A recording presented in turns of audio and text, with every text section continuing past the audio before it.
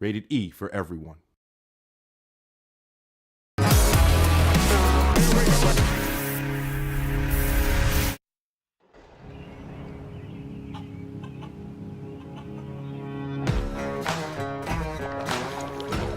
All around the world, farmers know farming is an art. Like life, we know it can be hard.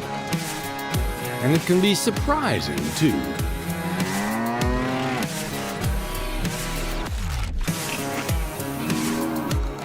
But sometimes it's about being at the right place at the right time.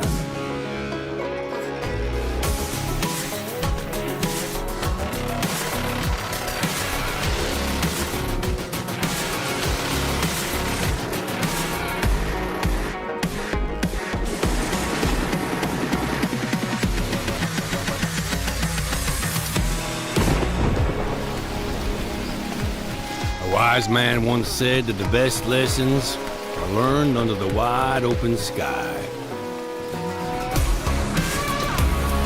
I think the same thing can be said about our art. Yeah, it can be messy, but it's always beautiful. So beautiful it can help you see yourself and the world in all new ways.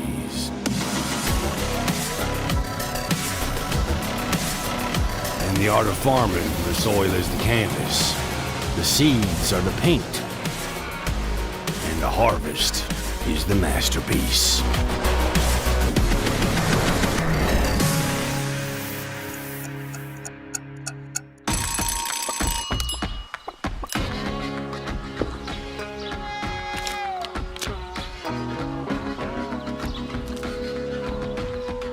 Hey, this is pretty good. Yeah, it's pretty darn good. Is it missing something?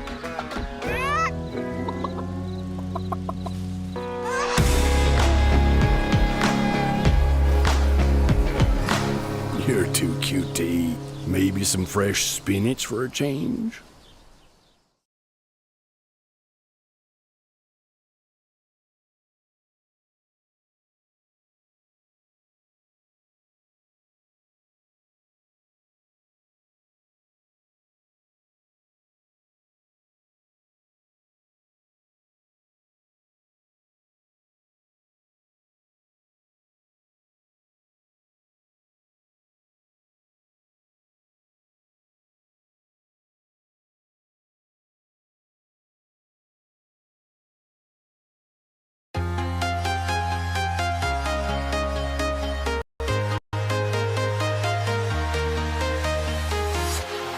Walking alone, the streets are empty.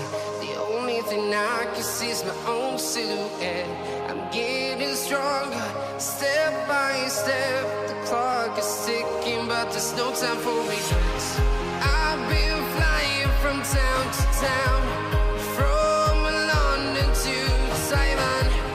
I've been all around the globe, trying to protect your soul.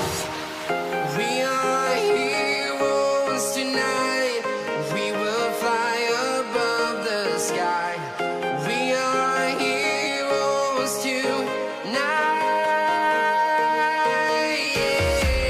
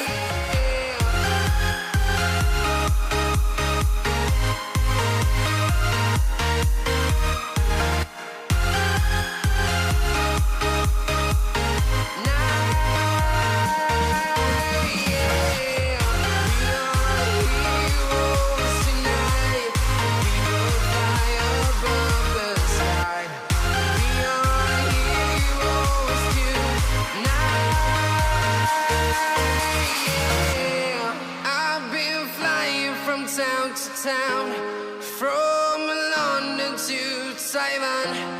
I've been all around the globe trying to protect your soul.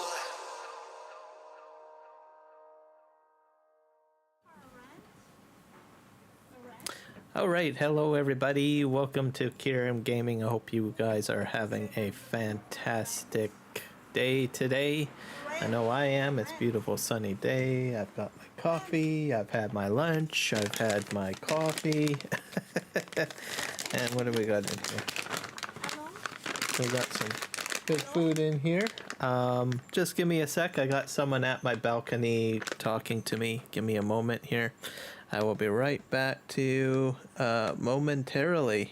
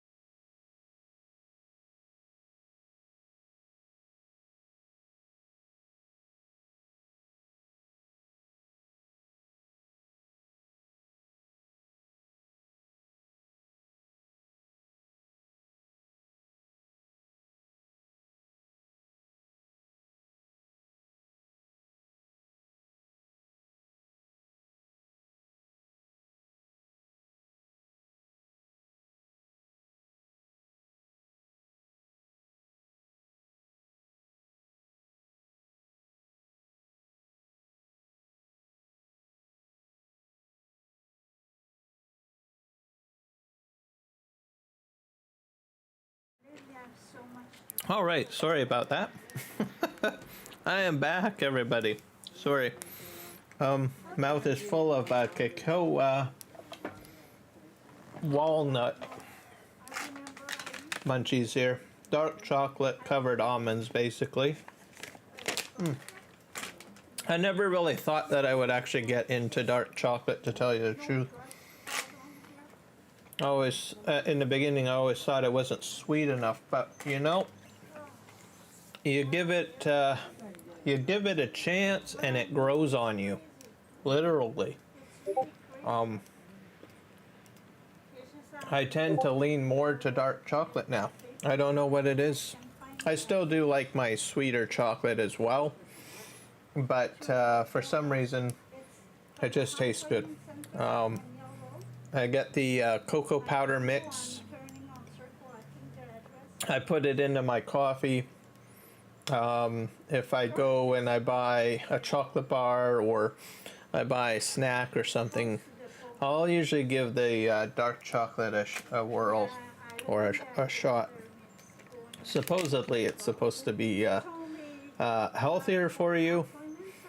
So what he says here, treat yourself to Cocoa Therapy's great tasting 85% cocoa dark chocolate covered almonds made with pure and simple ingredients.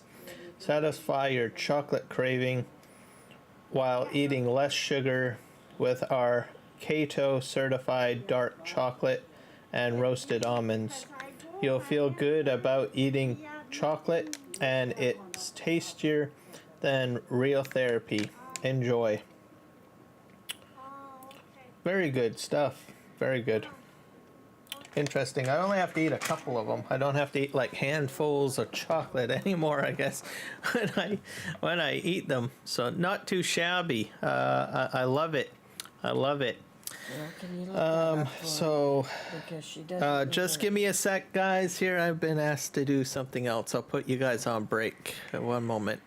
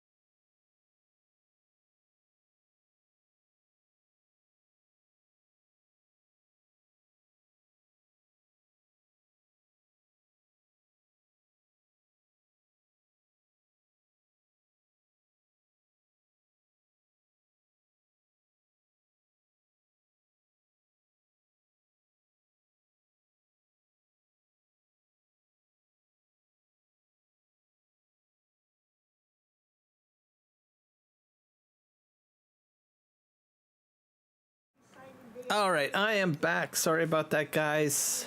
So many interruptions today.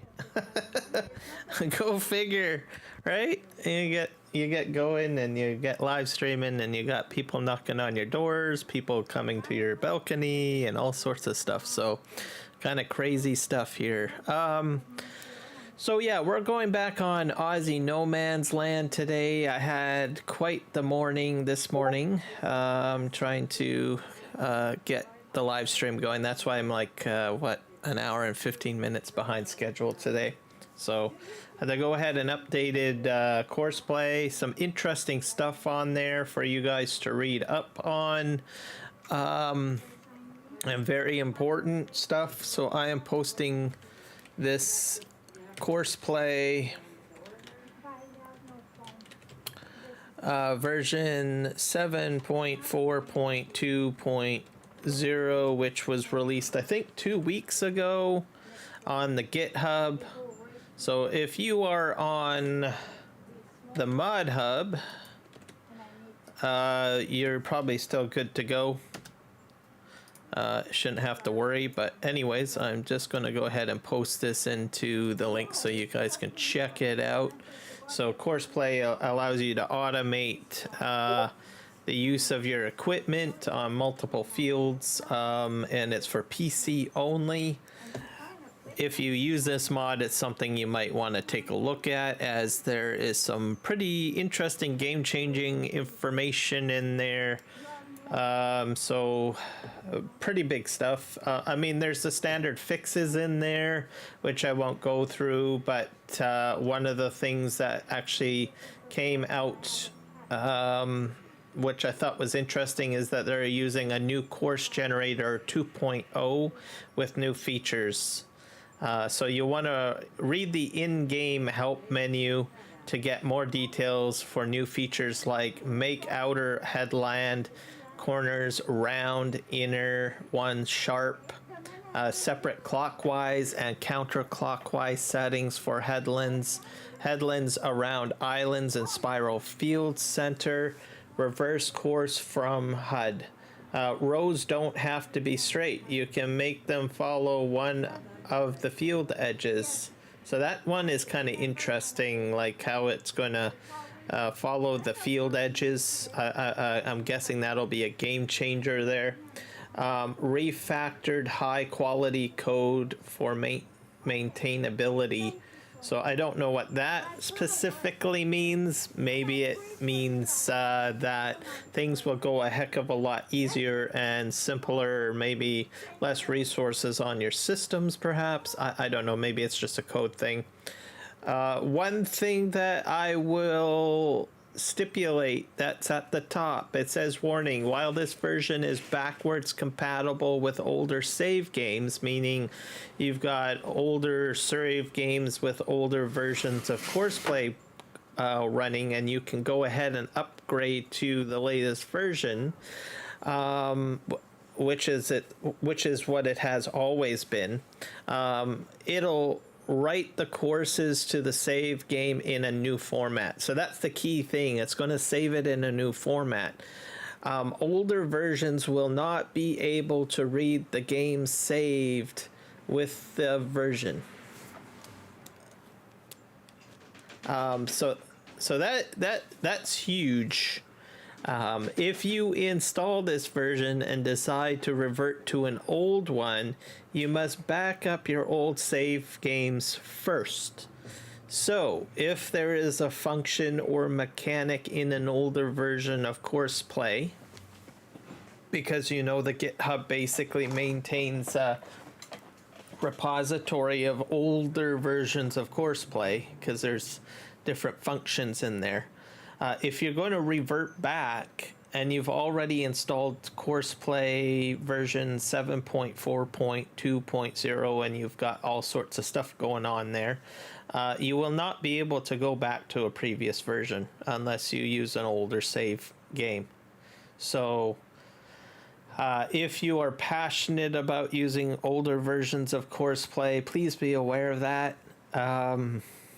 Because once you go to 7.4.2.0, any changes you make to your files at that point you won't be able to use those changes in a previous version of Courseplay. So there you go. I think it's mainly why that is the case is because they're using a new course generator 2.0 with new features. So there you go. I don't know if that is like if that is something that is made by Giants, that Courseplay generator, or if it's made by the Courseplay dev. I'm not sure. That's the first time I've ever heard of that terminology. It could be quite possible that it might be related to Giants. Maybe we are seeing maybe some slight enhancements to Farming Simulator 22 and we're not aware of it. And that's just part of Farming Simulator 25 as well. It's hard to say. Let's go into the help menu here because I have not read the help menu on Courseplay. Apparently there's a section in here, so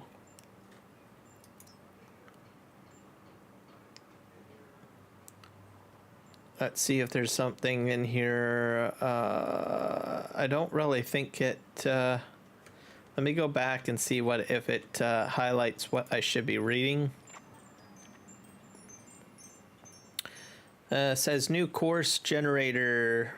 Read the in-game help menu to get more details for new features like make outer headland corners round, inner ones sharp, separate clockwise, counterclockwise settings for headlands around island and spiral fields, reverse course from HUD. Rows don't have to be straight. You can make them follow one of the field edges. Refactored high quality code. So that's probably headland work. Let's see, mini hub. Generate function. Most people probably don't even know that this is in here, but it's in here. Field work. One of these days I should actually read through this whole section. Silo loader. Silo worker. General information. Extended AI. First, you need to select the vehicle in AI menu for generating a field work course or gain access to field.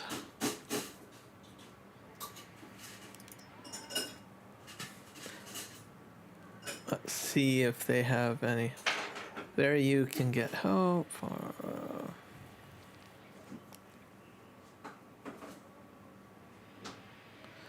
Just skimming through most of this. Course generator. Plowing, sowing. Course generator headlands. This might be new. Sharpen headland corners. Sharpen the corners of headlands which are not rounded. Will force the vehicle to make a headland turn whenever the headland's curve is less than the turning radius of the vehicle. Rounded corners, rounded.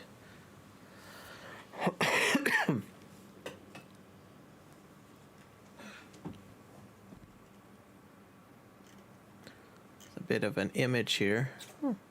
So I guess I can. Well, it's always made curved corners, so maybe they've just improved it a bit. It's hard to say. Here's some interesting fields.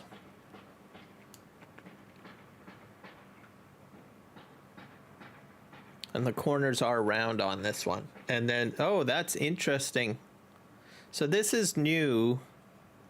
So generally, how Courseplay will work is you can do a headland going around like this. And then normally what happens is you go back and forth, back and forth, back and forth, back and forth, back and forth. But what we have here is your inner work can now be curved. This is completely different. Because normally you just go back and forth, back and forth, back and forth. But this is actually curved That's freaking cool. That's amazing. Actually, I'm gonna share this with someone. Snipping tool, because that's big. That is huge. That is like majorly huge. Huh. That is freaking awesome. That is so cool. Okay, I gotta.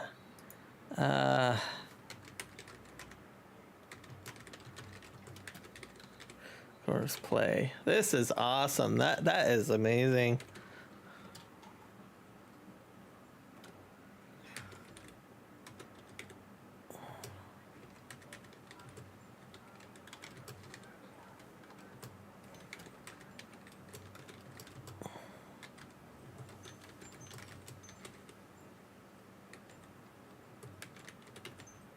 That is crazy. Wow. I love it. That is just crazy. That is like awesome. I love it. So that's interesting. Very interesting. Huh. What other goodies do we got in here?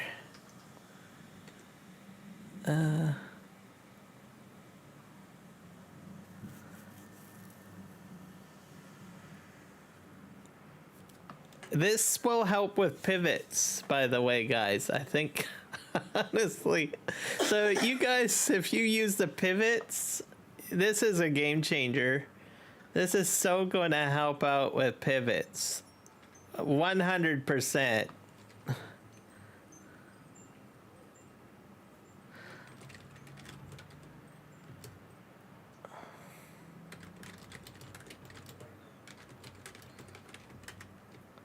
Wow.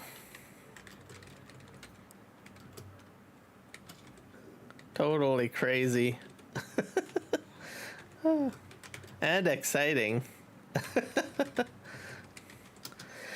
All right, so yeah, because we've got like basically two pivot mods that are out on the mod hub. So if you don't know what a pivot is, basically it's a fertilization feature that allows you to distribute. It sends a boom out to the outer edge of your field, and it just rotates around the center and makes a complete circle, right? So with the utilization of these rounded up and down inner pathways of doing a field, this is going to revolutionize it, because you can use the pivot now, set up a pivot field, which is a standard round field, and just go ham on it. I think it's going to be phenomenal. So yeah, you pivotal people out there playing with pivots, I'm telling you, you're going to be happy with the latest version of Courseplay. So go ahead and download it. I got the link in the chat for you guys. But like I said, read things through, make sure you understand everything, and go crazy. That's game changing right there. I love it. Can I pin here? Yep, I can pin up there. Everybody gets it pinned. So we are back on Aussie No Man's Land. Super psyched about this. It looks like it's nighttime.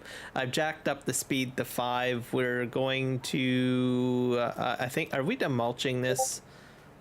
No, we're not done mulching this. We need to mulch this, don't we? Yes, we do. So let's go ahead and set up a course. We'll get some field work going, see what we can do. Continue.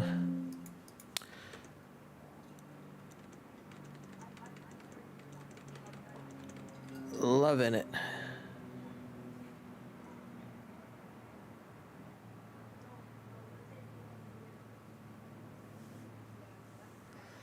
So it should also do all sorts of amazing things. Okay, so let's see here. We're doing clockwise, counterclockwise. We'll leave it as clockwise. We're going to set up maybe 2 headlands. 3? Yeah, we'll do 3. And I'm kind of curious to see, because I got it installed, by the way. So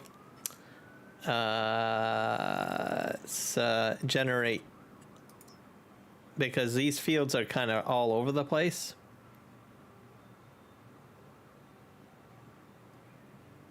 Did it generate? Oh, it's thinking. It's probably going to take some time to process. So this is in beta as well. So, well, it's processing. Course Play, you can get it off the Mod Hub, and you can also get it from the GitHub. The Mod Hub is basically a package of fixes, improvements, new additions, and all of that stuff, all on the GitHub. It will be the latest version, but you would consider it a beta version, which means that it could potentially break. But if you want to get access to the newer stuff right away, you go to the GitHub, as I had posted the link for you guys. As for the one on the Mod Hub, basically he does like a sequence of updates before he puts it up there. So he'll probably like have 10 items, like 10 revisions, beta revisions, before he goes ahead and uploads it to Mod Hub. But then that is a mod that passes Giants testing.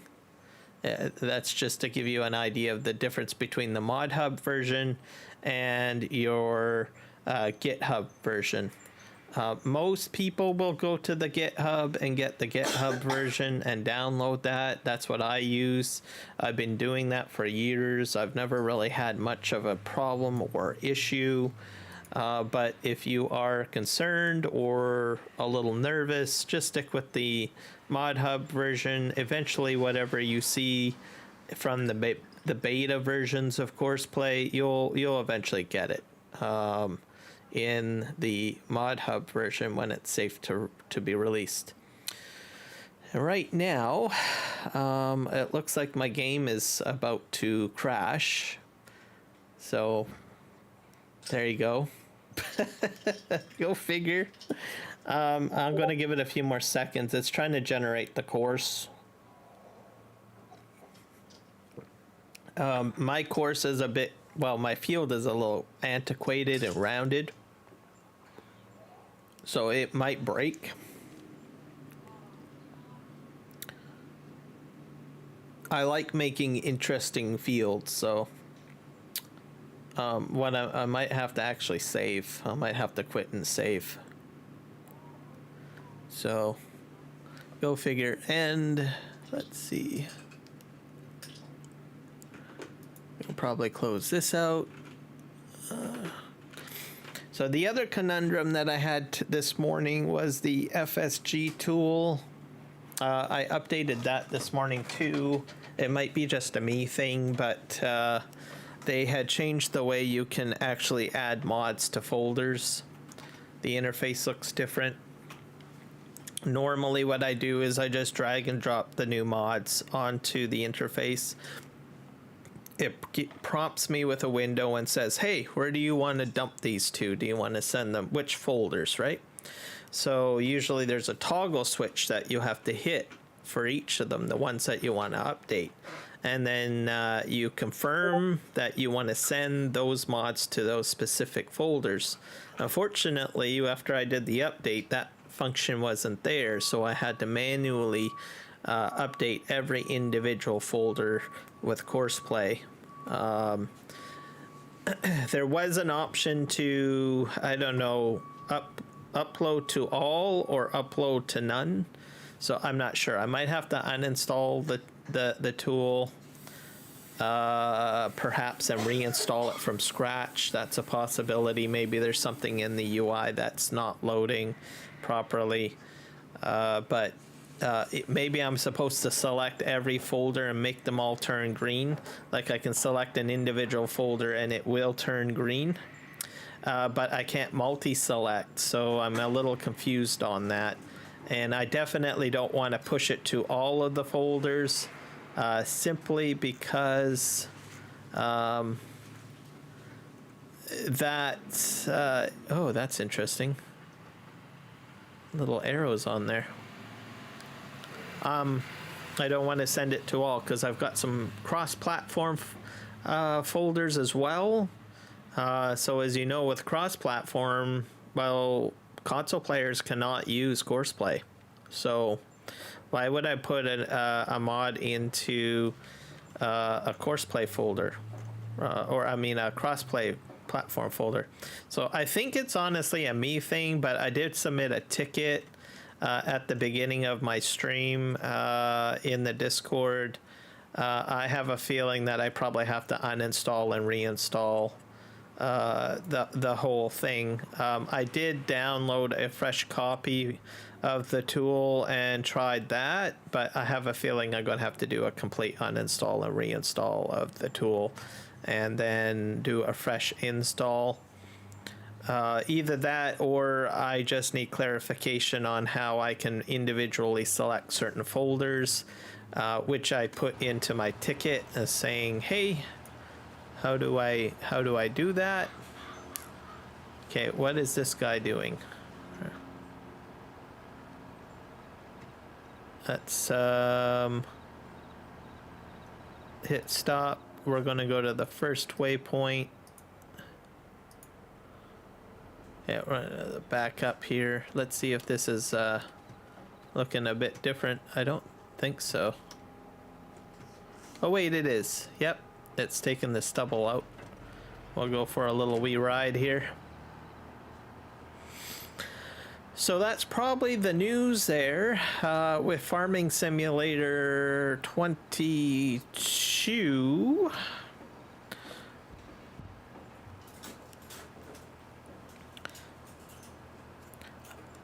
What else can I talk about? You guys should check out my PV Canyon Crossing stream from yesterday.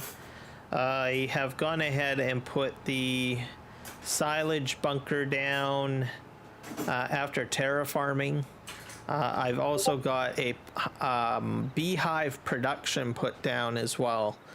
I got the beehive put down near the end of the stream, so I really didn't get very far with that. I'm not sure why this guy's not starting on the outer edge. Oh, maybe he's doing the inners instead of the outers. Gotcha.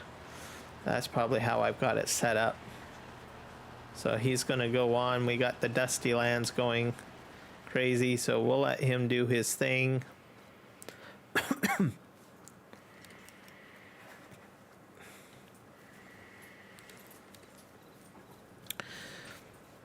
So yeah, we will be getting, I think, honey and wax. So next episode will be honey and basically bees.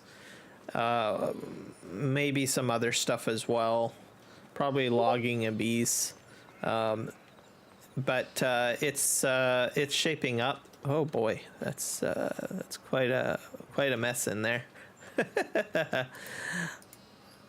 So that's where we're at with PV Canyon Crossing. I also fixed up the, what do you call it, the concrete factory. As you guys know, I put down a second one down because it's taking forever to get the right amount of concrete for my bridge.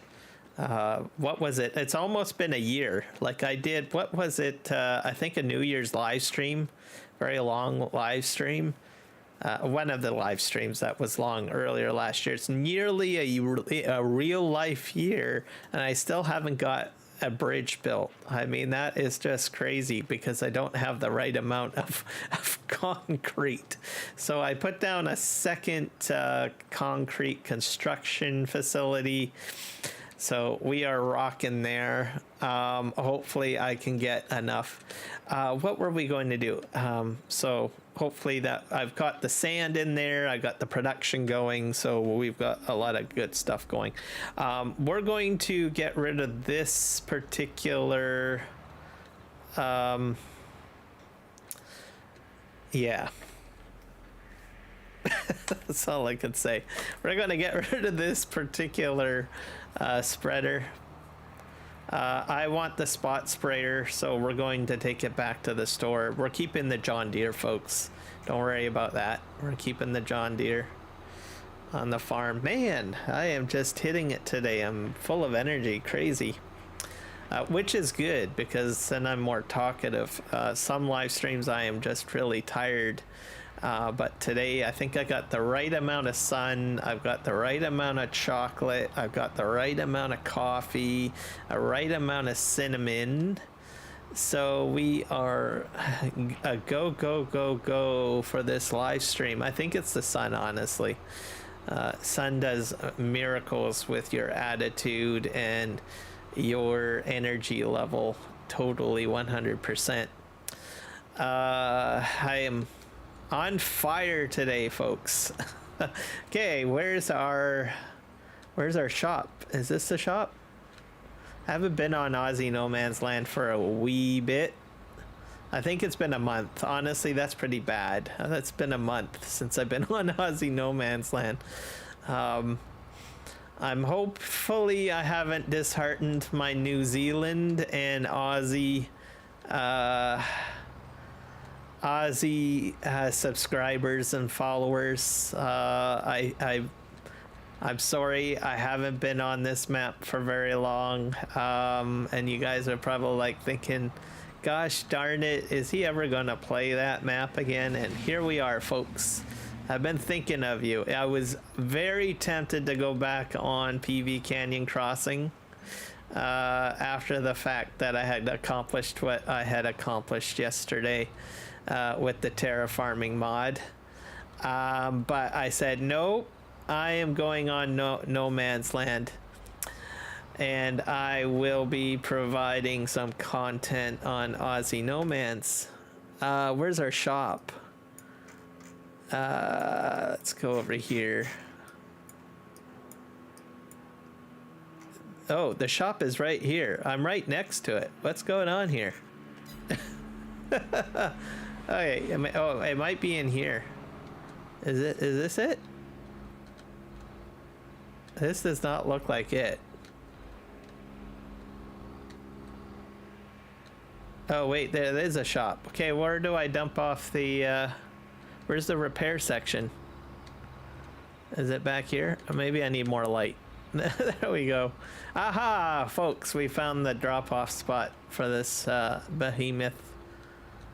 Okay, we are going to get ourselves a spot sprayer because I use precision farming, and this thing is not precision farming friendly.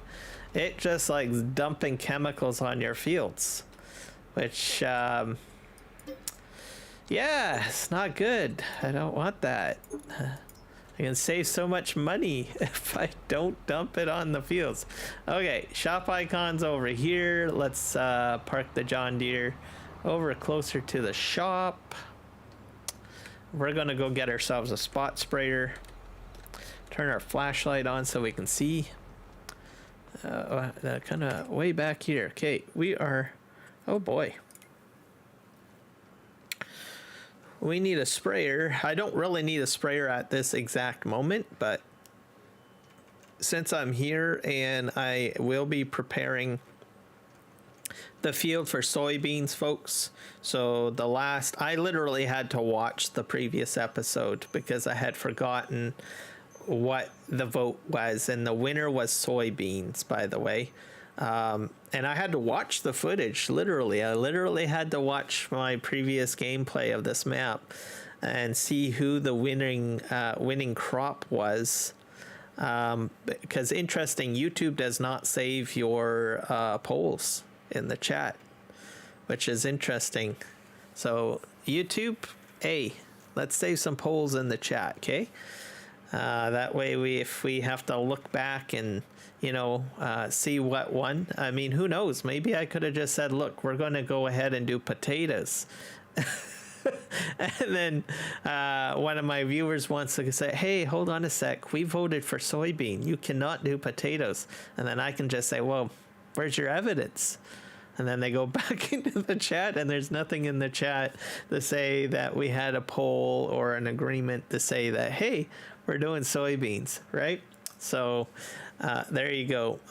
Except for what was commented, of course, verbally during my live stream. So that's how I found out, because I usually talk about like the polls and the results, which is probably a good thing. I could have ended the live stream and said, well, looky there, you guys look at the poll, and you'll see the results. Bye, guys. Happy farming. I could have done that. But no, I verbalized it on the stream, which was a good thing, because then I know exactly what I need to do. Okay. Which sprayer has been very kind to me in the past? We've got like a few different ones. This is Vantage 43. We got the Delta Force. That's a 33 meter. That's a 30. This one is probably the one that I like to use the most. We have some other sprayers. What's this one? That's a 36 meter, but I've never used it, and I doubt that it has spot spraying functionality, because it's similar to this one here. So yeah, so we're gonna go with this one because this one I know will work with it. I think some of these other ones probably do. The John Deere probably works with precision. I don't know. There's a YouTube video suggestion. Which sprayers work with precision farming? Go figure. Right? All right. What spot sprays and what doesn't? Okay, so I'm going with this one because I know it will work. Customize. We want to stick with our narrow tires. Weed spot spraying. Yes, so we want the weed spot sprayer. That's one way of telling, I guess. It's got to have this function on it, maybe. Let's go back to this one and see if that has that function. Nope, it doesn't. What about some of these other ones? This is the custom modding Case IH one. I honestly think this one's automatically supported for spot spraying. Oh, what about the Jatco? That has no customization options. So what about this one? Aeon? Nope. This one? Nope. I have a feeling some of these do have it. It's just that there's no real customization. This one has see and spray. So the John Deere one. Maybe these are the only two that can do it.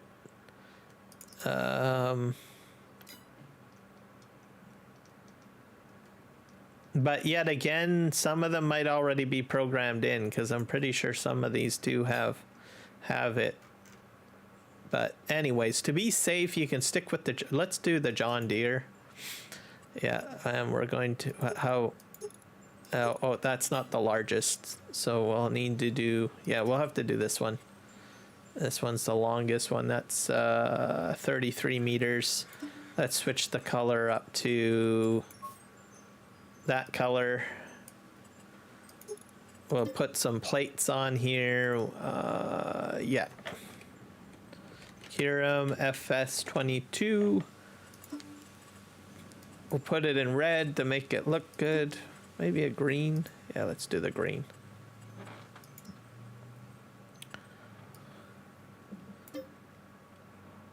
That's $94,000 right there. Okay, did it land over here somewhere? And I think these are narrow tires, I hope. Yep. Where did my, I probably have it back at the farm. So we're gonna just drive back.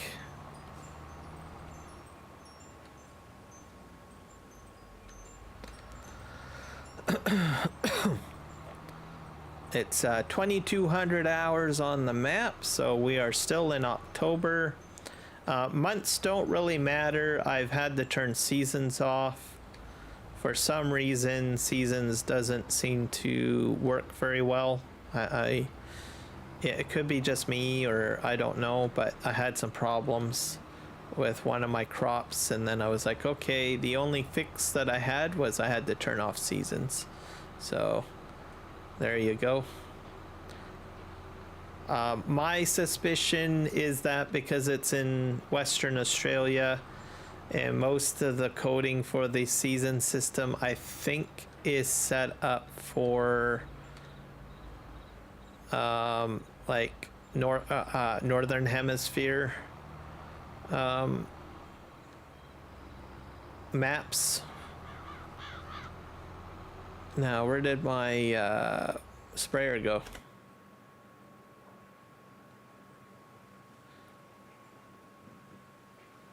So yeah, Northern Hemisphere maps, and I have a feeling that maybe there might be a conflict there. I'm not sure. So either way, I tried to grow corn, and it started the growing process as you would expect in the Southern Hemisphere. But whenever it came down to trying to harvest it or get to a harvest stage, it just went from like growing to withered. So, because as you know, the time frames are different, right? So something very funky was going on there. Hey, let's go back here. We'll go to implements.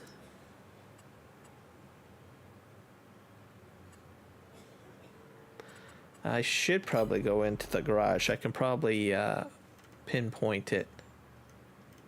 Sprayers.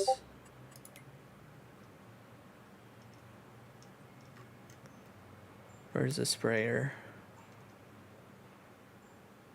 Did I even buy it? I don't know. I thought I bought it. There it is. Show on map.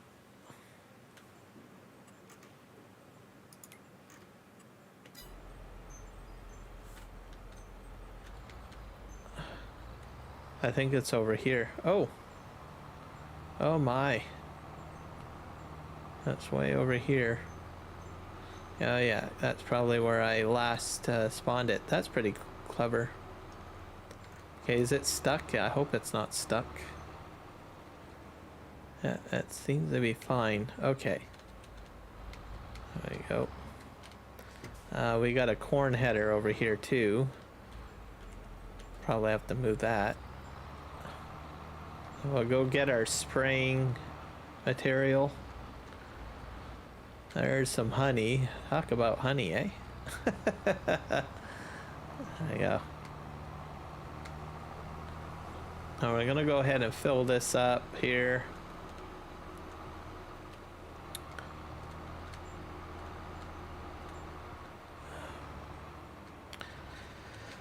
So, extra life news. I don't know. I've kind of pulled back on that. As most of you guys know, I will be unemployed pretty soon here. I've actually only got about 4 days left.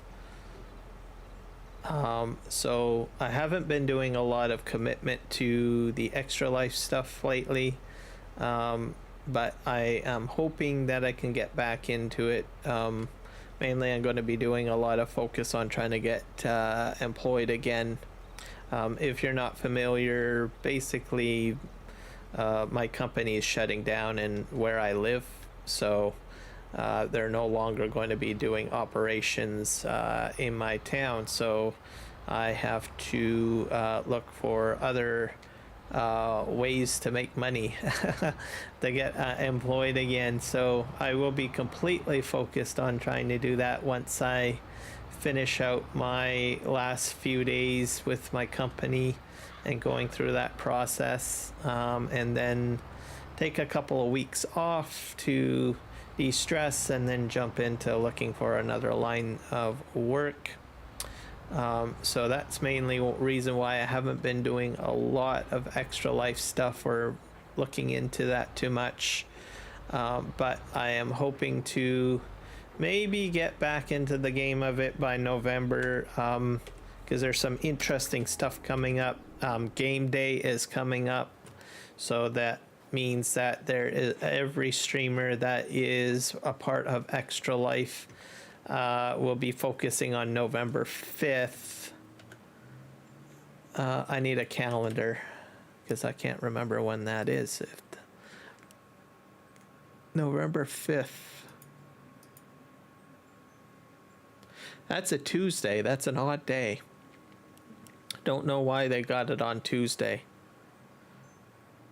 But apparently that's game day. So every Extra Life person generally will be doing a major stream that day, or doing massive streams at that particular time. Extra Life raises money for children's hospitals, so that will be a big day. In the past, there has been a lot of celebrities that usually get involved with game day, that are passionate about charitable organizations and stuff. They also try to get the teams together, a bunch of live streamers to help out with it. It's pretty big. It's very big. So they usually have it on once a year game day, kind of a last push before the end of the year, to get donations and stuff like that. So I will do my best to try to do something for that. But like I said, I'm going to be totally focused on trying to get a new job. Hopefully by then I will be all set up and good to go, and then I don't have to stress so much. And then I can get back to doing stuff that I like, which is live streaming, right? I had a whole whack of plans. I got frustrated because generally what I had planned was I was going to do a huge fundraising thing at the beginning of September. I was going to take 2 weeks off at that time, but then I was told, oh, sorry guys, we're closing out. So generally you do not want to take time off. You want to try to make all your ducks in a row, right? You don't want to use up all your vacation pay. You don't want to use up all of that stuff. So there's all this stuff going on and everything, trying to figure everything out. So it kind of makes your mind go a little bonkers or overload, right? So it just kind of frustrated me because I was going to do some 24-hour live streams at the beginning of September for Extra Life and just go the flow that I had gone, but then all of a sudden, bam-o, that hit me at the end of July, just before August, and I was like, okay, I'm gonna have to rethink everything, and here I am. So yeah, so that's pretty much it with that. I don't know. I'm still a little frustrated about it all. I kind of I usually set long-term plans, and I got everything planned out. And once a plan goes to the side, I'm like, oh God, why? Why me? All right. But you gotta readjust, adapt, and reset your priorities. Other factors too is that I might have different work hours in my new job. Whatever may come up, there could be other hurdles too, even with the new job. So it's hard to say, really. So we're going to see if we can strap this. Move this out of the way. I really wish I had hit L.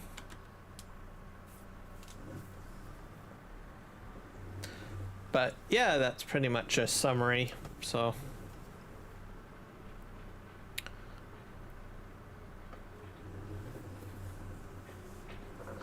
and I don't think I've ever gone through anything like this before. I've been with the company for 20 odd years. And let me think here. It's my first job too, so I've done all sorts of different roles in the company and switched different you know, support product lines and stuff like that. And I have had moments where certain lines of business that I've supported in the company has closed out, but and kind of went through some of what I'm going through right now. But generally, at the end of the day, I was like, well, told show up on Monday and we'll just throw you into training for a new line of business or a new support structure or blah blah blah blah, and you don't like, okay, well, that's nice, I'm in training for a few weeks and then I'm back doing this something similar to what I'm doing. But this is different because the whole company is leaving where I live, right? So the whole building's closing out and everything like that. So that makes things a little bit different than what I have experienced. Some of my coworkers have never gone through a line of business closing nor anything similar to what I've been doing. So they're in more panic mode than I am, because I think to a degree I kind of saw that this could potentially happen, and I have, I don't know, taken some measures to at least make things a little bit smoother for myself. It's still a little frustrating. So most of my coworkers, they went ahead and they bought new houses. They bought new cars.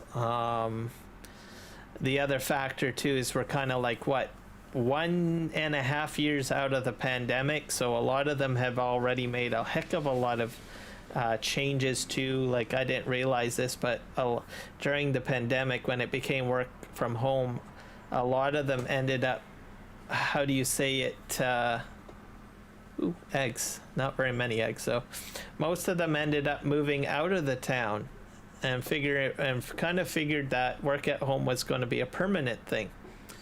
So they moved, which of course increased their rent and living expenses to a degree or what have you, or they bought a new house and la-di-da-da-da. But their expenses went up. So they move away and that happens, and then they're told, oh, guess what? We're going back to the office, folks. Everyone has to come back.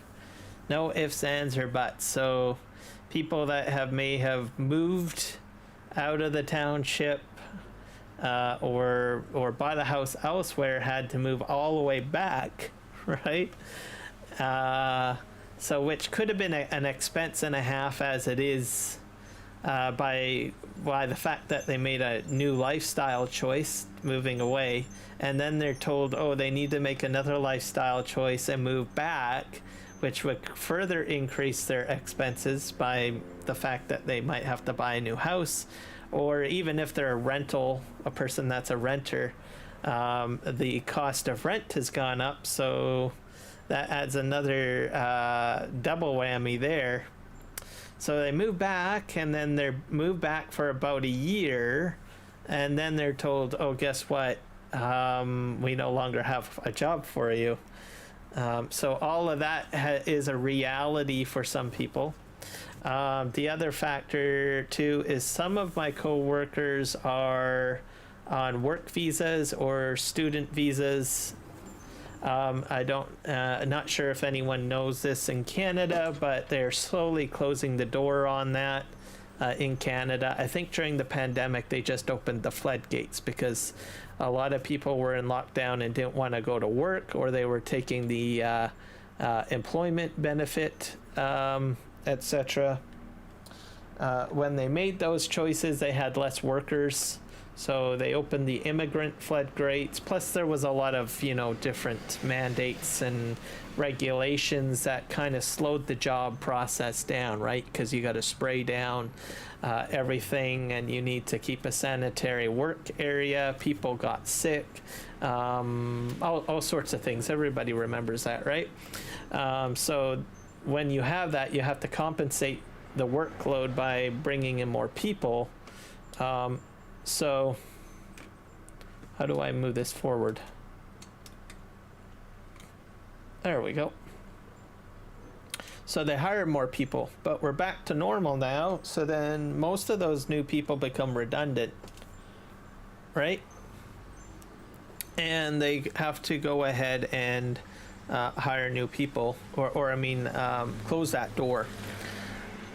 You're doing great, Nick. Glad to have you in here. Sorry, I'm on a tangent rant today. I'm not sure when you popped in. I apologize for not saying hello sooner if you have been with me for a wee bit, but once I get into a tangent, usually I just go bonkers, right? So yeah, as I was saying, in Canada, they are starting to close the door on immigration. Generally, how it works is that you can come in to the country on a work visa or a student visa, and you're expected to stay employed or at school and live in Canada under those specific guidelines.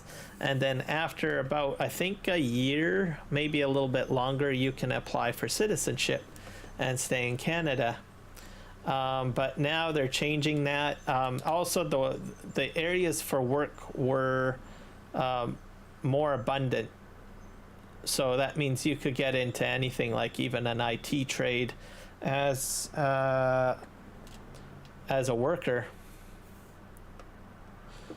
And some office jobs as well. But they're now closing that down. They're doing, I think, a 60% reduction on foreign workers. What else are they doing? I think at the same time, they're limiting it to certain workforces, so like agriculture only, and probably maybe construction. Basically, a lot of outdoors and, less office type work, and limiting it to those specific sectors only. Oh, I've got 2 alcoves for putting this stuff in. That's interesting. Did not know that. And that's pretty much what they're doing in Canada. Now, looking at most of my co-workers, they're probably in their early 20s, and they don't look like people that exactly want to work in a field. Most of my co-workers that are immigrants. And I asked some of them, I said, well, if these changes come through, would you go and work in a field? I says, no, my parents did that, but no, I'm not going to be doing that. So what are you going to do? And it says, I don't know what I will do in that situation when that happens. So some of them will not have a job for that reason. Oh, I don't think I did that very well.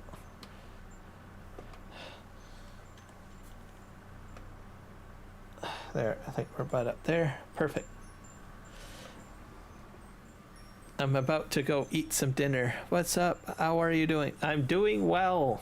We're back on Aussie no man's land, Michigan Moose. I'm doing a rant on jobs and stuff like that at the moment. Chit-chatting about that. And some of the some of the changes in Canada and everything.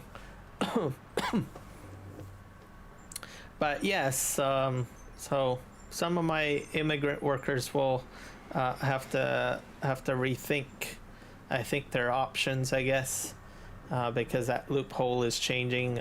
Some of them said that they will go back to India, or I've got one person that's from Turkey who's was in Ukraine and then came to Canada, and he says he's probably going to go to Britain next. So there's some that are that will jump around like that. I have one co-worker that is from India, but he says, I'm afraid to go back to India because I don't understand the work market in India compared to Canada, because this is the only job I know. And I thought, well, that's kind of interesting. And then I have one guy that's beside me, and he says, I had just gotten my 1 year's worth of work experience. So I am actually now I might be able to apply to become a Canadian and stay. And I thought, oh, okay, well that's cool. I'm happy for you, and I'm glad that it worked out. So he's sort of stressed, but not as stressed. He says he's not too sure what it may, like if he'll be able to get his application process quick enough before the door closes. And then there was some people that were considering, well, if my work visa option isn't an option, I'll switch to doing education. And then they had announced, well, even student visas are actually going to be affected as well. So yeah, kind of interesting dilemma with all these situations. I know, right? Very interesting. I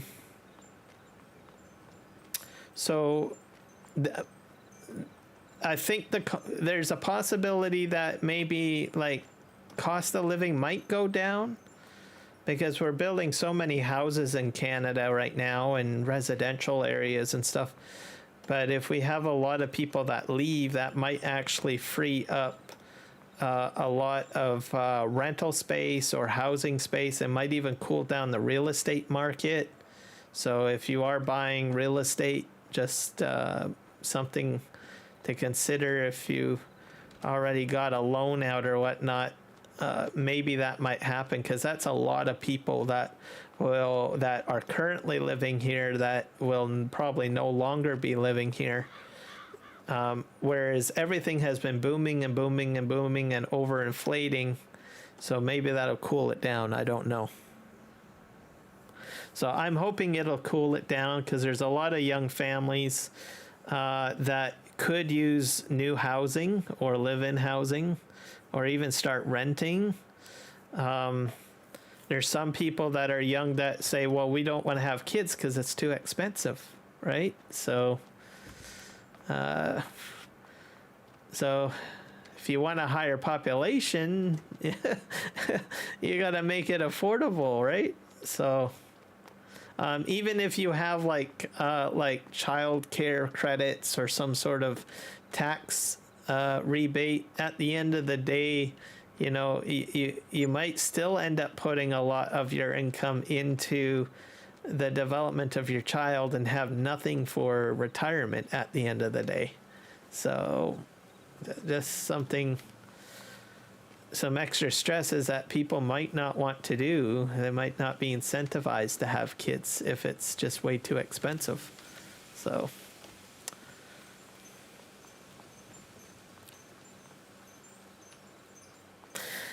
I'm done my rant on all of that. Michigan, what are you having for supper, sir?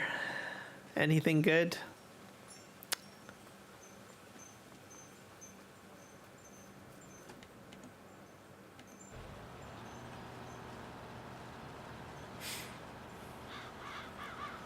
This guy is going. Also, Michigan Moose, do you use Courseplay? I'm eating salad with chicken in it. Oh, that sounds good. I've had a couple of Caesar salads at one point with chicken.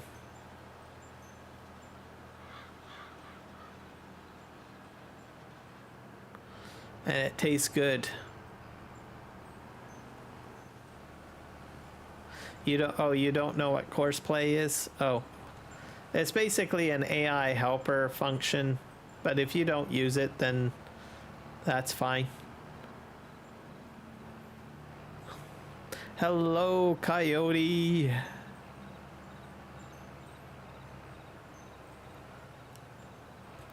But yes, I'll just reiterate.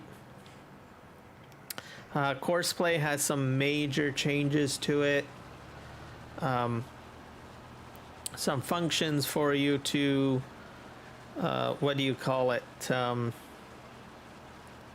to think here. Allow you to do like rounded field work so that you don't have to do straight lines back and forth. So you want to check that out. Also, if you do need to use an older version of Courseplay, guess what? The newer version will not allow you to roll back to an older version based on save file data. So just sort of keep that in mind. Are those weeds? I think it's weeds. Yeah.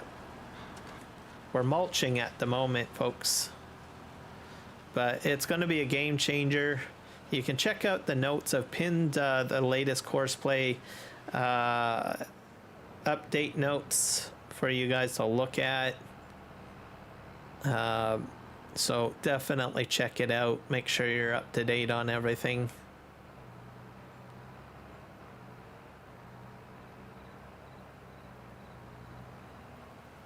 All right, we'll see you after your dinner. Enjoy your chicken salad. It sounds amazing. And how is Coyote Dreams doing today?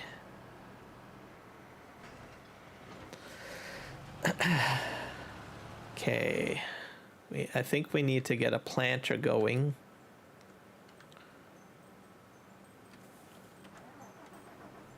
I think we're doing soybeans, by the way, today, folks. So we're gonna do that.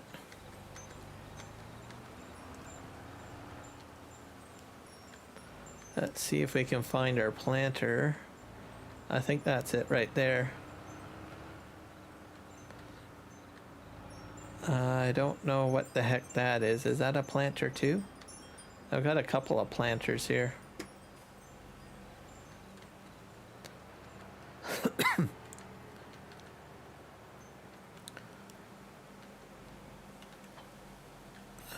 Oh, it's already set up for soybeans, by the way. That's right on. Park this right here. We'll also need a roller, I guess, so we'll need another tractor with a roller attached. We'll grab the John Deere.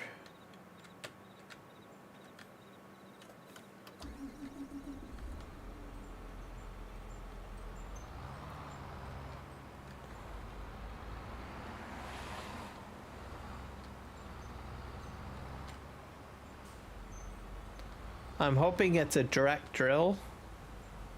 You're doing okay. That's good.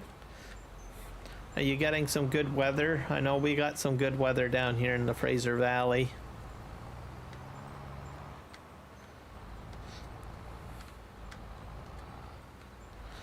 It's quite nice, a bit warm. All right.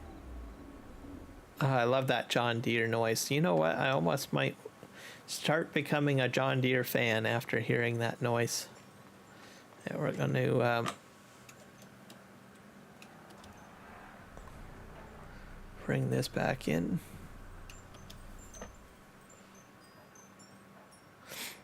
Yeah, it's very nice. Nice improvement. I'll move that back there.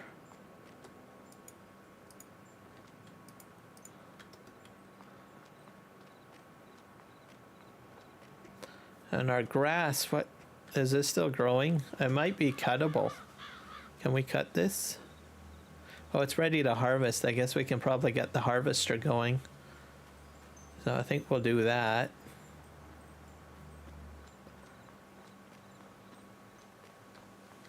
Okay, where's my lawnmower machine? I think this is it right here.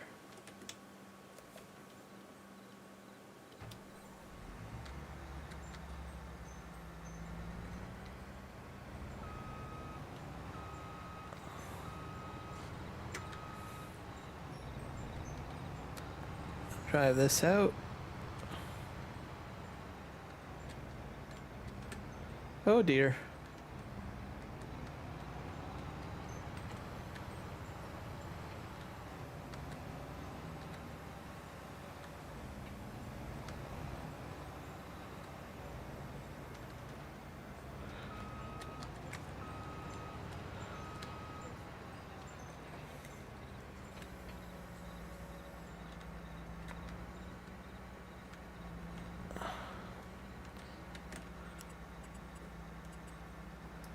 Let's detect the width.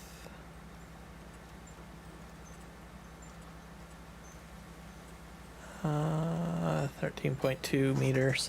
So we're gonna do a headland drive. 22 and a bit breezy. Yeah, I think we're about maybe roughly 27, I think. Say that with a grain of salt.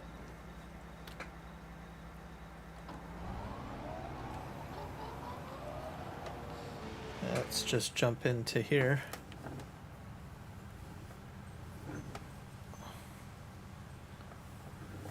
Off we go.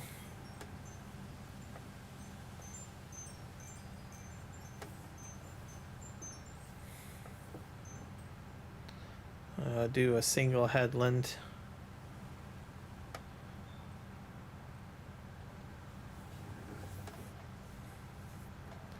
But not very breezy today. It seems to be just quite warm for the most part. I'll probably have to turn a bit.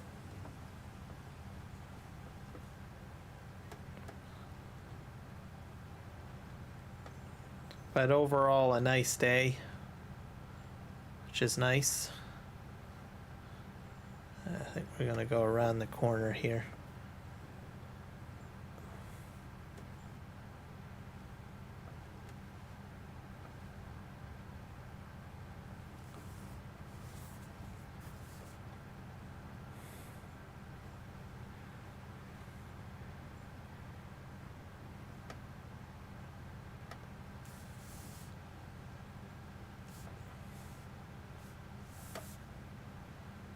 And we're going to do some up and down rows. Wind 33 kilometers per hour. Wow.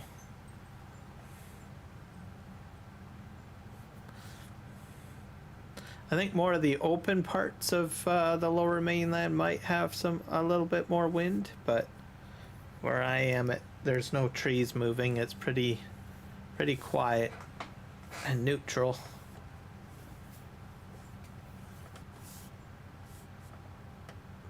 Makes it a bit warm too, I suppose.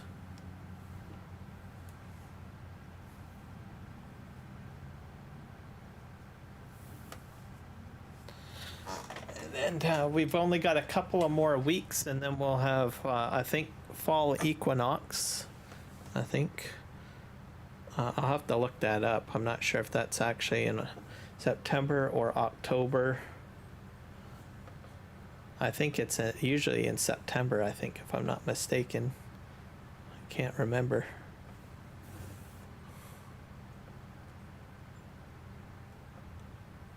All right, and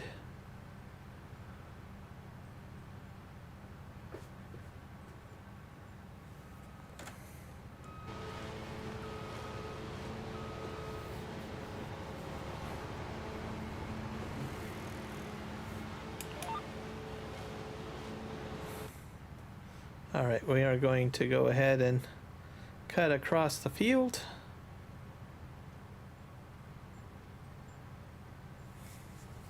All right, we'll see you when you get back.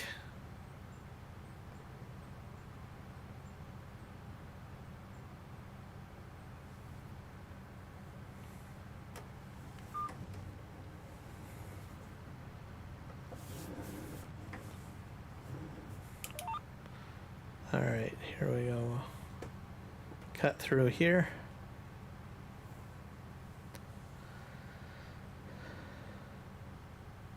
This will be turned into hay, I believe.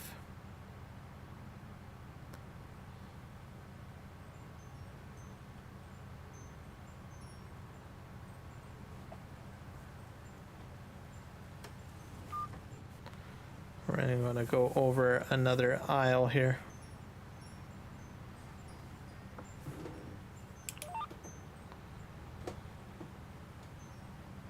There we go.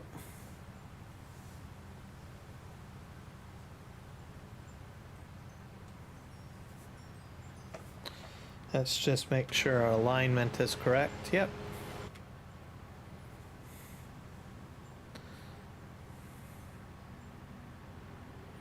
And then we got one more field to actually mow down as well. And we'll just continue doing what we're doing at the moment.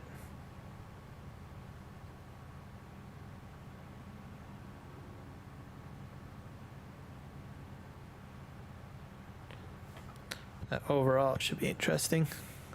Welcome back.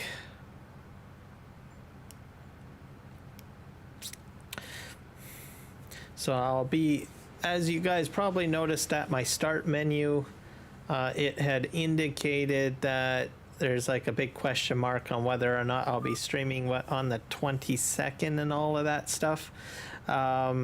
I'm not sure if I will be, and I'll tell you guys why. I think that's this coming weekend.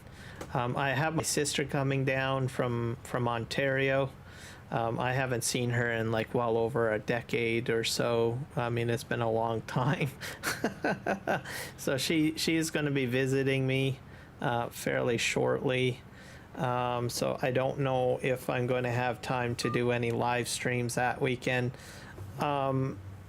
I will not be working next Saturday. Like I said, my employment ends this week for my job, and they are going to be ending it on a Friday. So I probably will be doing a live stream on Saturday for sure. As for the Sunday and the Monday, I honestly don't know. Because for one, Sunday I have to pick up my sister from the airport when she comes in, and then we'll probably be hanging out quite a bit,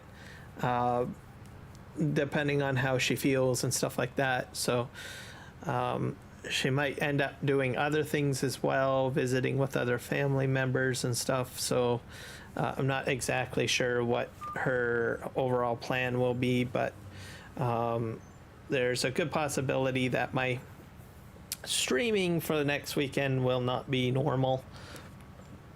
So that's why it shows question mark. Will I be streaming?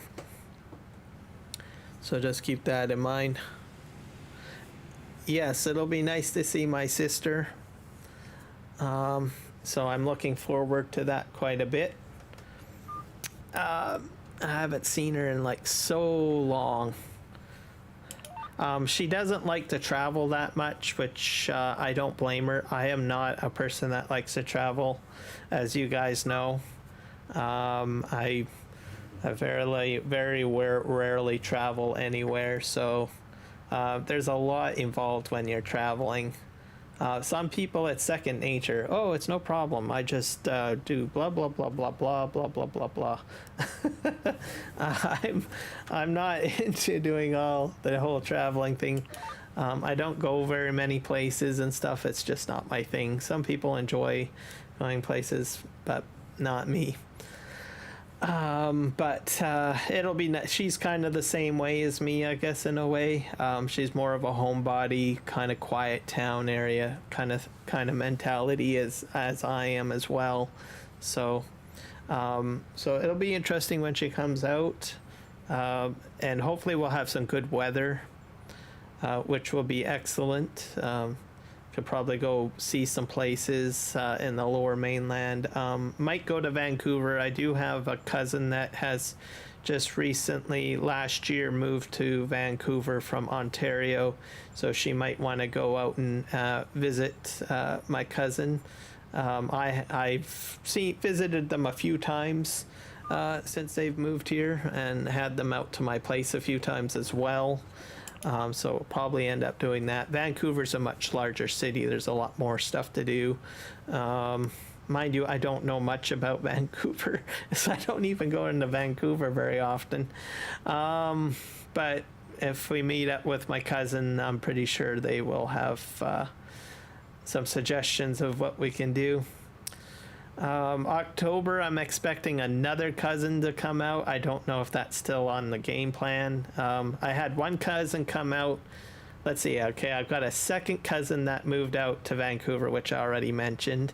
And then their parent is basically my cousin. So they visited in August. So I was out there in August, or sorry, I think it was August. Yeah, August. And then I've got another cousin coming out to visit from Ontario in October. I'm not sure when that's going to happen, or if she's changed her mind. So I've got like all sorts of crazy visiting stuff happening a wee bit here. So it should be interesting. She wants to do whale watching for sure. That cousin coming out in October. I'm not exactly sure how we're going to manage to do that, because usually around the port of Vancouver, most whales don't want to even go anywhere into the area for that. Like into the bay area where the ships are, because it's just too loud. Most marine life just says, nope, I'm out of here. I'm not staying here. I'm out of here. You might get the odd animal maybe, because they get lost, but it's not common. You might see some like crabs or something like that, but nothing like a whale or anything.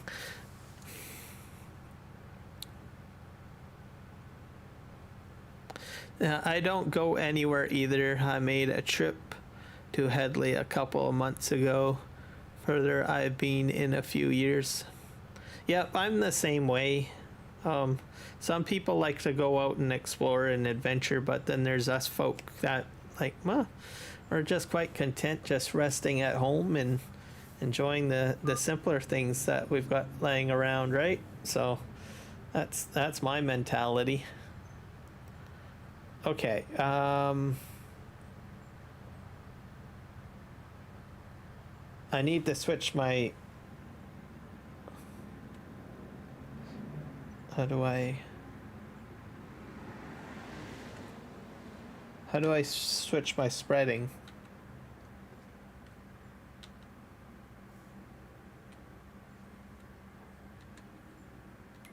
Whoops.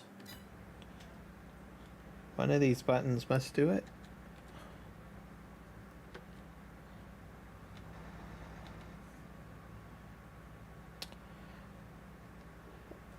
Is it Control Y? No. Alt Y? Shift Y? The operation mode. Oh,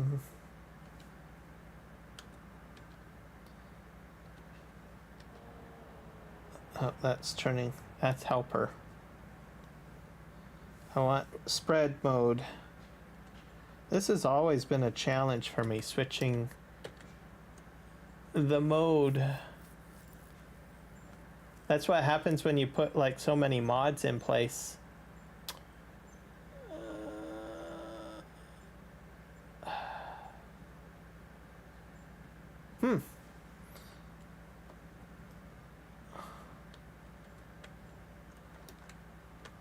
I need to look it up.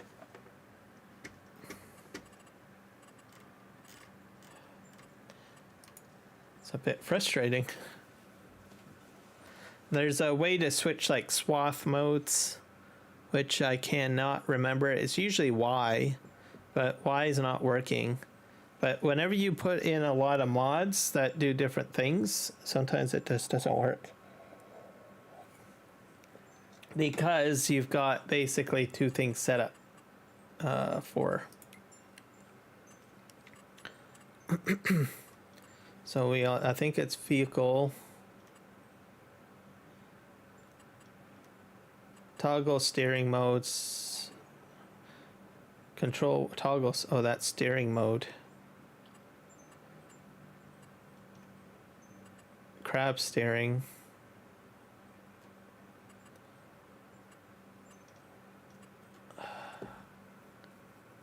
Steer right.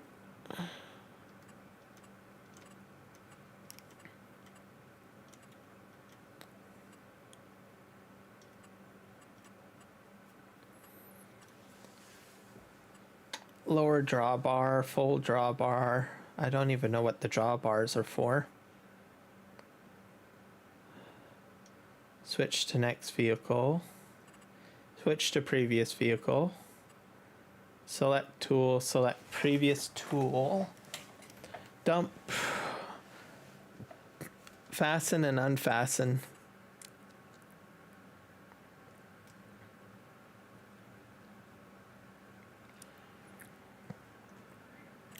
I might want to program that to something maybe. Change bale size, turn off tool, lower tool, tool function. Tool function 3. I might do that as a control Y. Let's see if that works.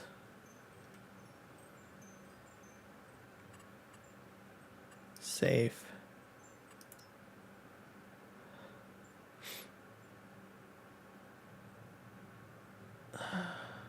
Okay, let's try control Y. That's it. That's it. Okay, so that is tool function 3. Let's set that to a button.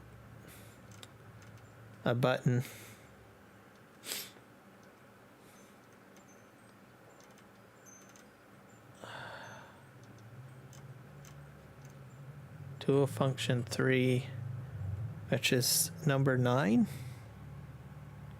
I've already got a button set to it. And then I have something set on the racing wheel too. I don't know. Let's just delete. We'll leave that alone. Let's see here. Let's hit 9. I don't think it's working.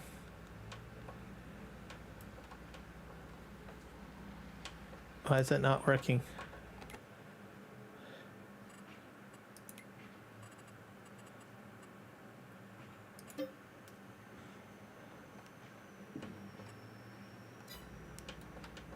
It's not working.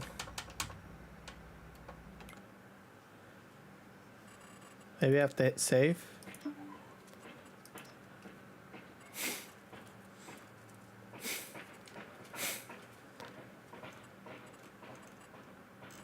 I don't know. I don't get it. There's this thing too. I should probably erase that.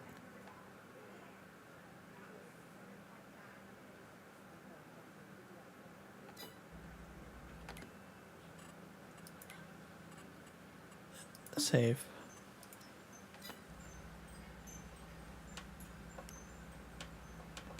Oh, that's not switching.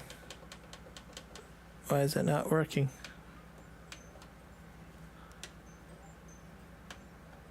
Why? Oh, 2. Now, why is it set to that? Weird.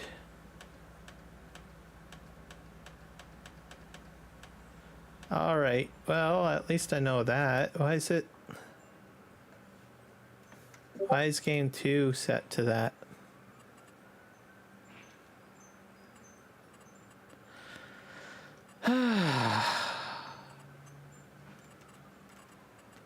I don't get it.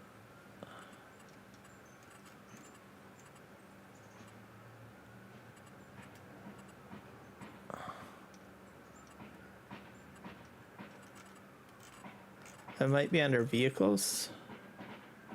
Player interactions.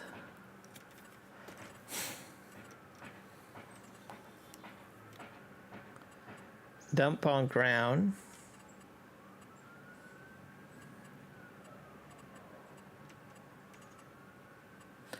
Toggle work mode. Oh,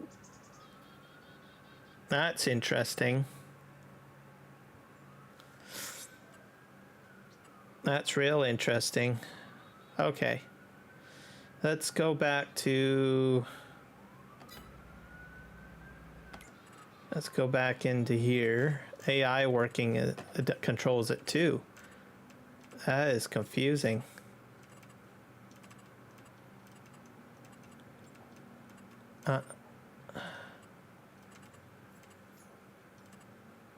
Did I go too far? Placeables, crane, vehicle front loader, vehicle...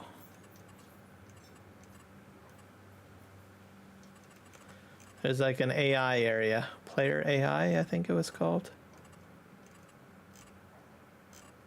AI player or something. AI work mode.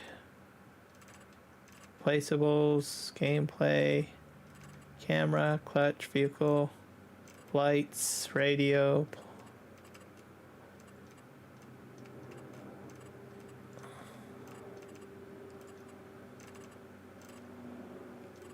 Auto drive.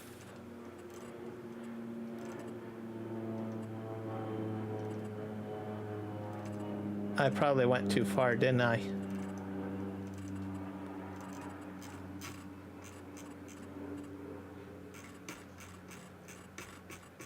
Should be like an AI area. Camera placeables. Crane.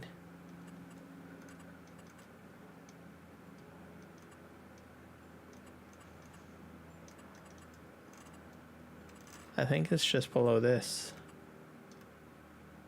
AI worker. Oh. Work mode. Control Y. Oh. Very interesting. So I don't get it. But anyways. Swath drop. So I think we're good.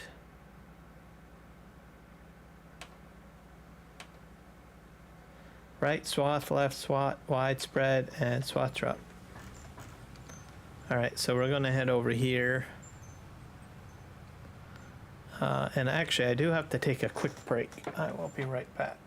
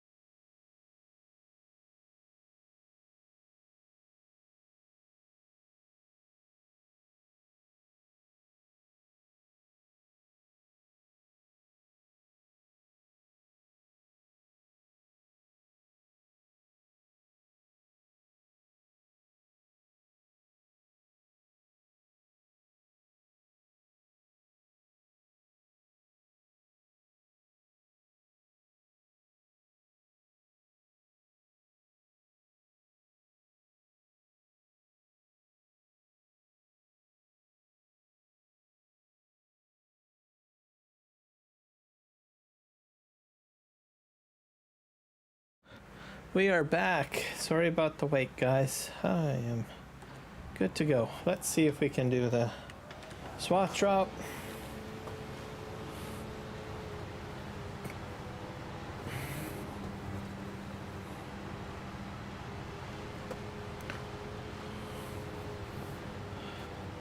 I'm not really staying on the field very well, am I? No, I am not. Hey, this one is going to be turned into not hay. The other one is hay. This one's going to be silage, which will be good.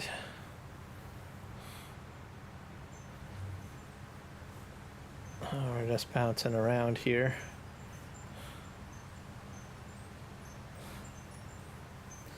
We'll do our up and downs and then we'll bale this. Sunset is just around the corner, I think. We are at 10 to 3 in the morning. Looks like the sun is rising a little earlier in the game. Yeah, it's a bumpy ride. This field is not exactly flat. I'm going to be honest with you. There are bumps in there. I remember, here's a bump right here. Yep. It's, I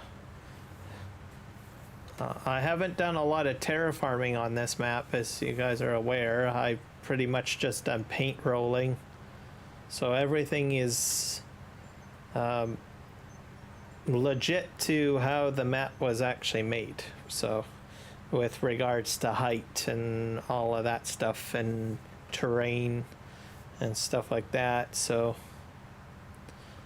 that's something to be aware of. But this was all once a field. So looks like I got to do some painting on this edge here probably with some grass. So I'll probably do maybe another headland, probably, perhaps. Just turn here. I'm just gonna kind of drive straight here.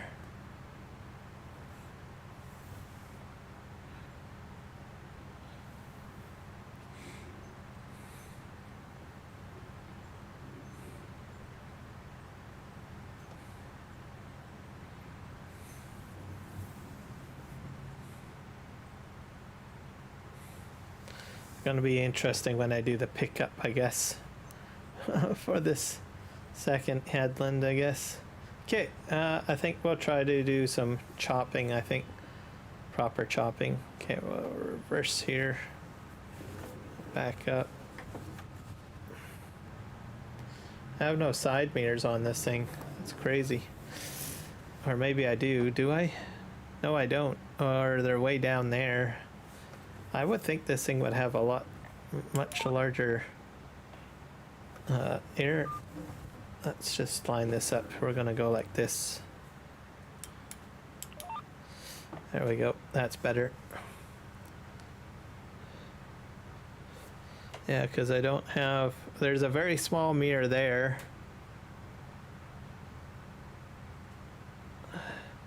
A very small mirror there. I honestly think this thing should have larger mirrors.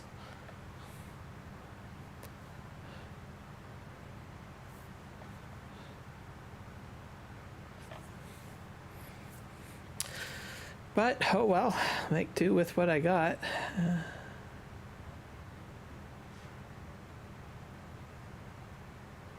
Okay, we're gonna switch this way.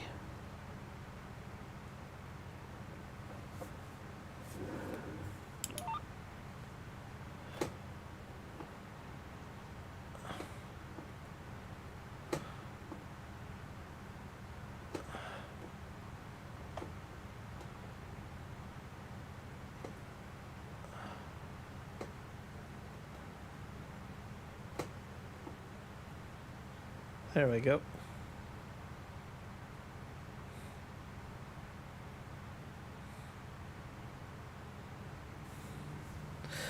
Well, flip the other way. There's a bit of grass missing there. That's because the terrain is off. I don't think the planter is able to hit some of that. Is why it's doing that. We'll go this way.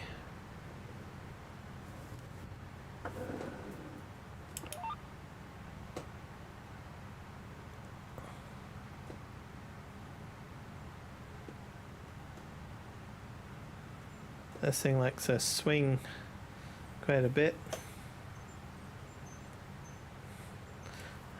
And there's another bump or hill.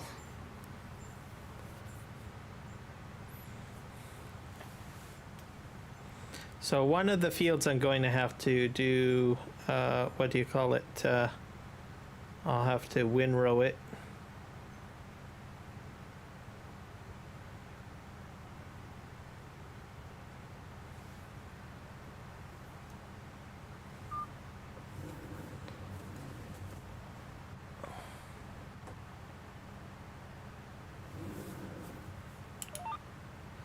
There we go. And then we'll have both of our grass fields at least cut down, which will be good. And this is all in preparation for a cow farm at some point. So we already have the sheep, we already have the chicken. So the next step up is to get cows. So I will have to buy another piece of property to put the cow barn down, which I think is the approach that I will take. Unless I put it into the tree line. I suppose I could do that too.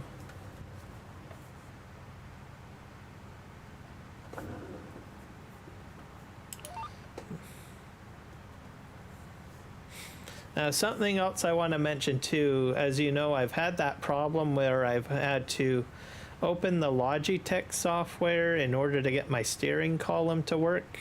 You guys have heard me get frustrated about that. I don't know on how many streams for the past year.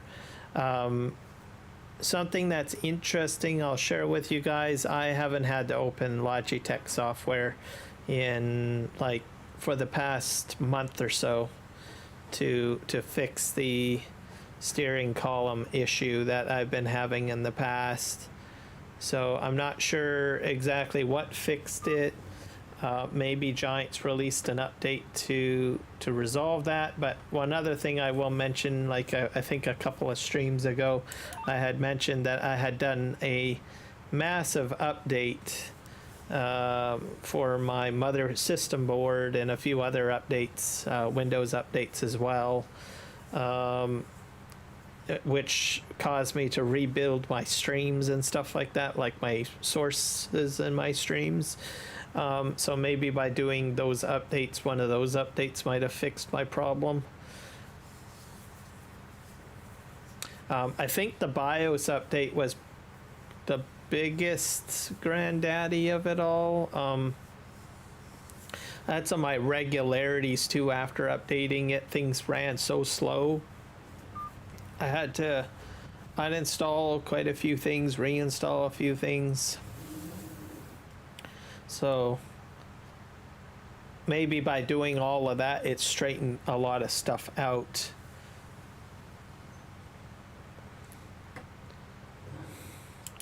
I only usually have to do a BIOS update like once a year. More commonly, the BIOS update is to become more compatible with newer graphics cards. Interesting enough, some graphics cards will not be recognized on older system boards unless you update your BIOS. Other issues that can be addressed with a BIOS update for video cards is bottlenecking, which means basically the transfer of information doesn't go very smoothly between the internal components of your computer. So in those situations you do have to do a BIOS update. There's other fixes too, right, to be addressed with some of the newer hardware components that come out every year. It's always a distinct possibility too. But generally, I think most system board manufacturers only do it like once a year. On newer system boards, maybe a little bit more frequently because it's a new system board and issues prop up with new system boards or in the early stages of release. But older system boards, usually it's like 1 or 2 years you have to do a system update. And that's just to be compatible with newer hardware. I'm not in any fashion advocating that you should do a system update, or I mean a BIOS update. Most of the documentation for BIOS updates say that there's a lot of risk involved if you do that. It's just true. If you install the update wrong, you could have some serious problems. Newer system boards usually have now fail safes involved where the BIOS firmware is installed on 2 chips. So if by chance one chip malfunctions or you flash it in the wrong way, you will have the backup flashed chip that you can still go back to. But that's not with not all motherboards have that functionality. I'm just saying that there are some out there that do have that capability, which reduces your risk. But generally at that point, you got a problem. Because then you can't boot your computer up properly, right? So it's very important, probably more important than your hard drive, to tell you the truth.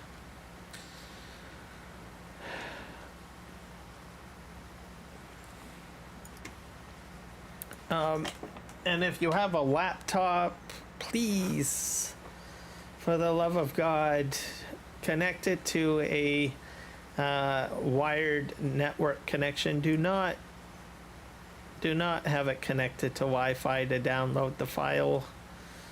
Just don't, okay?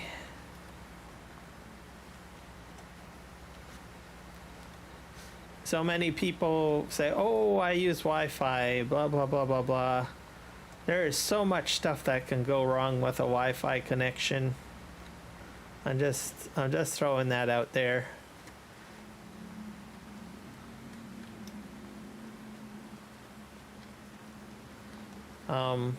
Yeah, I can elaborate more, but I don't know. Just don't.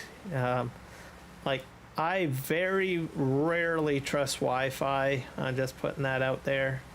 Like, my main gaming PC is not on Wi-Fi. Like, what I'm doing right now is not on Wi-Fi. And then if you are using a cabled connection, make sure that you are using the latest, greatest network cables, folks. That's all I can say. The newer cables, the Cat 6 cables, I think there's probably even higher now. Cat 7, probably go even higher than that, probably.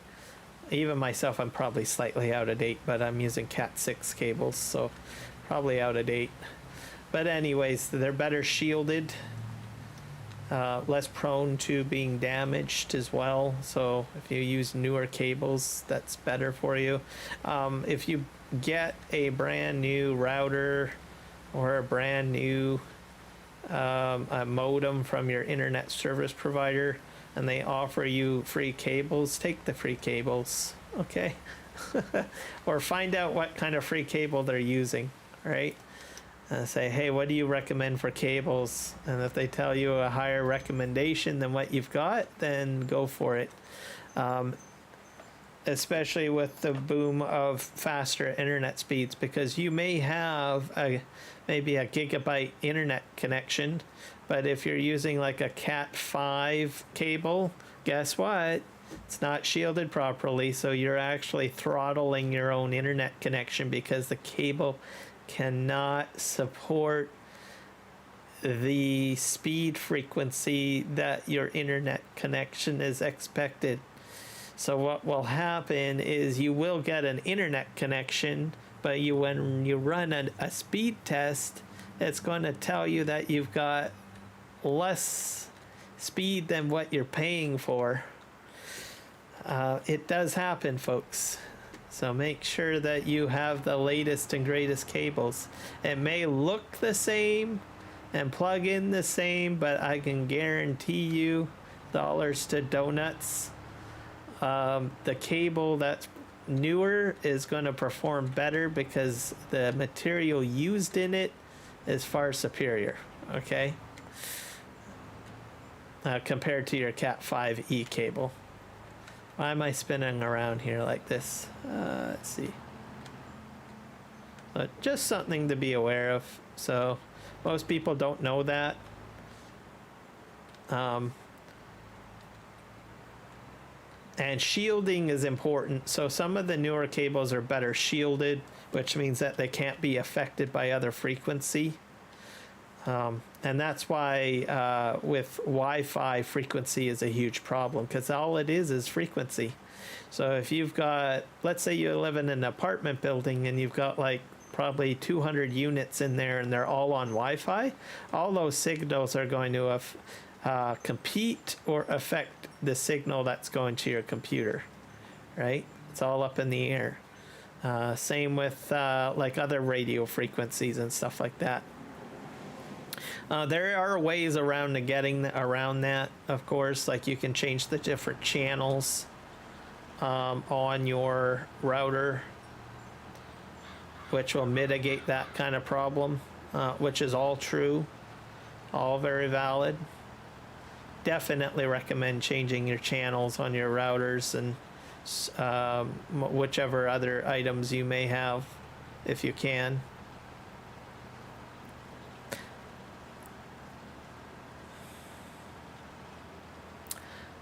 Harry, thank you for the subscription. Welcome in. Hey, and thank you for testing out Stream Elements, by the way. Half of the time, I don't even know if the chat bot's working or not. It gets a little complicated when I'm like multi-streaming, but Harry, welcome to the live stream. I hope you're doing well, and thank you for the subscription here on YouTube. Definitely supports the channel. If you're checking me out for the first time, I mainly do a lot of Farming Simulator 22 content. I do some World of Warcraft content, so if you see me jump on the World of Warcraft, don't worry, it's not me switching games or anything like that. I am playing a different game. It's just I like to play both WoW and Farm Sim. Sometimes I'll maybe do some Hogwarts, but I don't do a lot of game switching. For Farming Simulator, I don't do a lot of map switching. So I have probably 3 maps in play at the moment. I'm on Aussie No Man's right now. I've got a Fraser Valley BC 4X map, and then I've got PV Canyon Crossing. PV Canyon Crossing, I've probably progressed a lot further. Aussie No Man's Land, this is still probably a fresh map, but sort of progressed a bit. And then Fraser Valley map is probably 2 streams in, I think. PV Canyon Crossing and the Fraser Valley map, you'll probably see a lot more logging. So if you're interested in FS22 logging, there you go. I use the Platinum DLC. This map here, you're probably not going to see a lot of logging because there's not a lot of trees on it. But you never know. Maybe I might throw a small batch of trees somewhere. Who knows? But I do enjoy the Aussie No Man's Land map. It kind of reminds me of Western Australia and No Man's Land smashed together.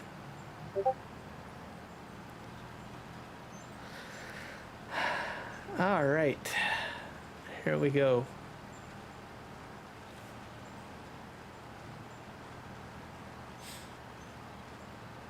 I also tend to talk about technology from time to time, as you probably caught me talking about Wi-Fi cables and network cables and Wi-Fi signals and all of that. I'll probably repeat that a few times throughout several different streams.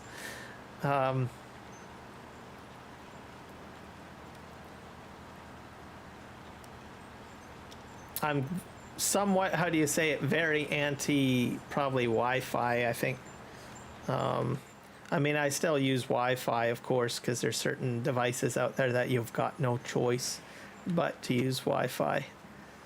I think we're going to go do some baling. I think that's what we're going to do. We'll grab this little Ford tractor.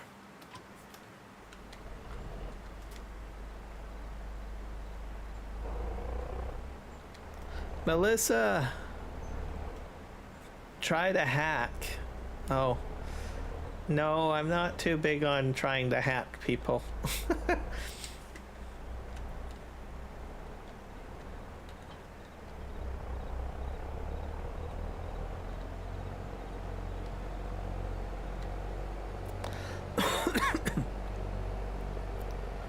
All right, we're gonna head over here.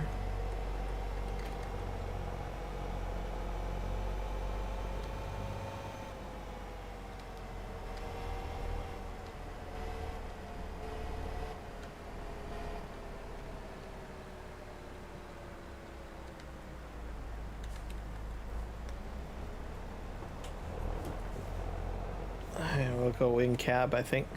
Am I doing, what size of bales am I doing?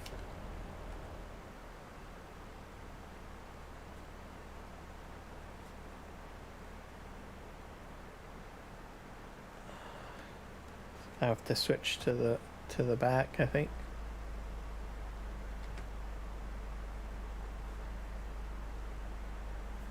Uh, 180 centimeters bales, I think that's the max. Yeah.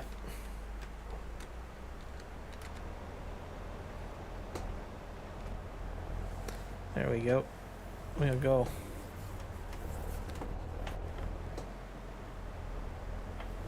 Pick up all this stuff. I probably should have put some silage additive in. Oh well.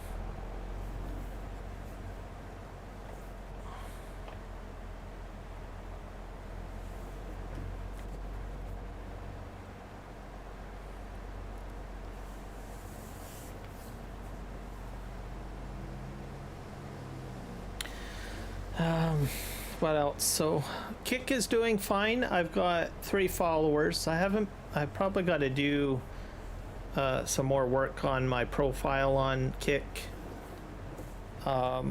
which I'll eventually get around to doing that. I need to, like, there's all sorts of stuff that you can fill out on the profile. My streams seem to be pretty solid for the most part. Bitrate performance and stuff, I mean, I might have to do a little bit more tweaking to get that going. I've been reading about copyrighted music playing on, like you can do it on Twitch and Kick and stuff like that, but I honestly don't think I'm going to go that route. Just to be on the safe side. More or less, I'll probably just stick to my licensed music that I have.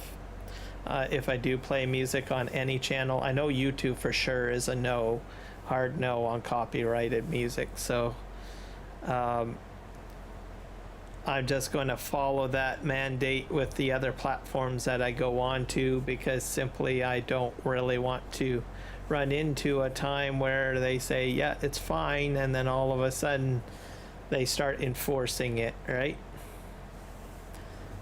Companies can change their rules, and if you've got like a whole profile of videos, I don't really want to go back in time and have to kick something off, right? Or dig for that video and have to remove it. There's some content though where I know on Twitch you can there are ways to get around it where you don't have your video on demand file not get the music saved to it. But I think I'm just going to just stay away from doing anything too risky with regards to that. I do think I have to do a little bit more bit rate adjustments with the current setup that I have with YouTube and Kick and vertical, YouTube vertical. And then once I have that hashed out, I will start investigating how to do restream. And for you guys, restream is basically me taking my live stream and sending it to a company, and then they split it off to 2 different streaming platforms. So I send it to Restream, and then they send it to YouTube and Twitch, or YouTube and Kick, or Twitch and Kick, right? So that will be what I will have to figure out. I don't think I can get my system to do all 3 platforms all at once. I think I'll be pushing the envelope on performance. World of Warcraft, I might be, for Farm Sim, I might be able to do it simply because there's a low frame rate requirement on Farming Simulator. But I notice whenever, even when I play World of Warcraft with all of the different platforms, there is some fluctuation. I still have to do a little bit of tweaking. So that's where that is. So I'll probably have to do some more bitrate adjustments, which I think I can do. And then once that's solidified and just fine, then I will look at trying to look at Restream.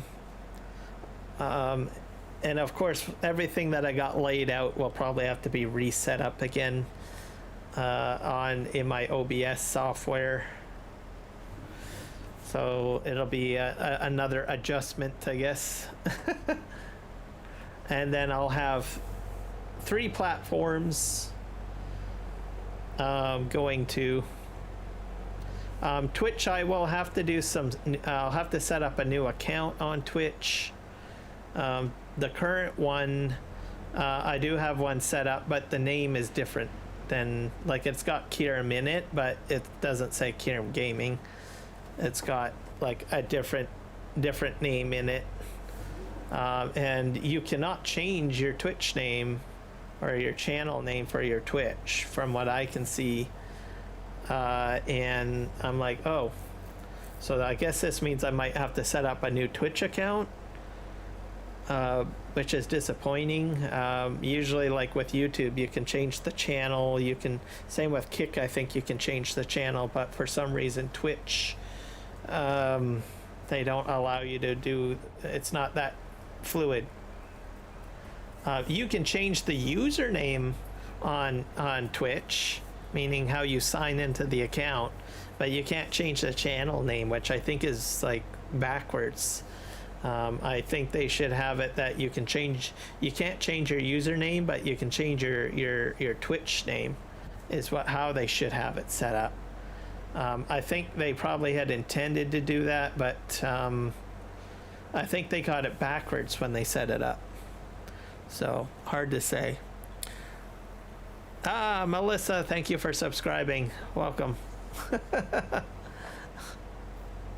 But if you guys do have like Twitch accounts and everything I'm saying is completely wrong, please let me know, because I would be very interested in knowing how to change the channel name for my Twitch account.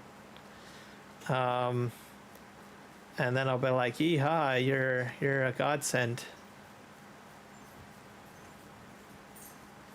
But to my knowledge, I can't see it.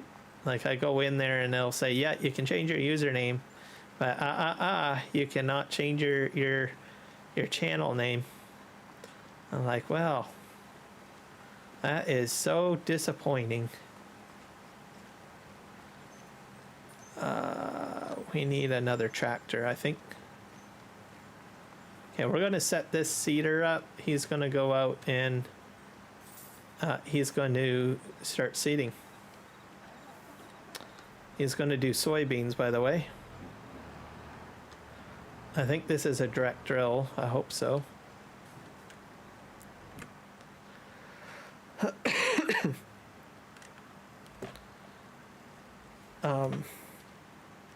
The other part of it too, which kind of makes it disappointing, is the fact that like I've got everything set up with Amazon Prime on that one account. And it's crazy. One other thing I'll mention, you can edit the account name, but the only thing they allow you to edit, and I'm just going to throw this out there just in case one person says, oh yeah, you can change it. There's only one thing you can change. You can change the capital or lowercase letters. That's it. So you cannot do a full name change. Very sad. But anyways, yeah, I was kind of hoping to keep my my Twitch thing. There's a few content creators on Twitch that I watch, and they're like, is that you, Kiram Gaming? Why does it say Kiram Gadaroo? Or how do you say Gadaroo? They just mock the heck out of me, and then I'm like face palming, and then I have to go into my tangent. I say, look, okay, I cannot delete Gadaroo off. I want it to be gaming. But are you really Kiram Gaming?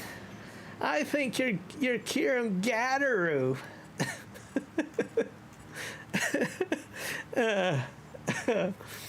I get that. Get razzed a few times from a few people.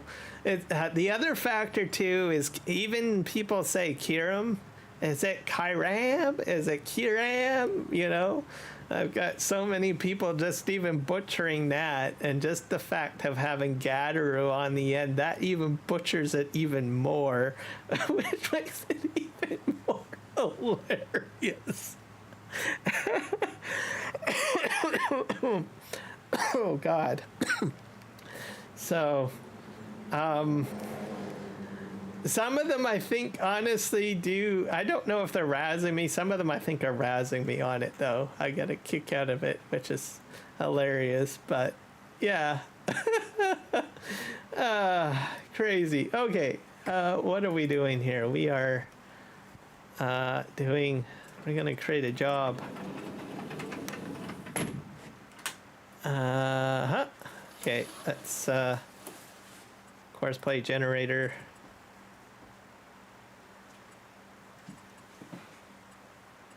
Island headlands.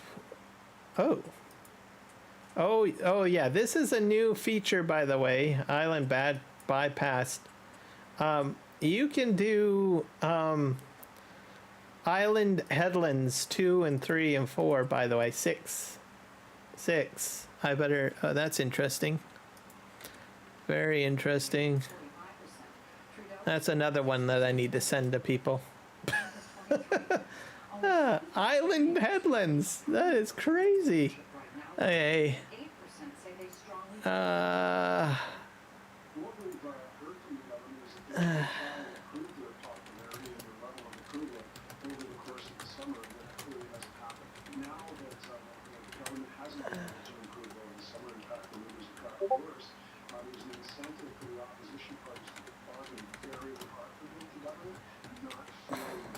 Just spotted this.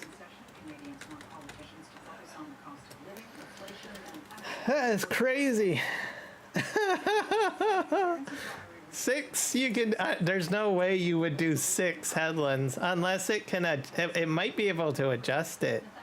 I don't know. That's crazy. You can do, and you can do clockwise on that. Oh, that's a game changer right there, folks, for course play, by the way. We did not have this. You just had, like, basically, do you want an island bypass, and you just go around it once, whether it's clockwise or you do counterclockwise.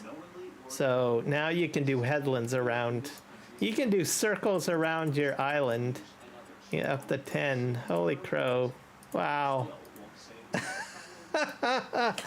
Okay, well, I'm leaving it deactivated, by the way. Even row width. Let's see. Field center up and down. Even row width. Reduces the working width of to achieve an even distribution across all lanes. Reduces the working width. Okay, I should probably activate that. Oh, we'll try that out. Rows follow field edge curve. I don't have that activated. Let's see. The rows follow the curvature of the field edge nearest to the field marker.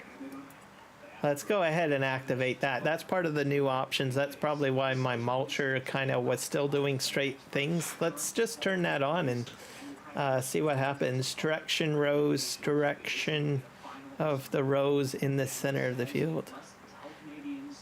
I'm going to leave that as automatic. So that is cool. Okay, setting headlands. Sharpen headland corners. On non-rounded headlands, add a headland turn maneuver where the headland direction changes abruptly. Let's just turn that on. Number of round corners, maybe 1. Number of headlands with round corners starting with the outermost headland. Corner radius, headland direction, headland overlap, field margins. I don't know. That's crazy.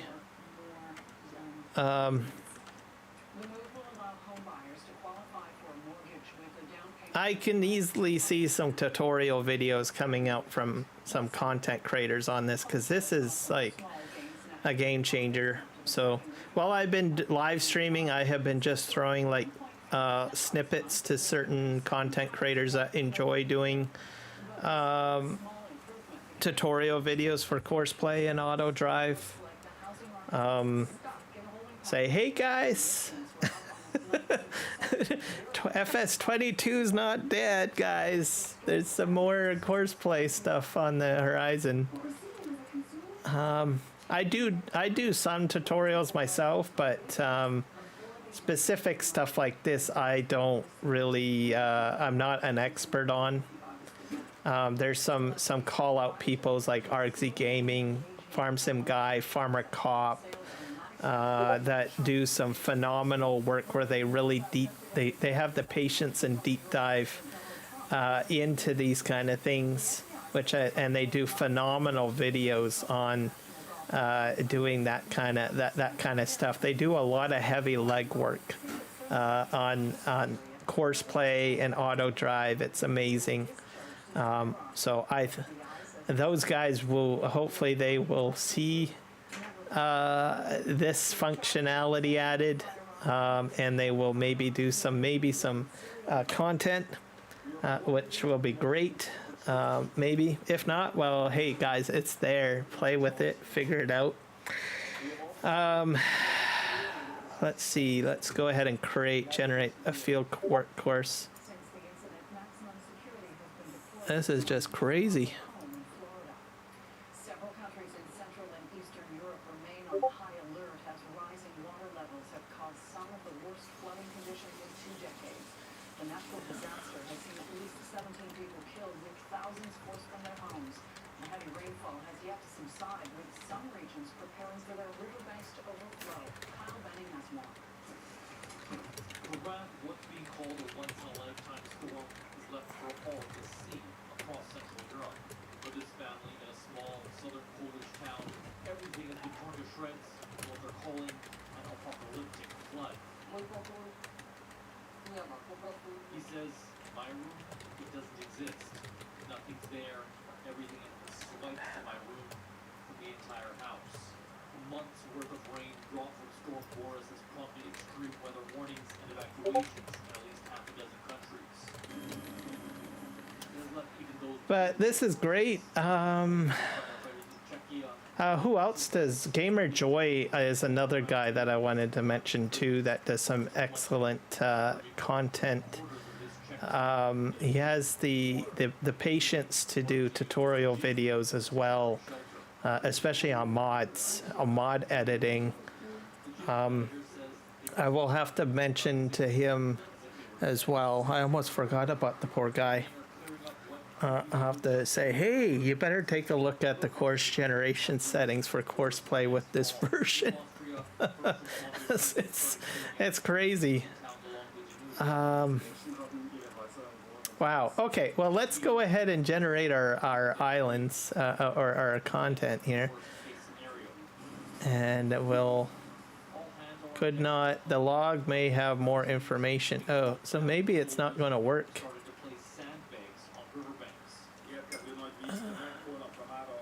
Narrow fields. Generate the headland only at the short edge of the field. See, that's new too.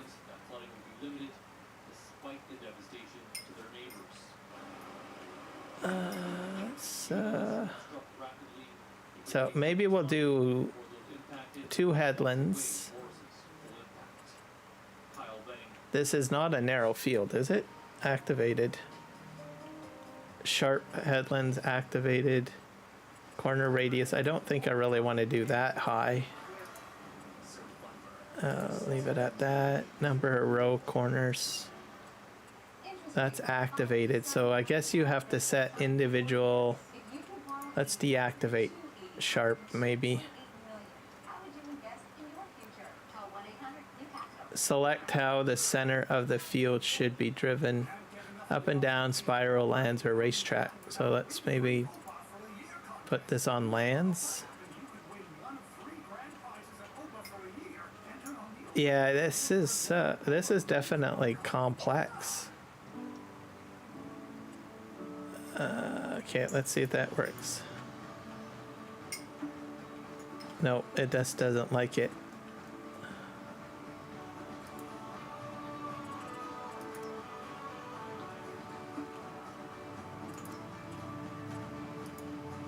We'll do up and down? I don't know. So that's deactivated. Start work on the center. Okay, let's set this up. Let's try that. Yeah, it's very complex. It's starting to do something now. Yeah, I'm a little overwhelmed a little bit. Okay, I think it did it.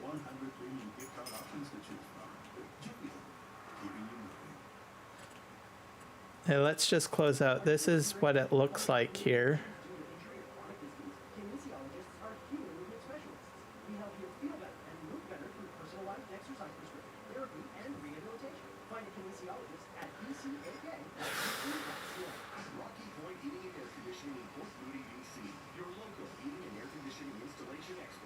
Yeah, I'm definitely going to be sending some messages to at least a few people, just dropping a few hints. Say, hey, there's some new interesting course play stuff, by the way. Leave it at that. I don't really want to I don't know, say, hey, you guys should create some content on this. There's just so much in the works at the moment. Like you've got as an example, with all the Farming Simulator 2025 stuff coming out, a lot of them are usually focused on building content for that already.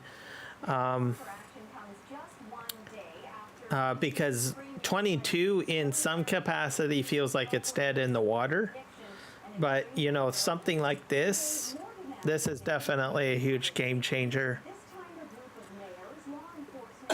But, you know, if you've got your eye of Sauron, you know, fixated on Farming Simulator 25, you might not be exactly looking at all of the little tidbits of other mods that are coming out for 22. Like, I had only come across this because I had just decided to take a peek and update. But if I hadn't updated, I probably wouldn't have even mentioned this today to anyone or even have been aware. So that's just a fact. This is interesting up here. There's just such a large gap here. Maybe there's enough of an overlap here. I'm not sure, but that seems like a bit of a big gap. So let's just get this guy going. There's a very small percentage, but a concerning number of people who have significant mental health issues to the point where they are dangerous.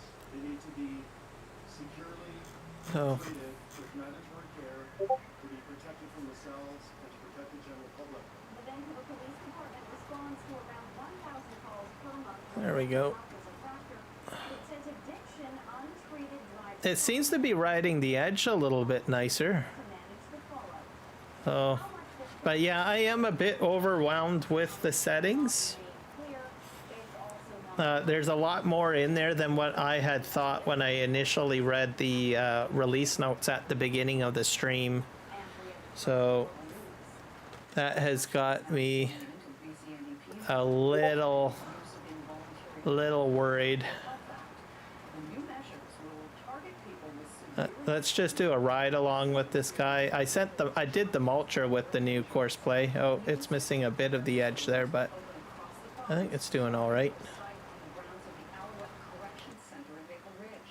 The province is also expanding involuntary care within correction centers and adding and upgrading more than 400 mental health beds in hospitals where involuntary care will be provided. So hopefully we'll see some. I will be, well, for me anyways, I'd be interested to see some videos on this new function.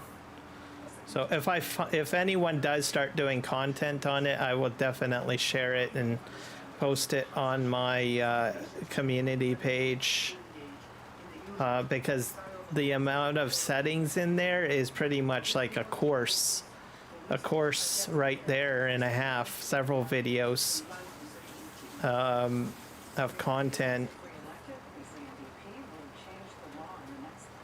I do use a lot of course play and auto drive myself, but I am still an extreme novice on most of the more complex operations of it. And most of the YouTube videos that I do is just a small fraction of some of the items. But every time I use it and every time I read up on something, I do learn something. Being reactive instead of proactive is not only expensive, it can cost lives. So it's really disappointing not to see that focus on prevention today. TV's political rivals are also responding to yesterday's announcement. Conservative leader John Russell criticized the Premier's inconsistency on involuntary care after previously rejecting its expansion, writing, "This kind of fluffing only demonstrates a lack of leadership." Yeah, we're going around the edge here, and it's seating. She called the over-reliance on involuntary care, arguing there's little evidence it reduces hospitalization. The amount of literage isn't really going down. Soybean is interesting. I don't think you have to really fertilize it either.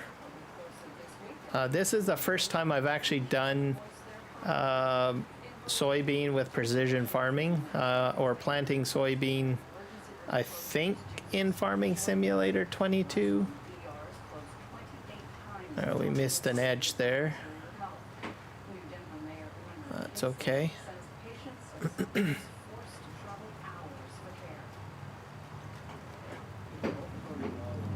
Is it actually planting? Needs plowing. What? It needs plowing. Sandy loam. I don't know what it's doing.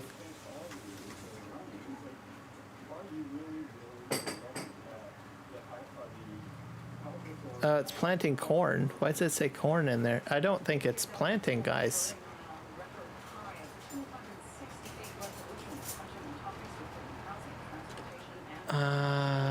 Why aren't you planting?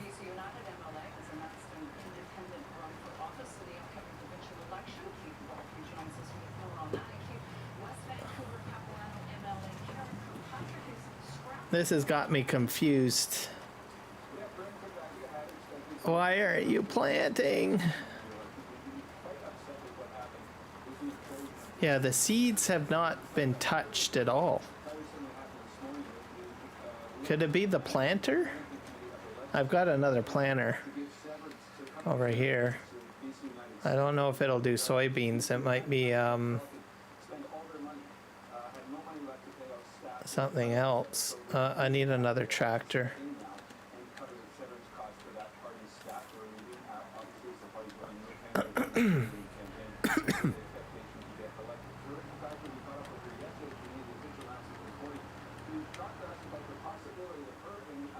Now we're gonna go ahead and park this over here by the car wash. That's got me seriously alarmed that I can't plant my soybean. For the first time in history, an independent may actually be able I'm confused. to power in the legislature, particularly if there's a small group of us, as I say, 5 incumbent MLAs and maybe 6 or 7 of the BC candidates still can Let's go over here. I've got another planter device. This might not do it though.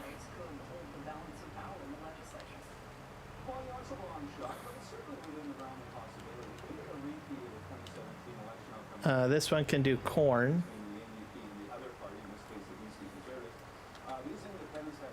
Oh, it can do soybeans. Okay, well let's put this one into the field and see what happens. I better fill it up with some seed though. I might have to reverse it in. Very weird.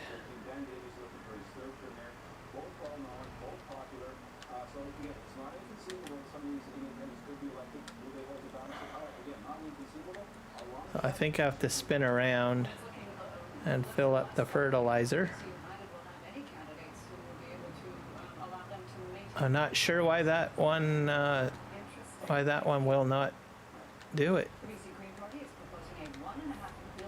I've had some very weird stuff happen on this map, is all that I can say. N.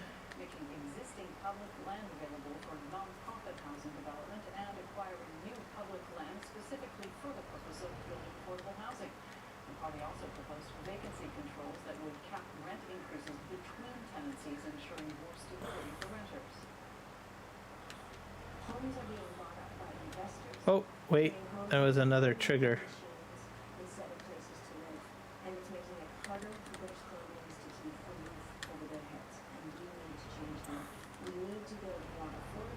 Maybe I have to spin around.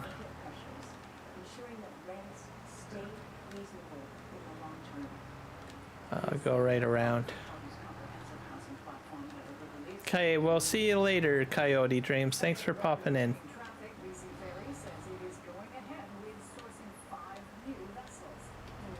I'm not sure why I can't get the soybeans to plant with that one seeder. Do I have fertilizer in there? That's water. Let's do that.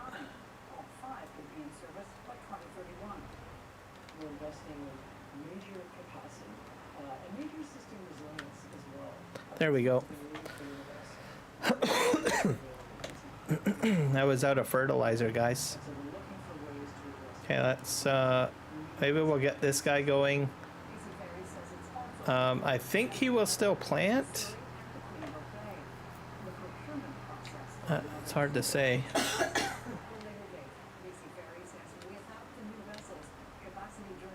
Yeah, let's just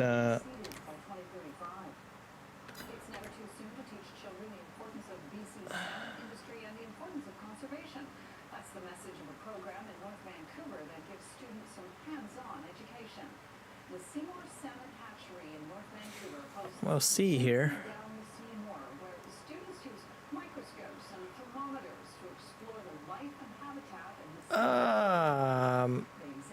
Let's go ahead and create a job. Field target position, field position. Let's see here. Well, that's interesting that it's picking up an existing course already. Open course generator. Narrow field. We'll just activate that. Sharp. On non-rounded headlands. The program takes more than 2,000 students a year through the hatchery.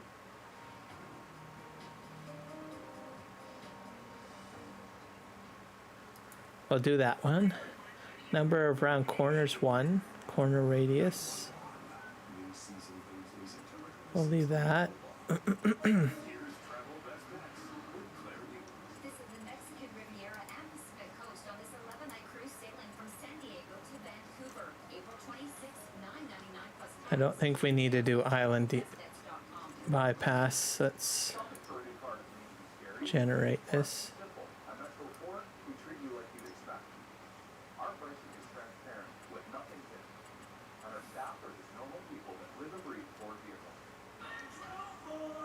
Summer's a drive away. The Snowbird RV Show and Sale, BC's only fall RV show. See the largest selection of RVs, browsing products, attend lifestyle. Number of headlands, maybe we'll do 2.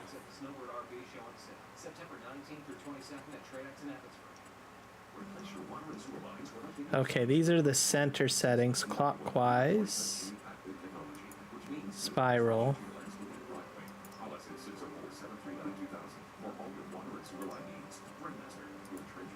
Lands.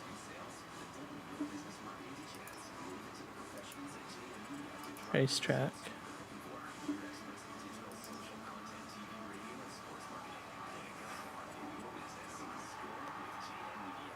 Looking to buy a home in the Okanagan? Whether it's breathtaking vineyard views or endless recreational opportunities minutes from the Sharp headland corners. Okanagan home. We'll deactivate that. We'll guide you home. Here's to brave, resilient, inspiring, and independent. Here's to fearless, gracious, compassionate, and courageous. Here's to beautiful. Reduce the working width to achieve an even distribution across all lanes.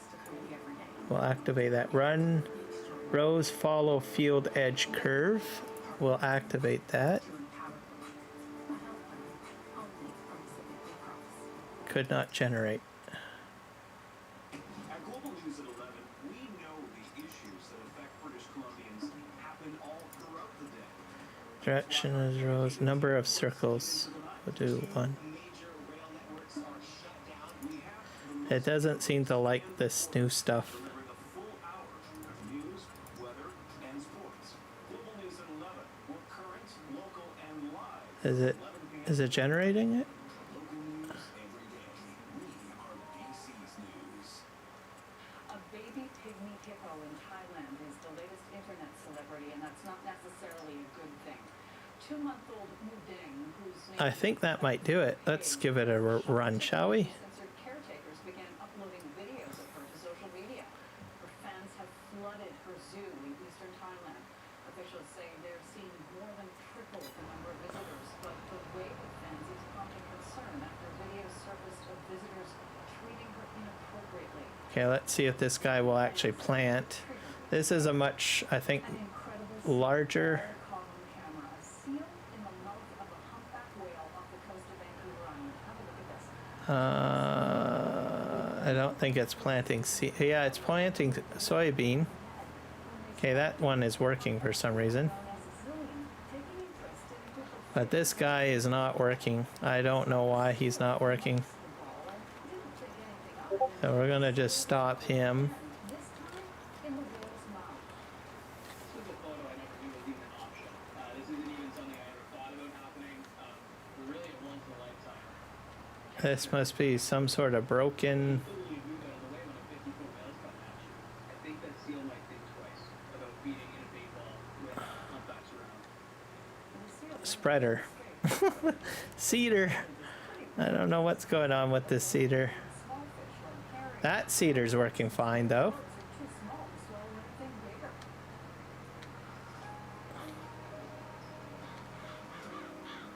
So we'll just park this guy over here for now. maybe return it to the shop. I've got supplies over here that's sitting and waiting, I guess, to be... I think I put the spraying material over here, didn't I? Yeah. So just back this up. This is going to be like my proverbial box dumping ground. There we go. I'll take this back to the shop. I don't know why it's not doing what I want it to do. It's not seating. That's a definite concern of mine. And this seeder's been around for a while. And I think it was originally in Farming Simulator 19. It's made by Giant, so I don't know why it's not doing what I expect it to do. So we'll just back this up. I might have to get a new seeder, because that one is a planter. This is a seeder. So I'm probably going to have to buy a new seeder. I just lucked out that that one does soybean. But this one, I got other crops that I need to plant. And if that's not going to do it, then I need something else. That's a seeder. Let's see, repair, sell. Let's go into the shop menu.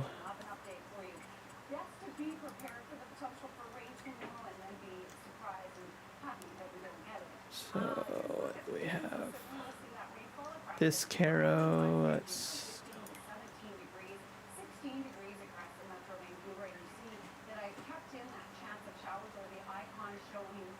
That's a planter, so I need a seeder.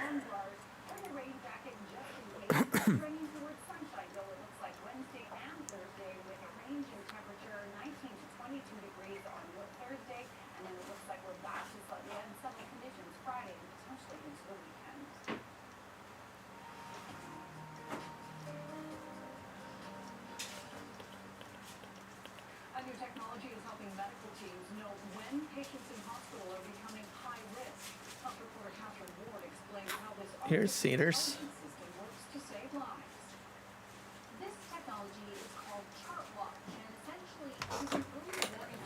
Got a small group of seeders here. Hello, Nick. Welcome in.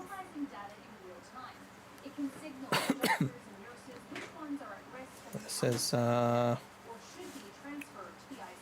6 meter. 6 meters. That's a much larger seeder. That's 12 point. I probably have to buy a horse.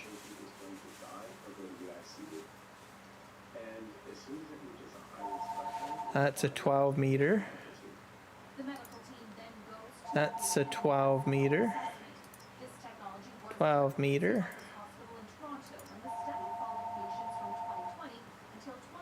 I might go with that one. The horse.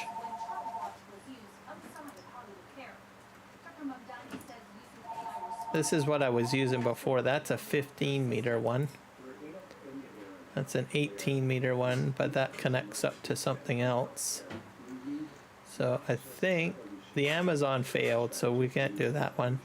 We'll do this horse, or maybe this one. That's a 12. That's a 12. It's an 8. So we'll do the either the horse or this one. Let's do this one. Has an extra set of wheels on the back, which I like. Yeah. Wheel setup. Standard. We'll put bigger narrow twin wheels. Yeah, we'll do that. And we'll buy. Actually, we'll hit no. We'll put the shop icon down here because I want to make sure that I buy it in the right spot. Okay, where is it?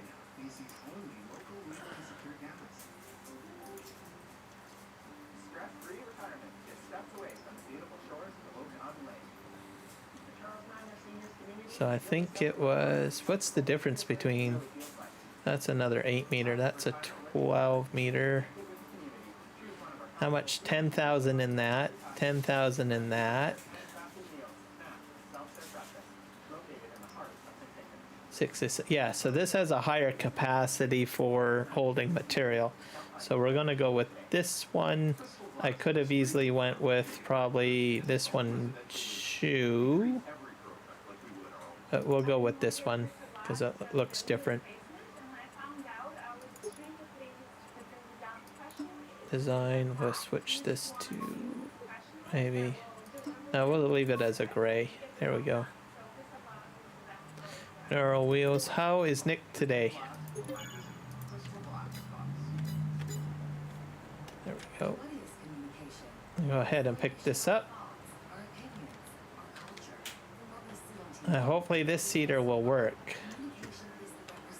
So, not saying that the other seater will work or not work.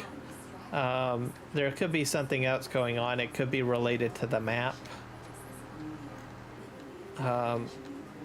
So, I just know I have had some issues with this map for some reason. So we'll just buy this and we'll fill her up.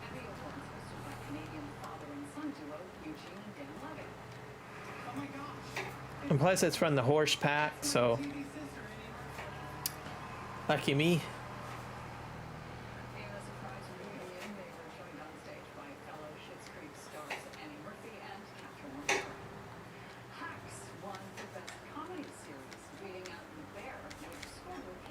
Let's just go in here.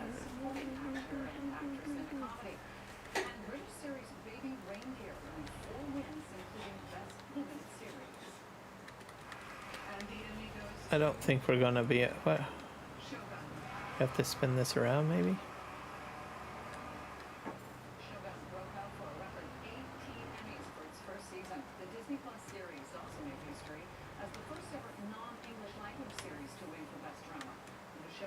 Yeah, we're filling up.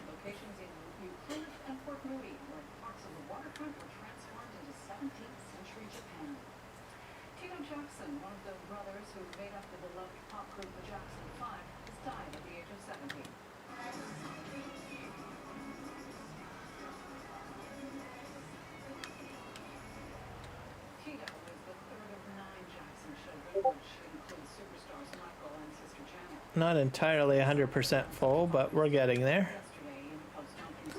Oh, not too shabby.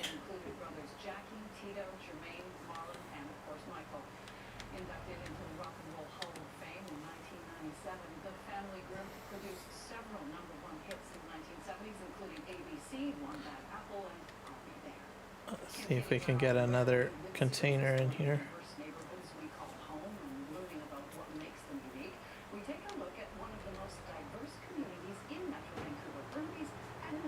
Let's drive forward.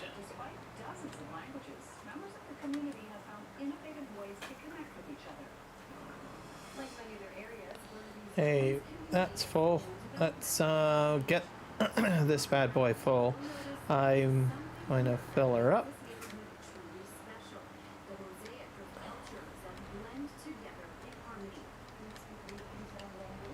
Oop, I should have seen that coming.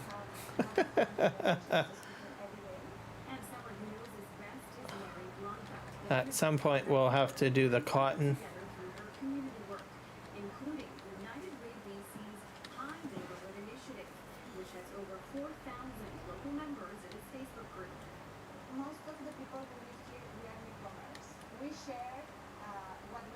Fill up the cedar.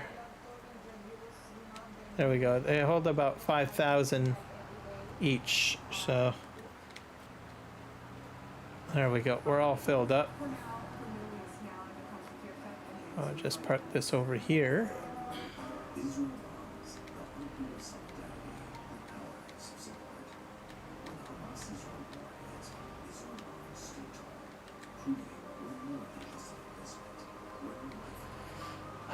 I think I need to TED that.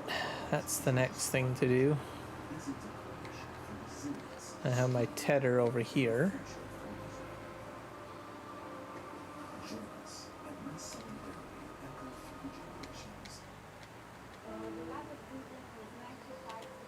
Let's grab that. Let's see here.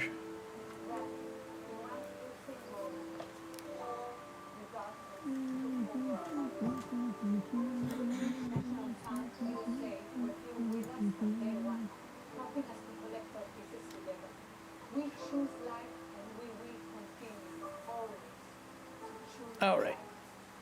So good news, folks. I did get a response from the team that does the mod switcher tool,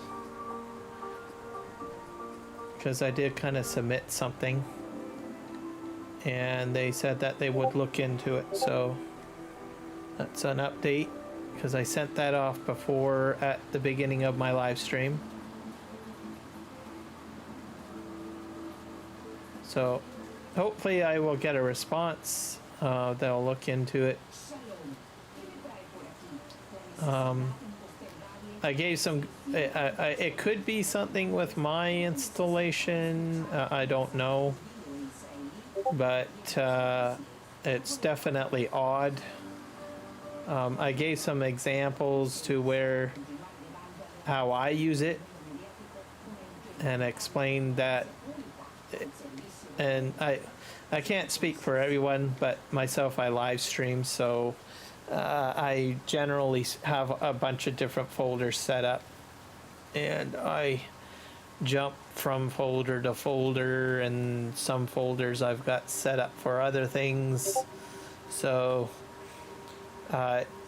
if I can't individually like select the folders to which I intend the mod to go into, that's a problem for me. So I'm glad that I got a response today, so quite happy from their team. They're pretty good guys over there too, and plus they play farm sim, so if what I'm saying is true, I'm pretty sure they'll be like, yeah, we better look at this. This will probably cause us some problems too. Right?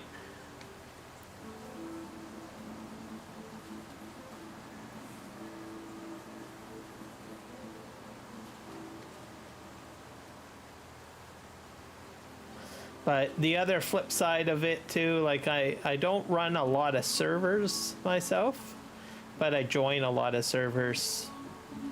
And also people that do run a lot of servers may be slightly inconvenienced the same way as I am. Potentially. I'm not saying everyone will be in the same boat as me, because I can't really speak for everyone.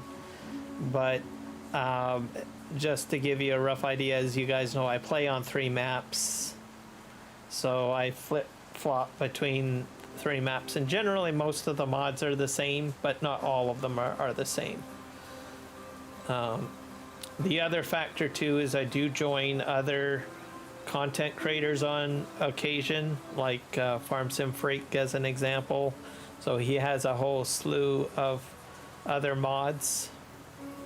And he does some cross-platform servers. So obviously scripted mods are not on a cross-platform server. So something like Courseplay is a cross-platform, is a scripted mod, so it won't work on a cross-platform based server. So why would I put that mod into a cross-platform folder, right? It just means more memory being used and more time for me to load up a game unnecessarily. That's just a simple example. A lot of people will mix match mods as well for different play styles. So having to manually push a mod to one folder at a time is kind of counterproductive, as I see it. Whereas having the ability to manually checkmark which ones you want it to go to is a far better way of doing it. And they had it set up that way. I don't know why it's changed. So we'll see. But it was a shocker this morning. So I decided to quickly, before the start of the stream, send off a message. Because I didn't have much time to troubleshoot. I'd have to probably do an uninstall. If I uninstall it, I most likely would have had to reset up all my folders and everything like that, which would have taken a little bit more time. And I was already late for my live stream. So I thought, well, I'll just do a quick write-up, send that off. I can do that. That way, if there is an issue, they can let me know. Or let them know ahead of time. So, and maybe they can come up with a solution.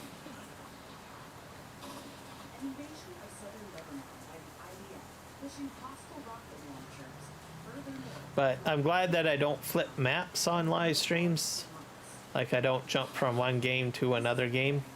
I usually stick to one map or one game for a live stream, and then if I do switch up a map or a live stream, I will basically create a whole brand new live stream for that content. But there are some content creators that will actually flip-flop between different maps during a live stream. So if you switch like that and poof, something goes wrong, the last thing you want to do is have to troubleshoot something during a live stream.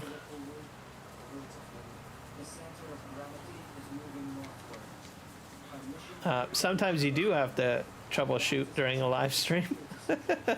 Most of the time it's the streaming software, which is even worse of a headache. Because things aren't running perfectly. You may have to close the stream out, reload it. Yeah.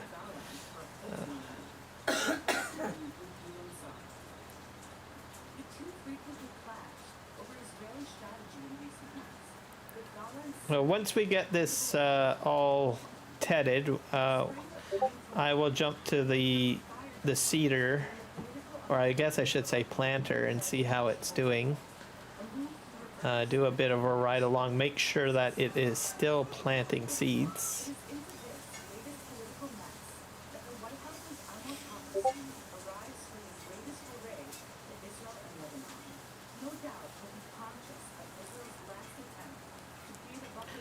And we're probably going to go for maybe an extra hour, simply because I started the live stream a little late. So we're going to go till 6 p.m. Pacific Standard Time.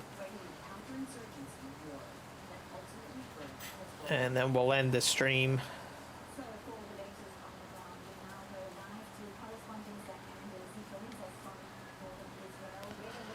I may or may not do a World of Warcraft live stream tonight, late night stream as I call it. And if I do, it'll probably be around 9 p.m. Pacific Standard Time. I'm not sure which character I will be on. I might be switching characters. I might go from the druid to the mage. I do have to get back on the druid though, because I think there's some delves I need to do. And then I need to get into Ashkahet, start doing those quests, so that I can unlock the Earthen, which is a new playable race. So I feel like I'm playing catch up again. World of Warcraft. That's one of the painstaking things of playing that game. You always feel like that you're behind everyone.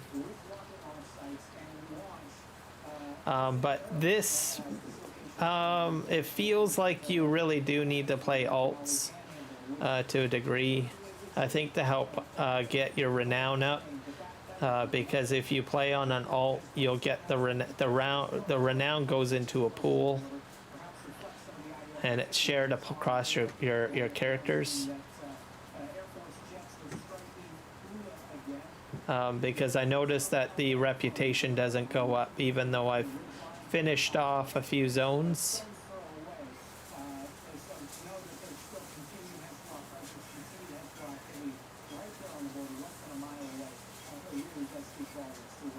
And hopefully I said Ashkahet properly. I might have. That's what most content creators say, Ashkahet. It's basically the depths of the new world, I guess.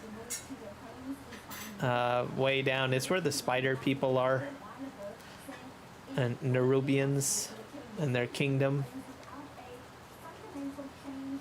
So, and that's the last zone that I haven't really played in. And then I need to figure out how to fill the light source. I don't know what's going on there. I think I probably have to play a dungeon or something. There's a quest. But I've been collecting the consumables, but I honestly don't know what to do with them. I fiddled with it a little bit last night on my World of Warcraft live stream, but I was like, well, how the heck do I put it into the flame? Right? So, or where do I put these consumables? Or we're gonna spin around here.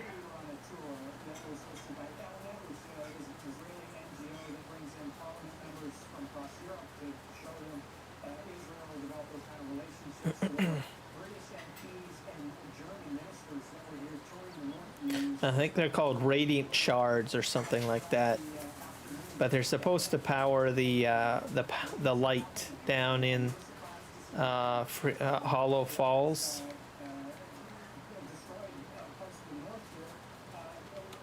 All right, we are done tedding. I think we'll just park this along this edge over here. And then we'll need to get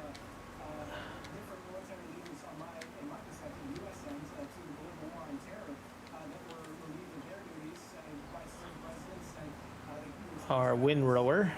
I've got two windrowers, but I think one of them I'm going to sell. I'm probably going to keep this one here.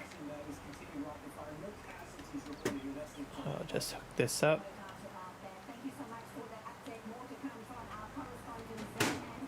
And we'll just spread this out. And then we'll switch to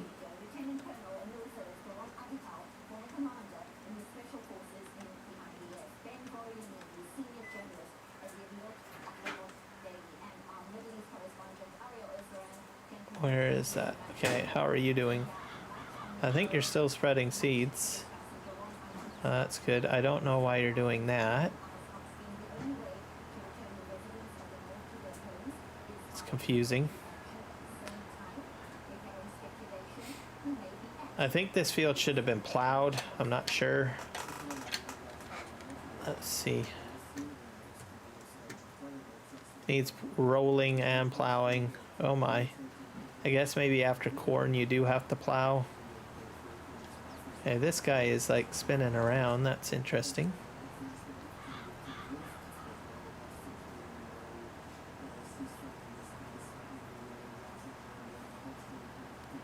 There's a bit of overlap. So that's new. That almost feels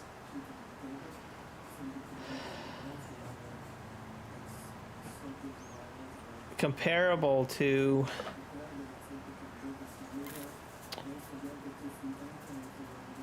the new AI helper.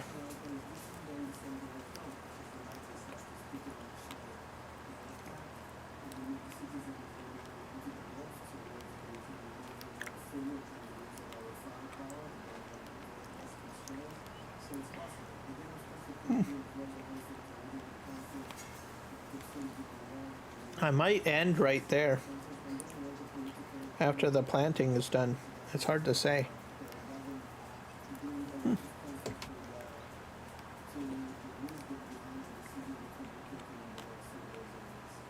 A little bit of a strawberry break, folks. Some strawberries next to me.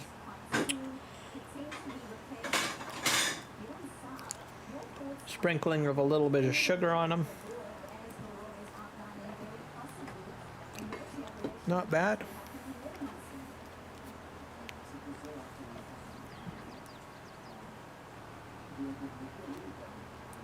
Yeah, this is part of the new course play. It's making turns on the end. That's interesting.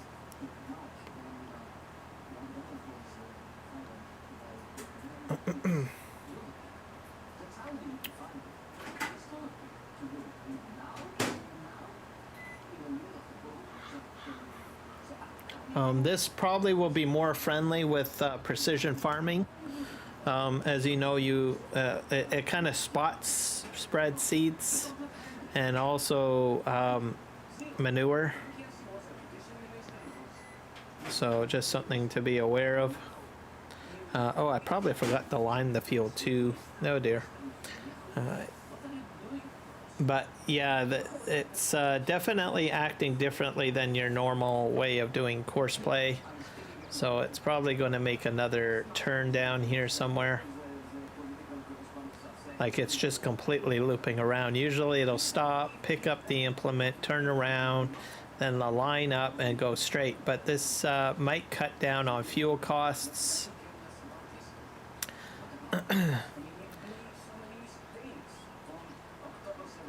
And the amount of time it takes to do the field.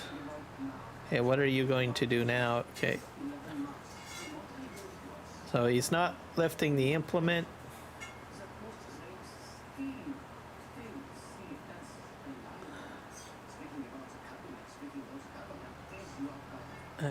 You're spinning around. Okay, I got it. I know what he's doing. So he's gonna come down this way again on the other side. But I have a feeling he's going to be spreading a heck of a lot more seeds with this new way of doing course play.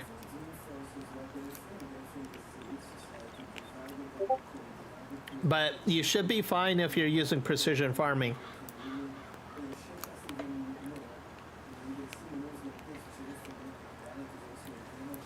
But definitely saving, I think probably saving some time by doing it this way. It might help with utilizing those god-awful what do you call it, articulated tractors, because you know how many times they wiggle their butt backing up and aligning, and you're like, oh, for crying out loud, why can't you just straighten out like a normal person or something like that, right? But we've all been there. If you're using course play or some sort of AI helper and you're watching your tractor wiggle its butt and you're like just shaking your head, that's one of the reasons why I generally stay away from those articulated pieces of equipment when I'm using course play.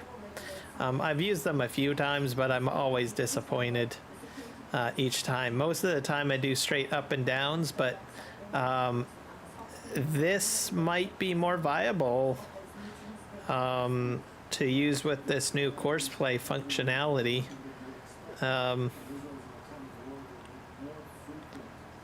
Just something to say. So he's going to go down that row. He's going to, not sure if, oh, he missed that row. So maybe he's skipping rows or something. Not sure how it's all going to play out in the end.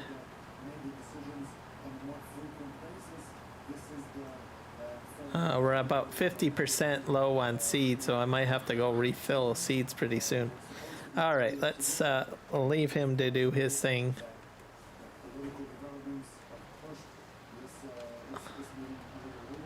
Just start,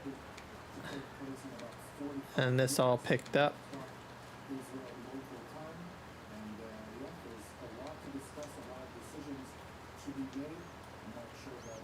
All I can say, it's definitely a new way of doing course play. I don't know what to say about it, but it's definitely different, more complex. For sure, there's more ways of breaking things in course play. With the additional settings, because as you noticed earlier in the stream, I had some error messages saying check the log file. I think that might drive some people a little bonkers.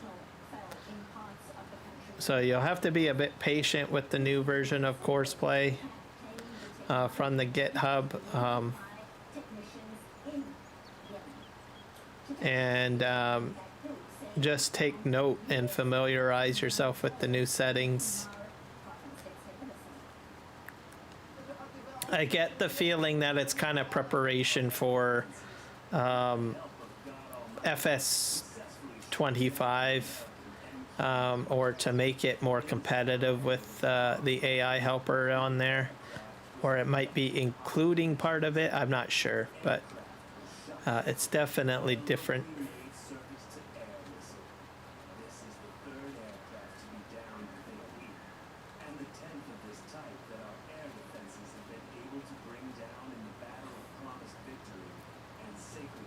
We're gonna just clean all of this up. Meanwhile, Saudi Arabia is calling for more impactful efforts to limit the supply of weapons to the Houthis, urging more than what it calls pinpoint bombings. Riyadh believes Iran has been arming the group, including with the weapons used in the attacks on commercial shipping in the Red Sea. Those attacks, of course, having a detrimental economic effect on... And then we'll have hay at the end of the day, which will be good.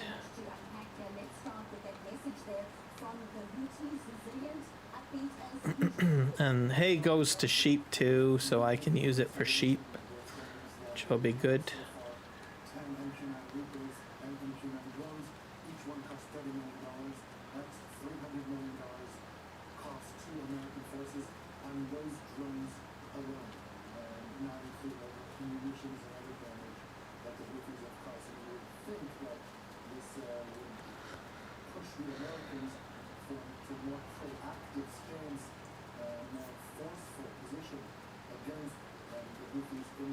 I'm gonna go ahead and sweep this all into the field, and then we'll set ourselves up with some up and down courses. Should be fairly easy to do.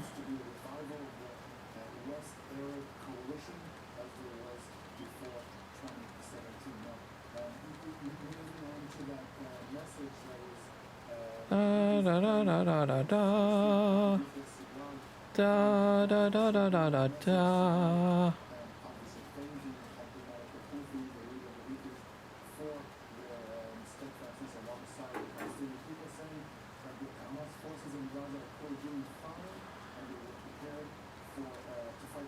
And we'll... Okay, that should do it. Now let's just flip around here, and then we'll set up our ups and downs.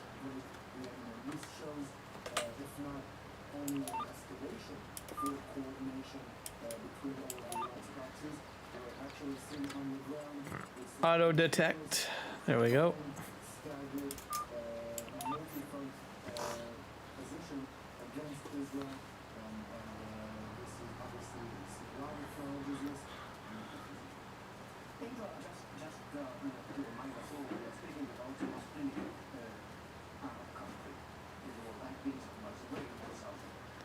That's going to probably sweep some of that in. That should be fine.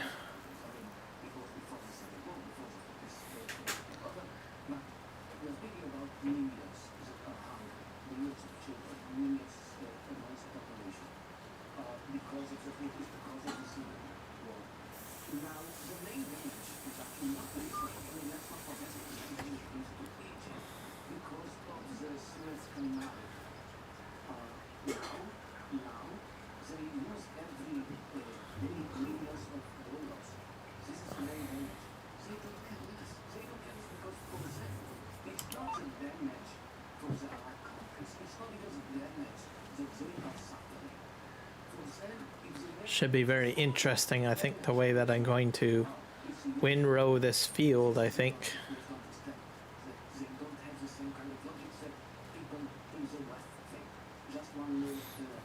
As I think at that one area it's all going to kind of join up, I believe. It's going to be interesting. I'm going to spin around. So I'm using the vehicle control add-on for my GPS. Hopefully that will be available in 25.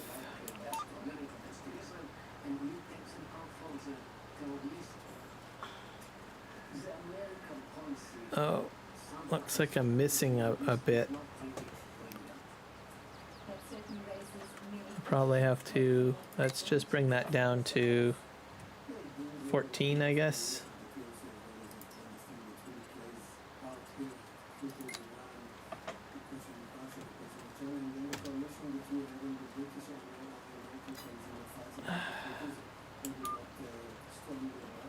I'll have to redo this one row, I think.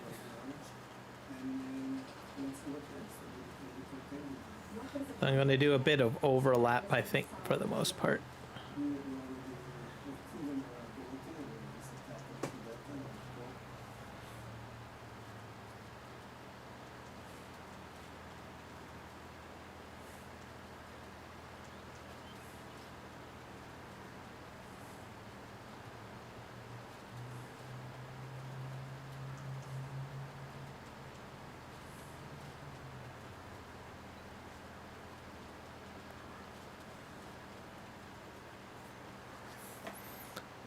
And I'm not exactly how many, I think I got like 4 bales over there on the silage, so not too shabby.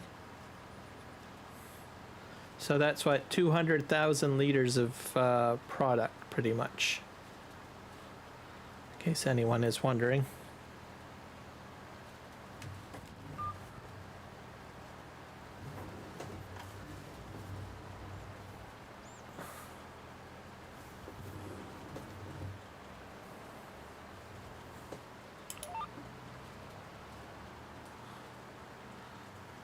Alright, let's see if I can skirt the outer edge of this.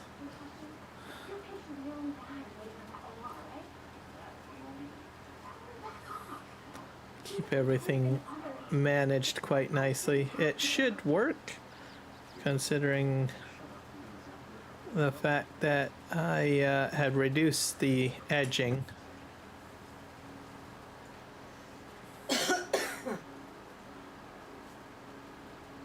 Might hit that tree. Yep, a little bit. No worries. And we'll merge this into one headland, I think.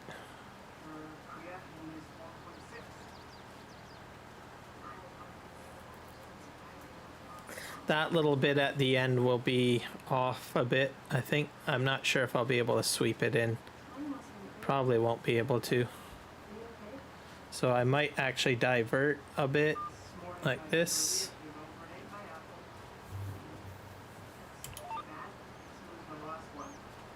There we go. And then we'll swing around and go down the road.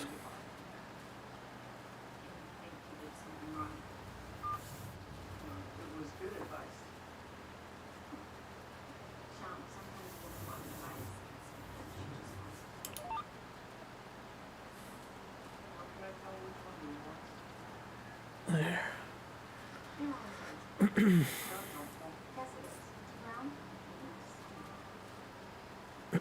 Now what I'll probably do is, before I start heading back this way and doing ups and downs, let's see, actually I could probably, yeah, I should be fine. I can probably come down this route.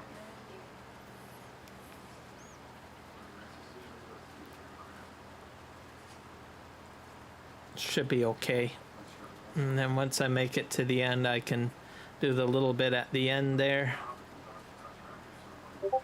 And then we'll be all right. This is quite a bit of hay, so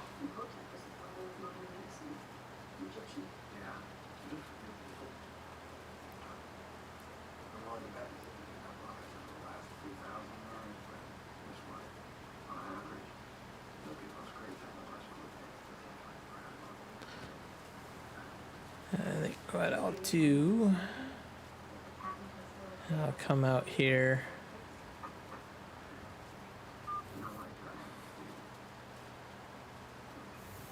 Maybe we'll just swing around here. We'll see if we can tidy this up.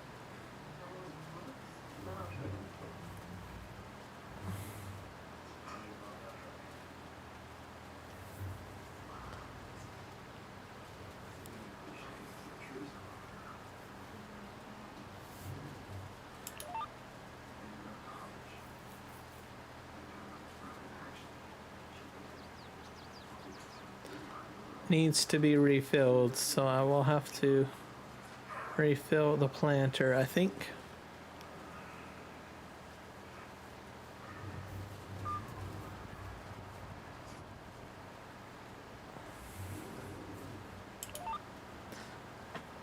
I'll get the windrows all swept in here, I think.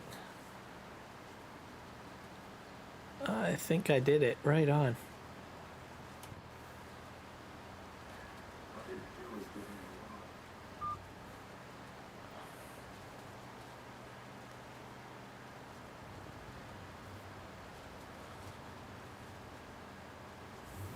This is working out just as I had planned.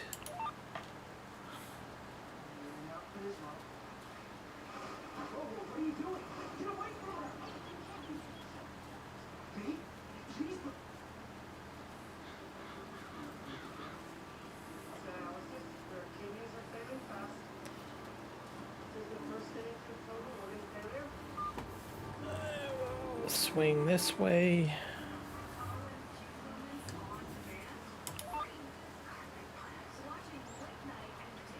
There we go. And then I need to start working my way to the other end momentarily.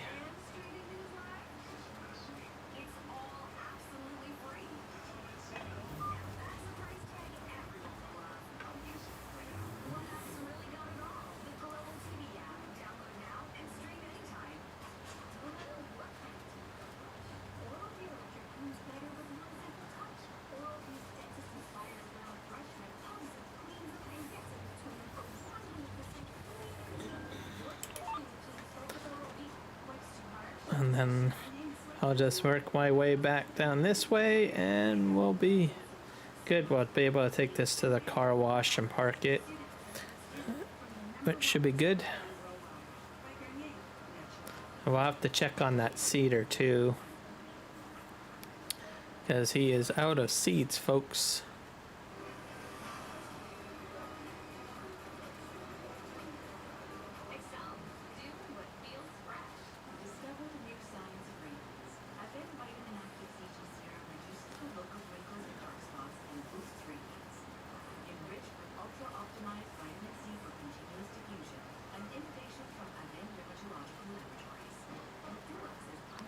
I'm not exactly sure how many seeds I've got created. I might have to make some more seeds when I get into doing crop. I think I saved some of the corn for that purpose. It's hard to say.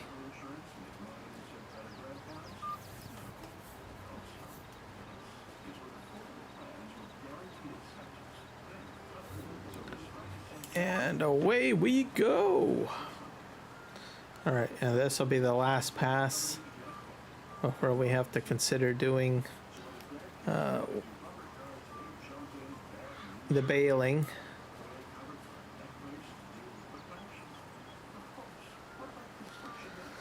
And we'll have to look at potentially cow farm at some point. So we got soybeans. That's going to be just a cash crop, probably seed crop too, mainly. and then we'll have to look at getting a dairy farm going.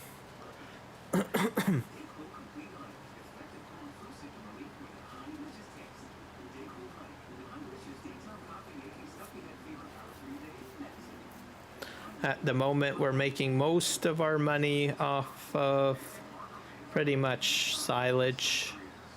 So, and that kind of product. My sheep are slowly growing. We're getting there. All right, I'm gonna head this way.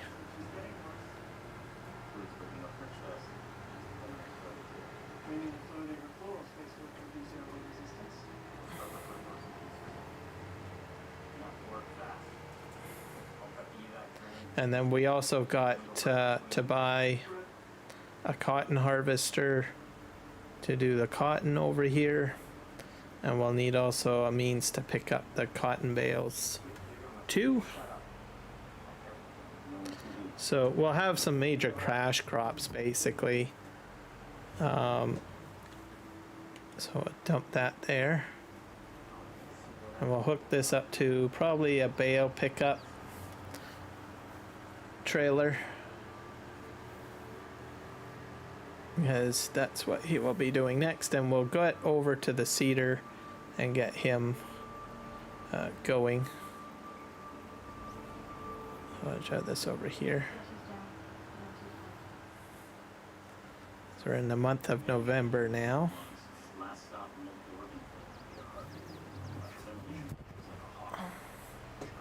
And I think we still have like what, 1 day months.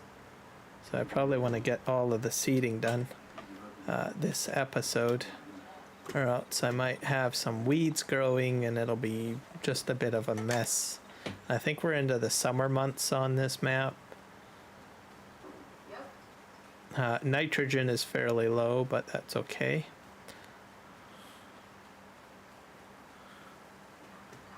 So we're going to pick him up, and we'll need to set this to nearest waypoint.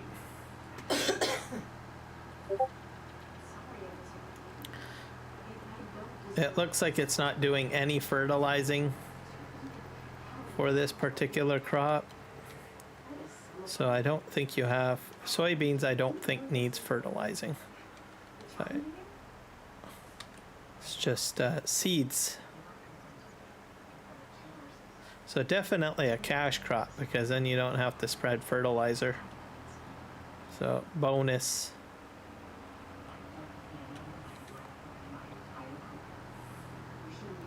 And we'll go back here and we will get this guy going again.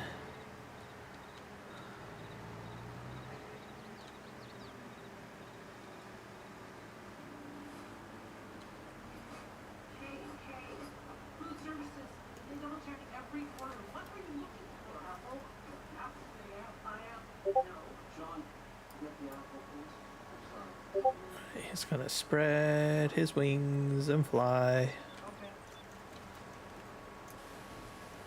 See if we can spray him down a bit.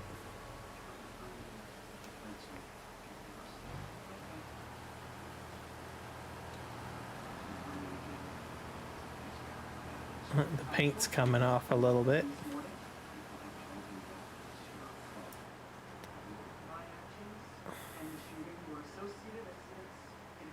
I might switch those tractors out for more of the John Deere, maybe, once I get a lot of money.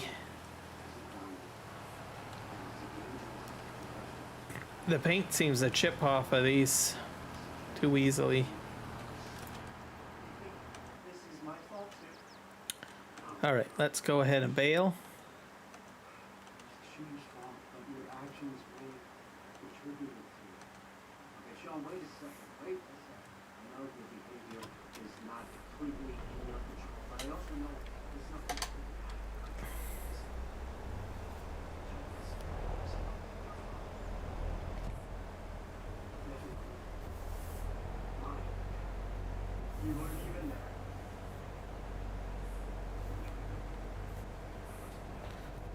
pick up this little bit way over here. Spin around. Alright. Where's our rows?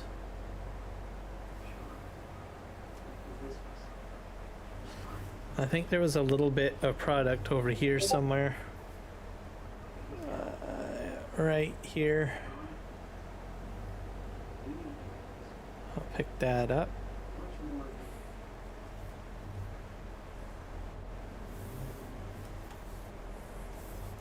I'm supposed to be with my patient. I'm supposed to be watching her like a hawk. Bales are getting picked up.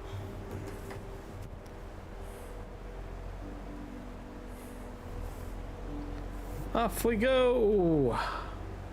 La la la la la.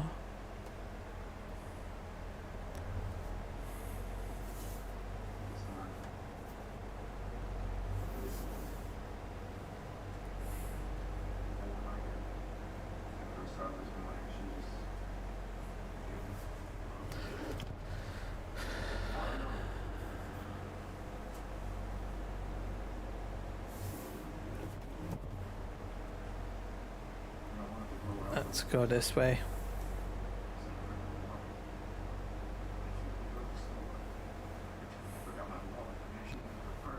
Da da da da da da da da da da da da da da.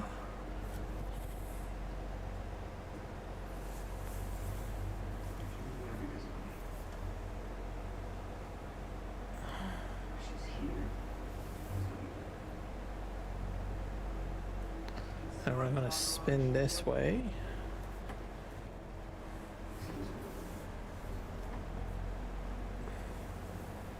It's not a causal relationship. Lying and shootings. Lying doesn't cause shootings, otherwise every time someone lies.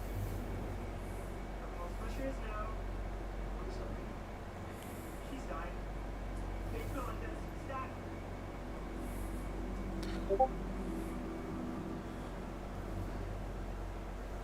I got so many hay bales popping out. This is a lot more hay bales for sure.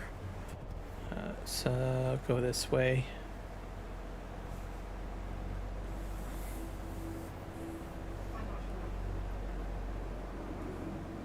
Narrow pulse pressure indicates reduced cardiac output. The inflammation is affecting her heart. And we'll spin around.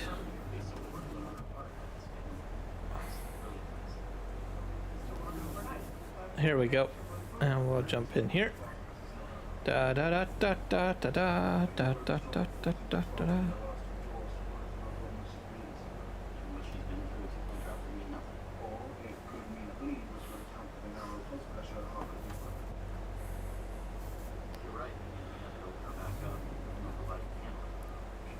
They can't.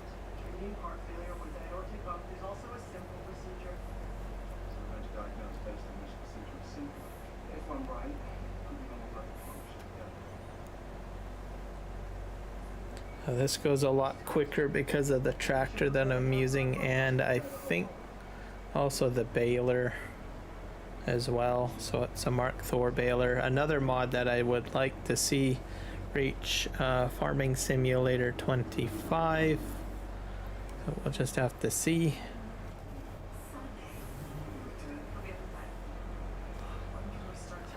Makes working on larger maps a heck of a lot easier. Especially if you're doing a lot of baling. It's one of my must-have mods, this baler.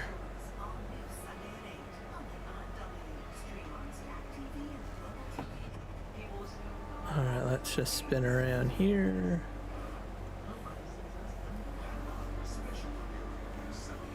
I only got a few more rows to pick up and then we'll be able to get the bales. Also, it does 50,000 liter bales, so that's a lot of product. So you can use a standard pickup wagon and bale pickup trailer and not have to worry about doing several trips to a storage area. You can do a decent sized field with one trailer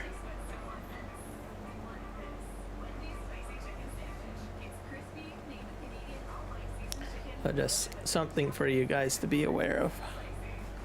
And I hope this mod gets over to 25 is my hope. Hope BD, hope.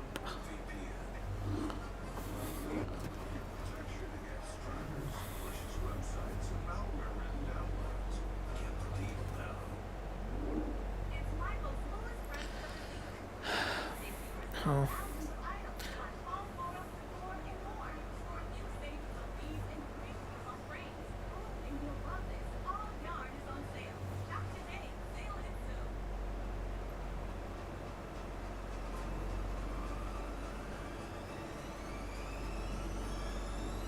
There we go. We're all bailed up. So I have some other ideas on my starting stream video. Like as it says, shows my calendar. I have a couple of rough draft ideas in my mind on how maybe I want to present the information, because I have like the calendar listed there, and I also have like the dates like all listed in text, which is starting to bother me. I mean, at least you guys are getting the information of when I'm live streaming, but I have a few other ideas where I want to make it more visually appealing. So generally I don't have a lot of content that I usually live stream on, so I'm more kind of, except for my dates, I'm more consistent on what I stream, so you guys know that which maps I play on and sort of the game content that I usually play on. So I feel that I can probably maybe visually make it more appealing to look at, as opposed to having just text up there. Something that I'm thinking I might want to do is have a visual thumbnail representation of each map, showing up on the start menu with a text of which dates for which map. So maybe become a little bit more consistent on dates as an example of which map I will be playing on, and which games, etc. And then so I have a thumbnail of the map or the game, and the number dates below it in text. I might be able to pull that off. I'm thinking that that might be a good way of doing it. It'll look more visually, if I can get it to work, it'll look, I think, more visually appealing and interesting. So is sort of what I kind of want to do. So it kind of dawned on me, I think, during the live stream, today's live stream actually.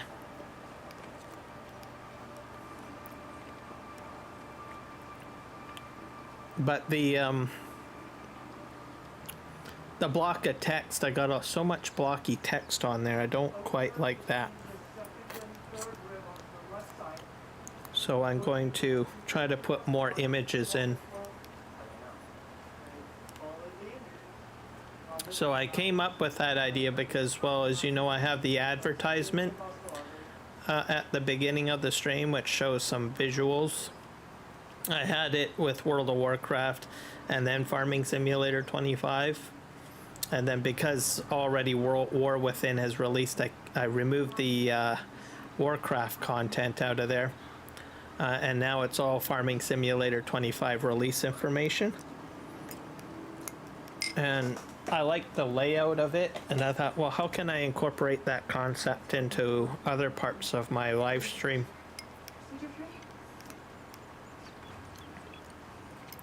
Where there's more visual, because there's an image and visual. So I might do that. It'll take a little bit of creativity on my part to do it. But we'll see.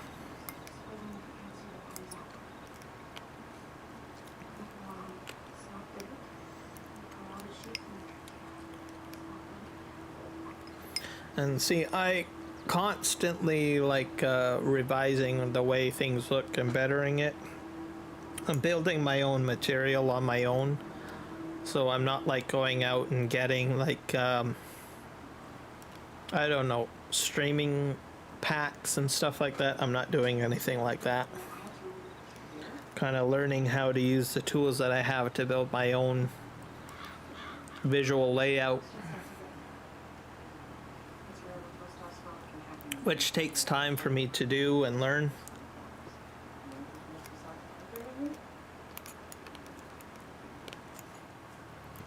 Takes more time to learn. Like, you can probably get a cool, you know, visual pack off the internet, pay like $19 or something. But the problem is if you don't have the expertise to design something yourself and you want to change something out, then you have to fork out another $20 if you want to change it to something else, right? So I'm actually taking the time to try to put my own logoing in, my own layout, my own way of doing things. That's why my vertical streams are the way that it looks.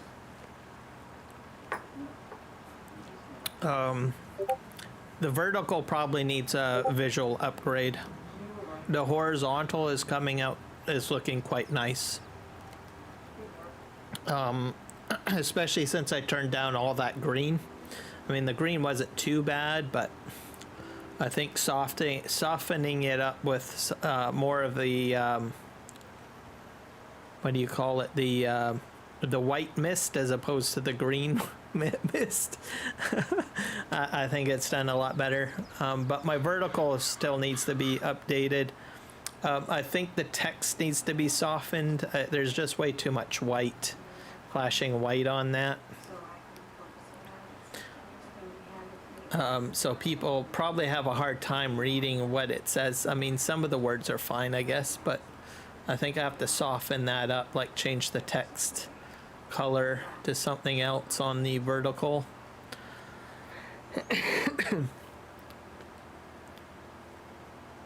We're getting there. And then I've got that large space on the far right on the horizontal layout that's being not used. I'm probably going to put some sort of advertisement in there into that box.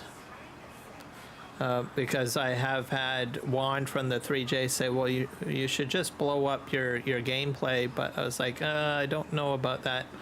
I kind of want to maybe make it into an advertising box or something. So that's what I think I'm going to do. Also, if I want to get a webcam going, which I will probably do at some point. I did have a little bit of webcam footage of a fish, but I think I need real estate space for that, so we'll see. I think the scrolling text for the subscribers, that's definitely staying. I might be able to, I think I want to clean that up or shrink it down a bit or move it down a bit, because I still got a little bit of real estate footage at the bottom, so I can probably scoot that down and button it up a wee bit more. So we'll see about that. Just by doing, I did do some editing on that already. It was a lot thicker, the green outline, but I think I can thin it up a bit more, similar to where the crash data is up at the top. Like, you can see that's really thin, that outline. So I kind of want to, I think I can make the green a little bit thinner on the bottom bar. So we'll have to see.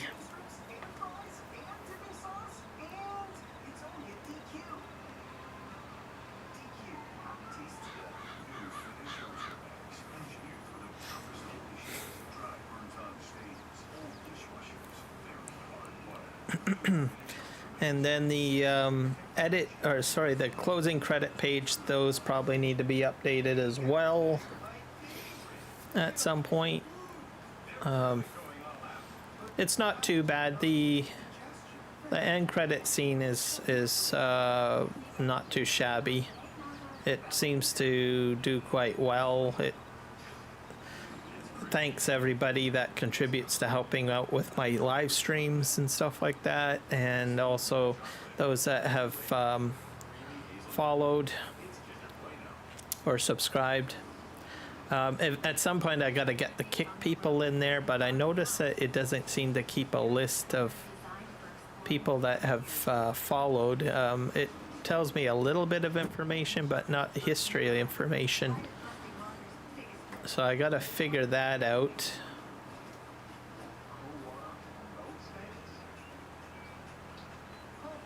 And then I imagine I'll have to do the same thing for Twitch once I get over to Twitch at some point too. So I got a laundry list of things that I need to do for my live streams to improve.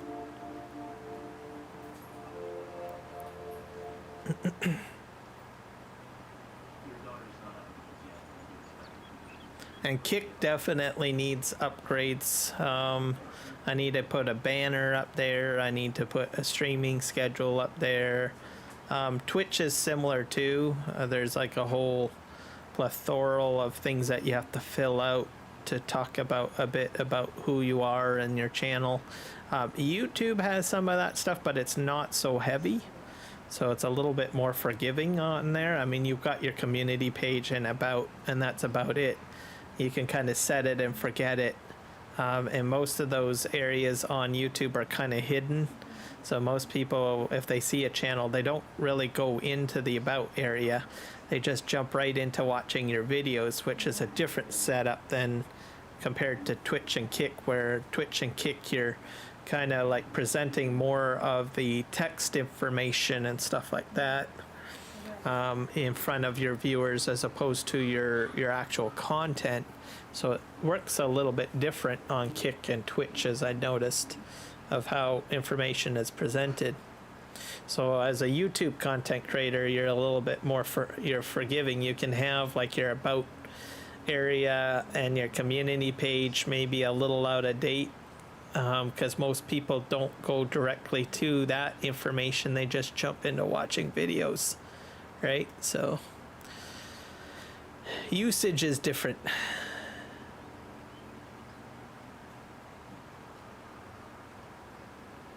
And then most of your main page is just thumbnails of all of the content you create, right? Like your live streams, your shorts, your videos, right? Which is really what YouTube wants you to get into. They don't want you reading a whole whack of text comments and stuff like that.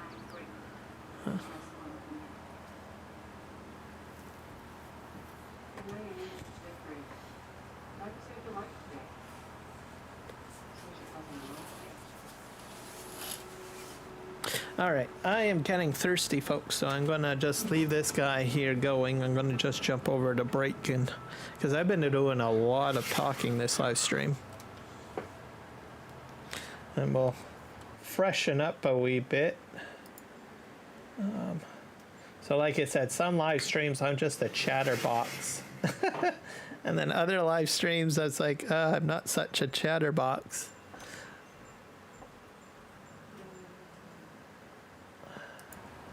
So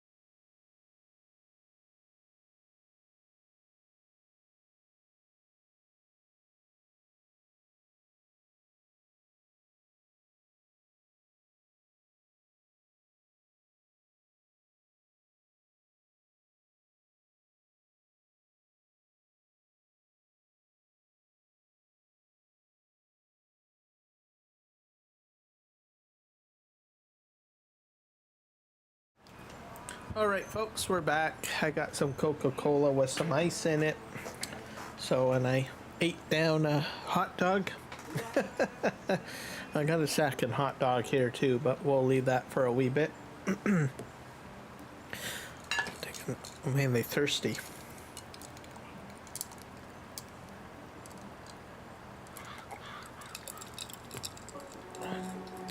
There we go. All right. So another thing that I've been doing too, so as you guys know, I have got a program called DaVinci Resolve, which is what I use for my video editing. It's a behemoth of an app to learn. So most of my tutorial videos are in there. Slowly learning. I think I'm probably really slow at learning video editing. I'm getting there. I'm doing all right. But I like to try to take on small projects to try to learn the app. Because if you've got a whole tutorial video to do, you need to do all sorts of stuff, right? So you need to record the content.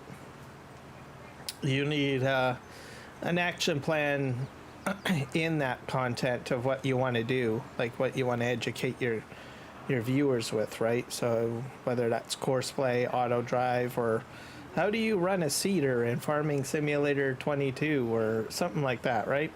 So you need to have a plan of action of what you want to do and what you want to record. And most of that can go easy and sometimes not so good. If you guys have noticed, some of my testing streams, things don't always go fine. I enjoy doing the test streams first. I thought about just doing it off camera and not live streaming it, but I thought, oh, what the heck? If I'm going to be doing some testing with something, I might as well live stream it and have you guys see it, right? Instead of having you guys wait for me to get a video out about it. Or you guys might have input on it as well. It's hard to say. Oh, darn. I'm gonna have to cut that tree down. So sad. Bye bye, Mr. Tree.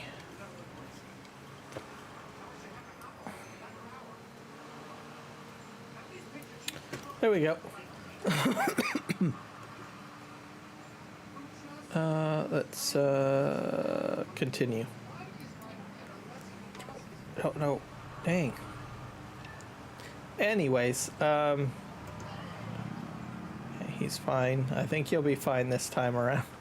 I hope.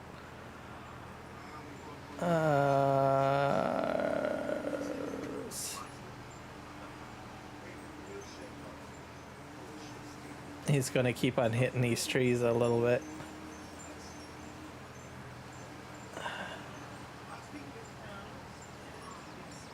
So anyways, I usually have been trying to, like, I've done some videos with DaVinci Resolve, like the multi pickup and delivery functionality, which I still want to do some more tutorials on.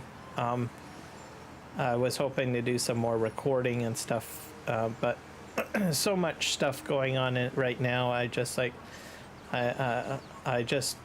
have been mainly just doing live streams for the most part, and for any content creation, and I had wanted to put out a lot more videos, but it's just not in the cards yet for me. But we'll get there. Anyways, I done some of the videos in there and they turn out not too bad. My recordings are going a lot better. Let me think. How I present myself on the tutorial videos are going a lot better too. I have one amazing content creation video or tutorial video on Courseplay that keeps on consistently getting hit with views all the time. So I try to repeat that formula. I'm still shocked. Even my newer, it's out. Oh, I need to refill. Even my newer videos don't get that much visibility, which is too bad. I don't know why that video does. It's a very basic video on Courseplay and Auto Drive, and I guess I can see some of the appeals on it. Most of my newer videos are more complex, so I may not have. Some of the other videos probably just don't interest a lot of people because of the complexity of it. Whereas that one video seems to be just very simple. How do you set up a course and stuff like that with bailing. I don't know what it is with bailing, but people seem to like the bailing video. But it's in there and it keeps on getting hits on a regular basis. The other factor is it's on a very small map, so maybe that could be it too. It's not that complex, but it consistently gets views. I think it's up to 4,000 views, and I get hits consistently all throughout the video, so it's not someone just watching the first 10 seconds and then changing the channel. So there's hits all throughout the video. So people are skipping through, I think, but which is fine because they're finding the areas that mostly help them the most, right? So anyways, it continues to do a great job. The newer videos, maybe not so much, but I still enjoy doing them. Mainly the multi-pickup and delivery videos, I think, are the ones that people do watch them, but they've only got like 100 to 400 views on them.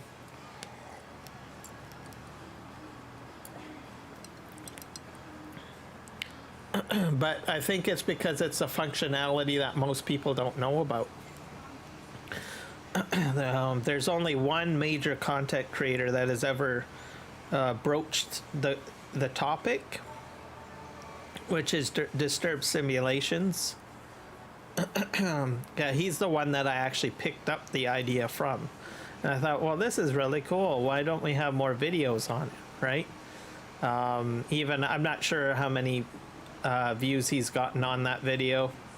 I should probably take a look, but it was very interesting. I thought he would do more videos on the topic, but he went other places. Mind you, he's deep into, what is it, Terra Life and Maze Plus. That's a whole boatload of content in a half to do. And he's always been consistent at making videos for that content. And on the odd cuff, he might do like, I don't know, some other content on GPS mods and Courseplay and Auto Drive. But doing Terra Life and Maze Plus and animal grazing and all of that, I mean, that's that keeps it pretty busy on content. So I imagine that's probably why he didn't take the topic any further on it. And you know, he found a niche that he kind of sticks in, which I can respect and admire. But maybe if I just continue with this particular subject, maybe I can create my own niche, right? I've got a channel of about 500 subscribers so far, and I have about 500 views. So if I consistently make more videos on that, maybe I will become the, I don't know, multi pickup and delivery Courseplay guy or whatever. I don't know. Who knows? Anyways, I just have to build that and get that niche going. I could easily go ahead and make auto drive, basic auto drive and Courseplay videos and follow that niche, which would probably garner me maybe a fair amount of views, perhaps. But I don't really want to just rehash content. Mind you, doing YouTubing and stuff like that, that's part of the game. You just take an idea that someone else has done and just make it better, right? That's sort of exactly some of what goes on within the environment. And I do it, and everybody else does it. But I think, though, this information, adding the extra mechanical information in is great, and creating a small little niche and stuff like that will work for me. Plus, it's a small little project. So I'm going to probably continue to do that. I think it will work for me. Like, I thought, well, should I continue on with it, or should I just let it die off and just jump into 25? And I've been thinking about it consistently, saying, well, should I just give up on 22 tutorial videos and just jump into 25, right?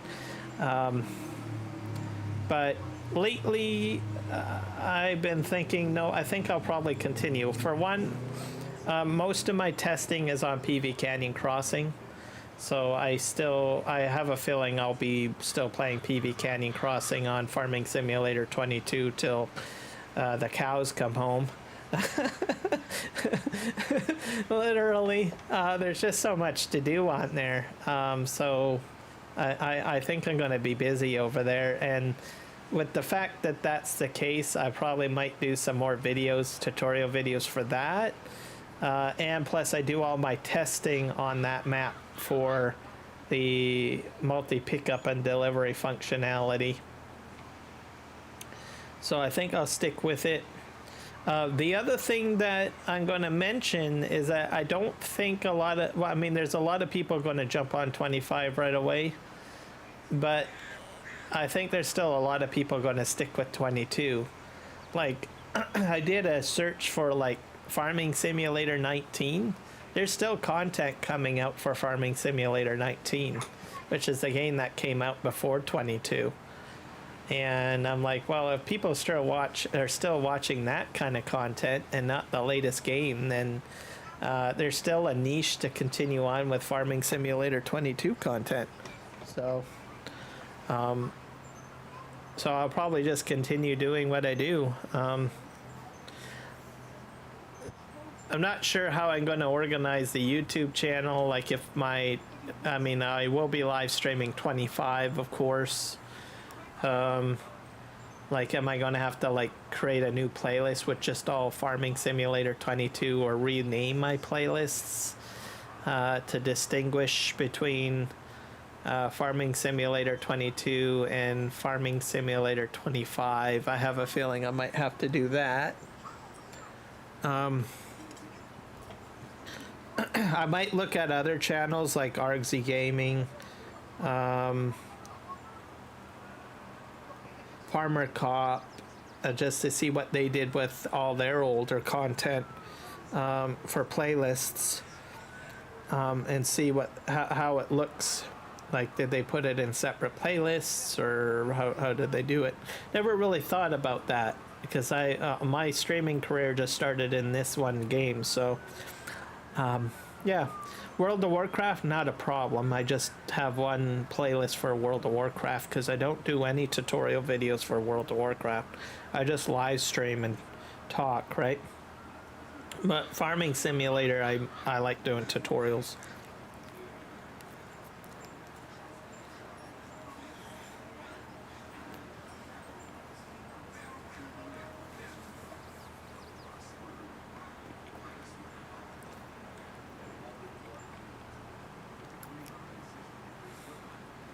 Anyways, I got off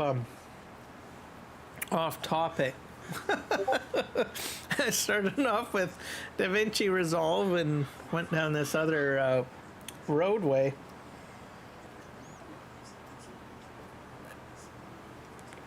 Anyways, back on the DaVinci Resolve. So It's a powerhouse application, so I usually have started small projects to try to figure out the different portions of it because it's a very complicated application. I mean, it's like a multi-tool. It's almost like one of those Swiss Army knives that got so many tools you don't even know what to do with them all. And you probably are going to only use one or two tools out of it, right? So, you already know that I do a couple of tutorial videos in there and built everything out of there, a few of them. Those projects are very large to do because there's all sorts of bells and whistles to do a tutorial video. You need to have an idea, you need to record it and have an action plan how you're going to record it. And then you got to get into those two things which can be involved in itself. And then the other part of it is you need to edit it, which takes you into DaVinci Resolve, how you're going to present all your information and all of that jazz. And that does not always go as planned. And plus you're learning the tool at the same time. So a couple of my tutorial videos look pretty good. There's a few things that I wish I had done. I'd taken a different angle to. There's certain images you need to edit in a certain way. Why didn't this side get done over here? Why do I have like... Yeah, see, there's so much seating needing to be done. We're going to do this manually. Anyways. Courseplay did not do a very good job, folks. Oh well, I'll just do the rest of the seating manually. So back on to DaVinci Resolve. So I did a couple of tutorial projects, and each project I do, I learn something new. So, and I figure things out, which is pretty cool. The video layouts that I have for my live stream are all built in DaVinci Resolve. So the vertical layout, the horizontal layout, all of that I built in DaVinci Resolve. And I decided to do those in DaVinci Resolve because it gave me the option to sort of learn and play with some of the more advanced functions of DaVinci Resolve without having to think too much on, oh great, I gotta record this, I need an action plan of doing a tutorial video, all of that stuff, right? So it takes all of that out of the way, and I just jump into a project where I can actually start building something and visually, basically the visual creative aspect of it basically is what I've been trying to do. And I consistently go in and I try new stuff. And it looks good. And then if I can get some of that part of it organized right, then it will help out with other functions too, I think. Let's see here. I don't think this is wide enough.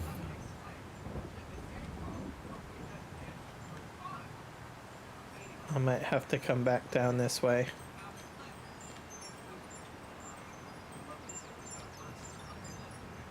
Yeah, I'm not sure what happened with Courseplay here. That's very different. I'm gonna have to update Courseplay, I think, again down the road.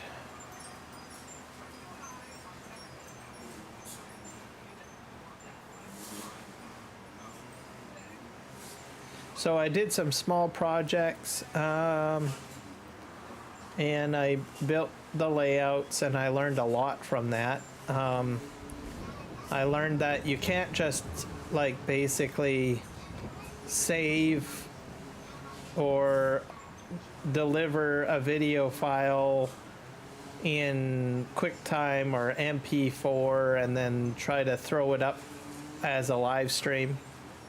You have to optimize the images and the video files and all of that stuff, which is a fair amount of work, extra work.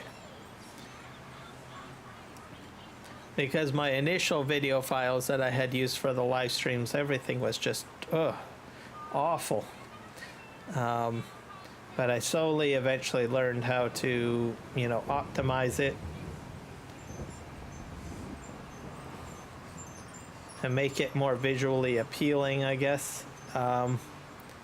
There's probably some more work I need to do on some of the straight live stream layouts, but these were just small projects, right, where I'm focusing on more of the presentation and visual stuff and seeing what I can do with the program.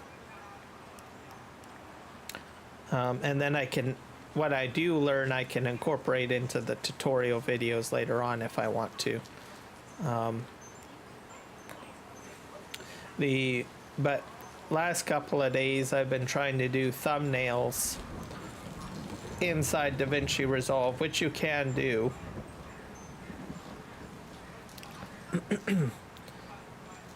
And some people make some pretty interesting thumbnails, but you really need a lot of know-how, knowledge on how to do that to make it look nice. Most of the thumbnails that I had tried the other day didn't look nearly as good as what I do with an actual pure graphics program. So I use Pixlr, by the way, which is a website. It's very simple. That's how I get most of my thumbnails. You get to print out, save about 3 thumbnails total per day. And then that's about it. Then you gotta wait till the next day, and then you're able to refresh. That's probably the only downside to it, but it's very simple. I can usually put a thumbnail together pretty quick, and I've gotten used to the simplicity of the program, but at the same time a lot of the beauty of how I can make my thumbnails. I was going to go into DaVinci Resolve and make thumbnails because you can do 3D layout and effects, but I don't think that turned out very well. I'll have to do a lot more practice with it before any of those thumbnails will look good. So I probably will stick with Pixlr for the most part until my skill level gets a little bit better with DaVinci Resolve. It takes a lot longer to build a thumbnail in DaVinci Resolve compared to using a like Pixlr or Photopea or something like that. Especially if you go into Fusion, because it's all node based. And you really need to understand your nodes, and then there's all sorts of settings and stuff like that. Whereas if you're using like Pixlr, it will automatically like take out some of the frustration out of the whole process for you. So I don't think I'll be using DaVinci Resolve for doing thumbnails, unless somehow I can get a standard look that I can just easily plug in a new image and modify a few settings and have like a thumbnail template and just make some changes. If I can do that, then perhaps it might be viable.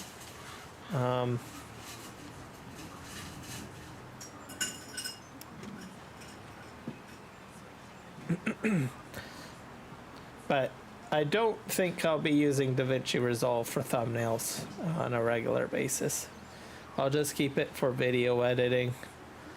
And then who knows, maybe one day I might consider using it for something else like thumbnails.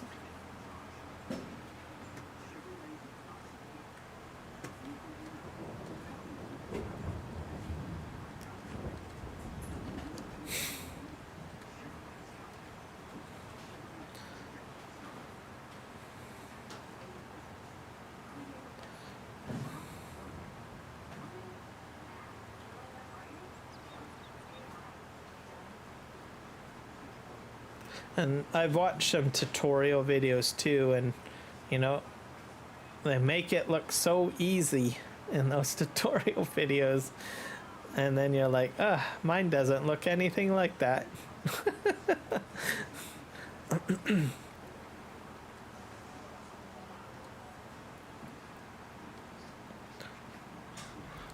But it's understanding the tools, and then at the same time understanding the measurements. So you might put down a color, right? But then there's several different settings for that color to be applied to something. And understanding the measurements is probably what makes you good at it, right? And these tutorial guys, they know so much on it. It's just crazy. Hello, Maddox Balch. I don't know. I honestly don't know.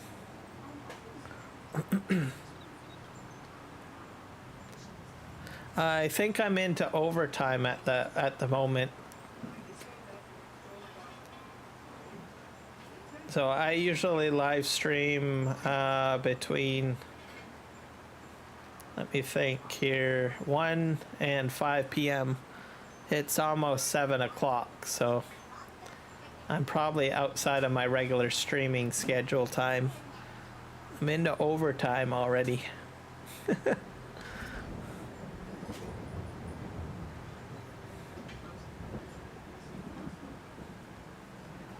I got to do a better job advertising my live streams too, I think. I used to be consistent at like broadcasting my streams on social media, which I probably should get back into the habit of doing.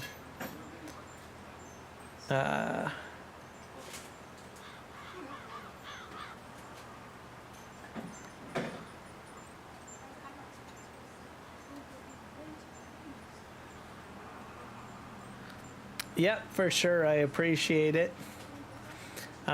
That's another thing too. Summer is over, so a lot of people have a different time schedule.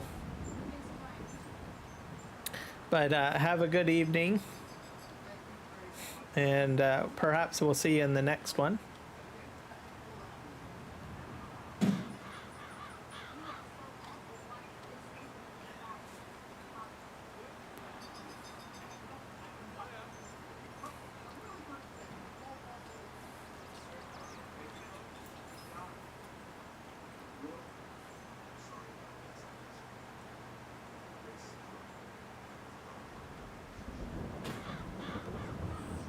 I'm gonna have to refill my seeder, I think,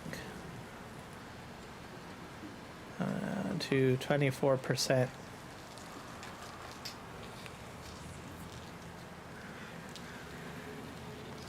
Or my planter, I should say.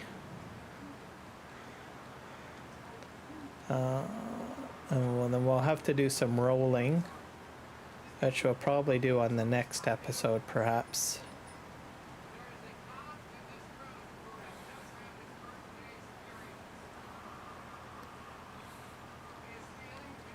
The other factor I will have to, let me think, plow.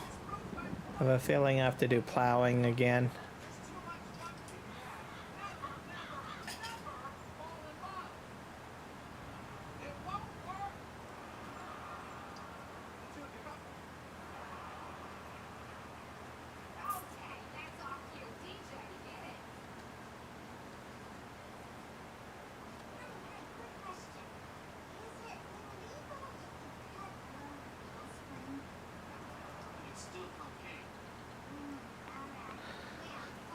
And just remember, guys, to hit the like button, hit subscribe, all of that wonderful stuff definitely helps the YouTube and Kick algorithms and all that jazz. I think on Kick you can only follow. I don't think there's any way to do anything else.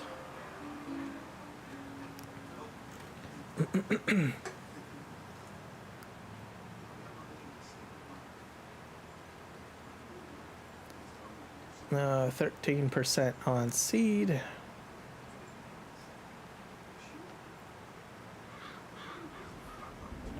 Finley Lange, what else?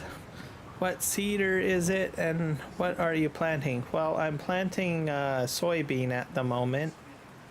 And this is a planter. It's a Horsch Maestro planter. It's probably the wrong color. You're probably like, why is it not red? So I have this. And I'm planting soybean. I was using the Amazon and I don't know what had happened, but it would not do any seeding. The Amazon seeder had broke. And I'm confused on that. So I decided to take the planter out. As I know, please have soybeans on it, because usually planters only stick to certain crops, right? So fortunately, this one does have soybean as an option. So my last live stream, everybody voted for soybean, so that's why I'm doing soybean on this live stream. Do you have a cab over on this map? What's a cab? Cab over, I don't know what that is.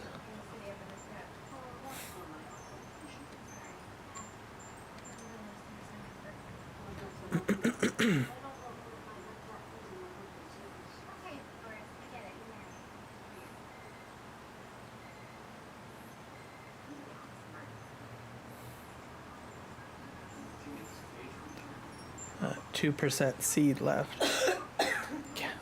Do you have a cab over on this map? First thing that when you say cab, I think of taxi cab.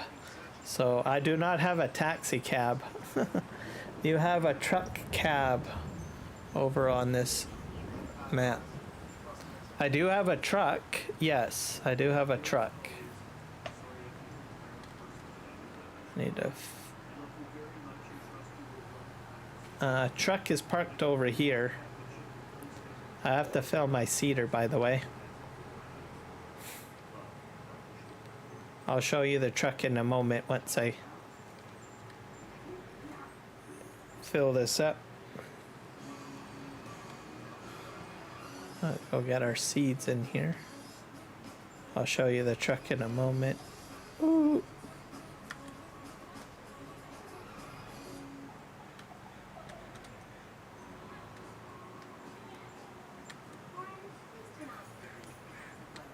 Why is it not filling?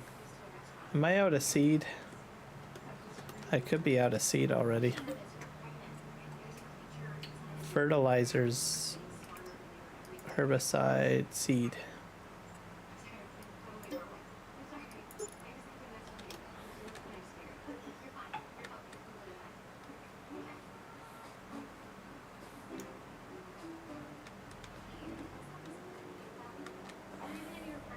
I might be filling on the wrong side. Oh! I hit the trigger.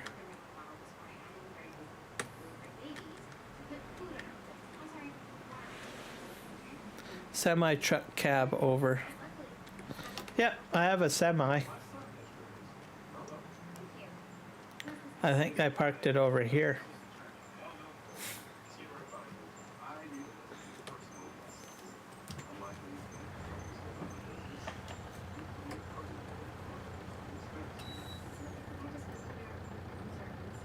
There you go.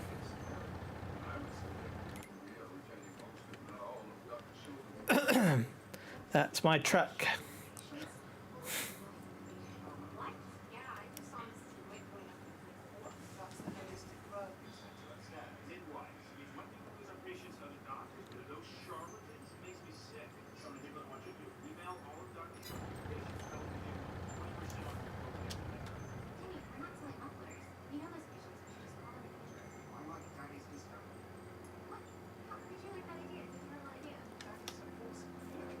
But that's the only truck I've got on this map at the moment. So, if you watch me play PV Canyon Crossing, I've got a lot more trucks over there. As an example, I've got a lot of TLX trucks. Simply because most of the loads are way too heavy for the Platinum DLC stuff on here.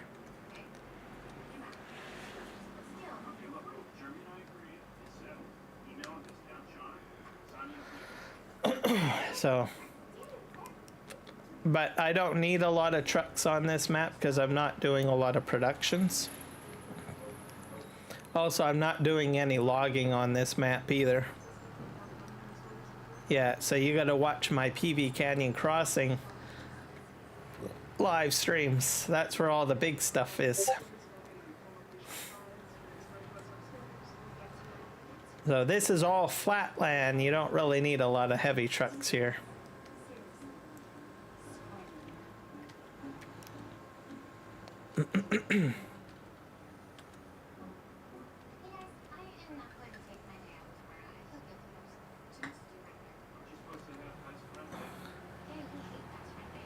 Also, I did a lot of bulldozing on yesterday's live stream, by the way. I was doing a lot of terraforming. You probably would have enjoyed that because I had some dump trucks going. I also had Cat Bulldozer D10 running. And I was moving a lot of aggregate material, rock basically, on that map. And then by the end of the stream, I had put down my silage bunker and a beehive production as well, which worked out fairly nicely. I won't be back on that map till I think maybe next Saturday, most likely.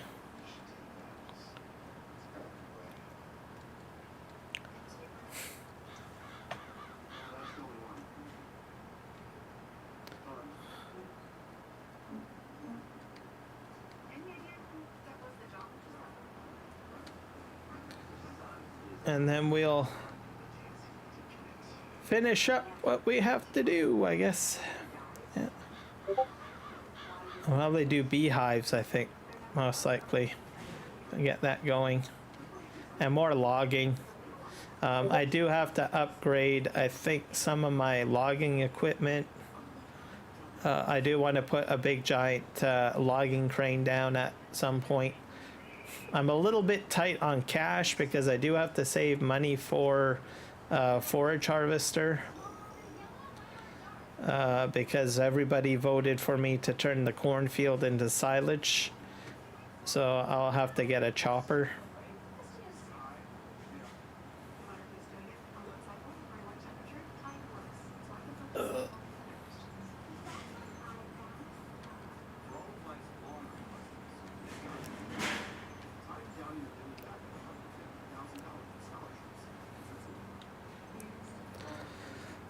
And then I will also be returning the Fraser Valley map. That will probably end up getting some pretty heavy trucks in there too, because that's a logging map.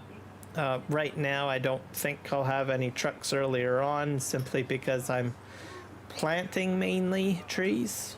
And it's going to take 2 in-game years before those trees are finished growing, before I can chop them down.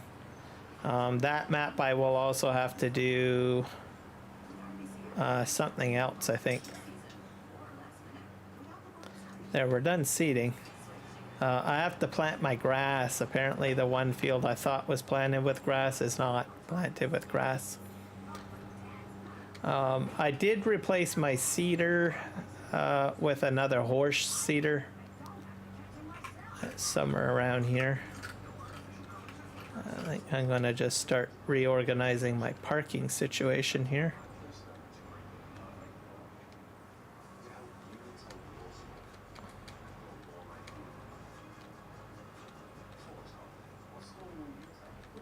I'll probably park this like right here.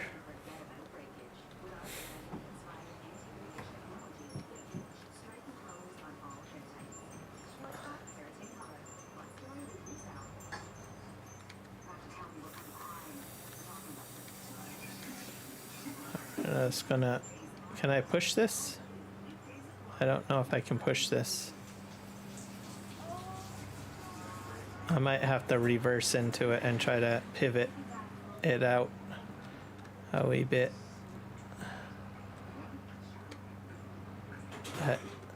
The parking area is a mess, is what I'm trying to get at. I got no organization whatsoever. I probably have to put some sheds down, just so that everything is more consistently organized.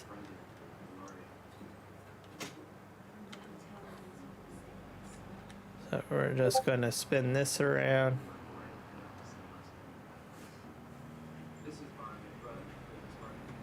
Without clipping that.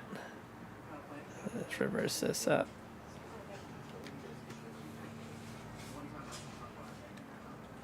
Park this right here.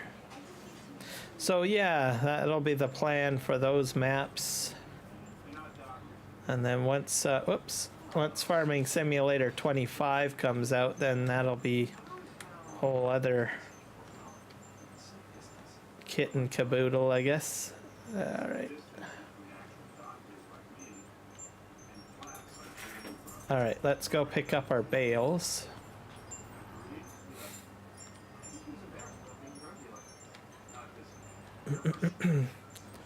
That is next on the list.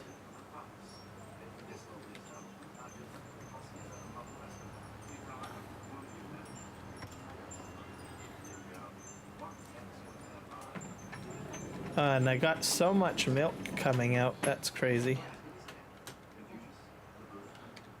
I'll have to get the roller going too at some point. We'll just get this all picked up.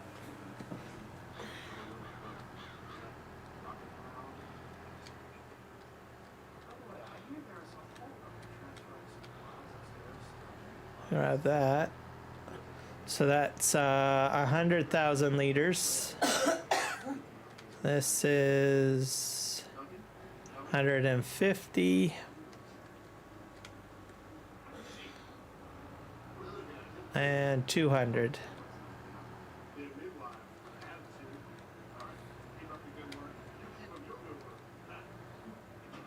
I think. No. Yeah.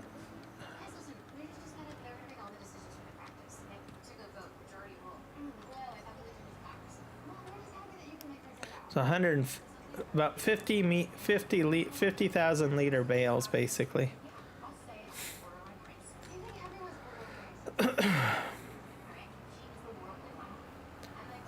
For this map, I will be buying some cotton equipment. I think I got all the bales picked up. Yep. To do that one field over there. I don't know when it'll be ready for harvest. We will see.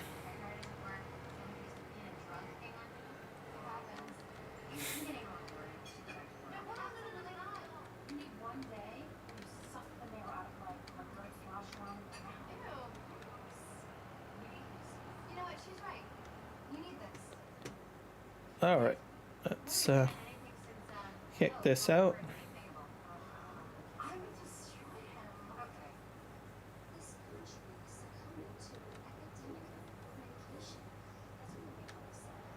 All right, perfecto.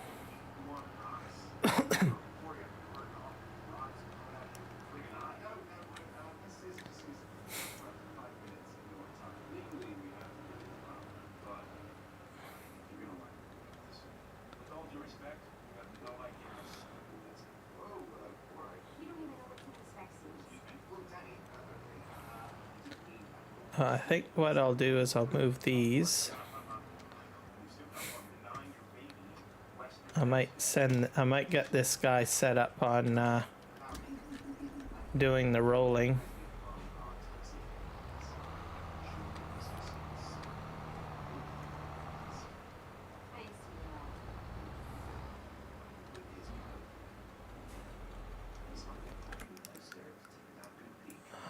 All right, let's get him rolling.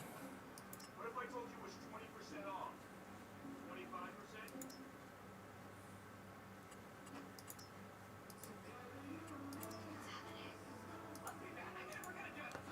25%? And then we'll go and create, generate course. I'll do 2.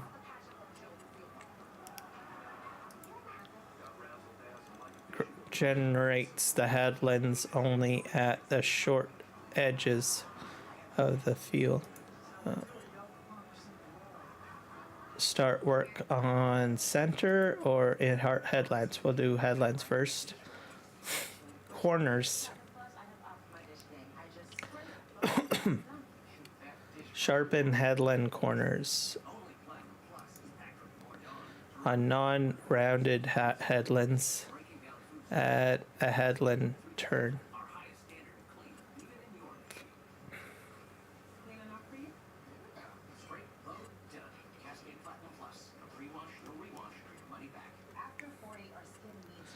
Positive values reduce field size. Negative increases the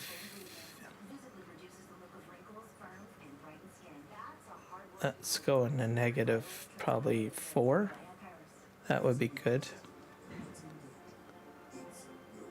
Field center, up and down. Or you can make it spiral, but I think we're going to do up and down.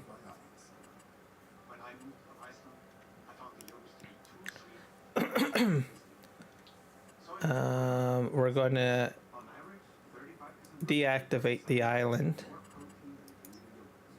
And we'll generate the course.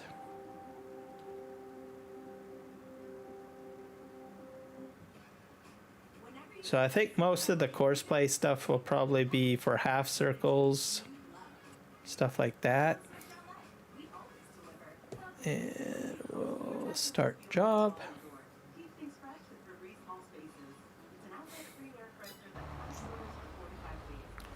We'll get him going. Hopefully he'll do a lot better than the planting. I think I'm sort of getting an idea how all this works with the new course play.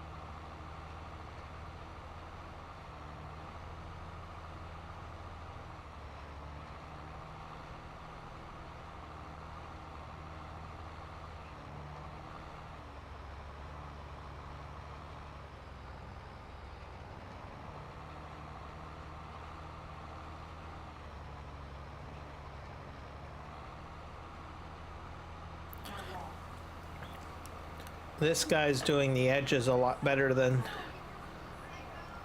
the other machine.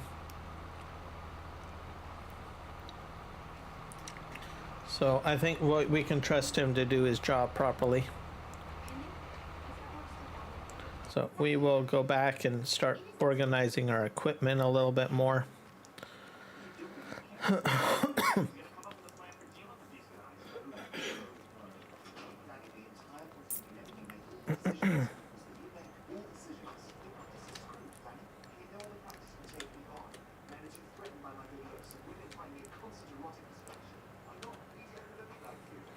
We're gonna fill this guy up with silage additive because I think I've got some over here. I keep on forgetting to do that.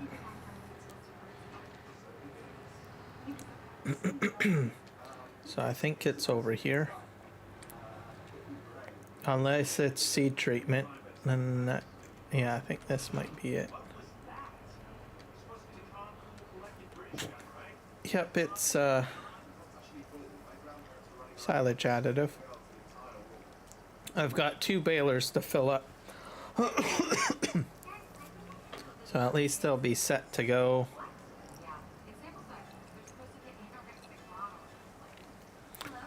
This gives you basically a higher yield on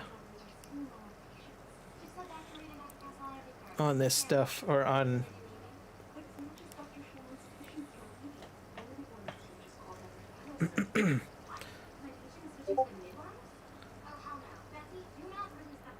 there we go. He's filled, and then we'll fill up the other one momentarily. There's another bale there. Darn. So we'll park this over here.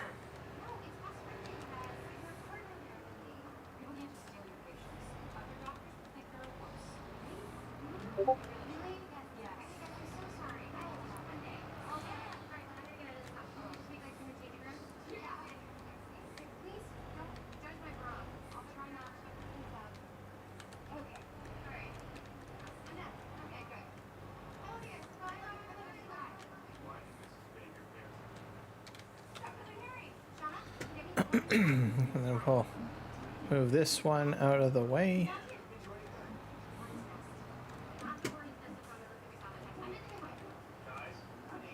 This is a sprayer. We'll probably be using the sprayer fairly soon on one of the streams because the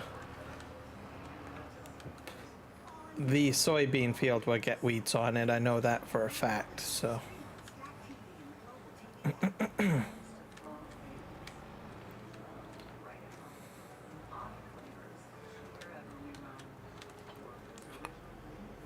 There we go, and then we'll put one more baler there.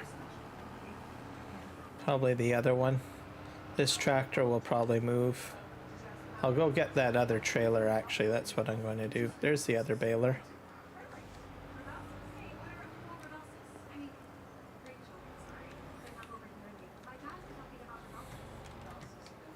Back this up.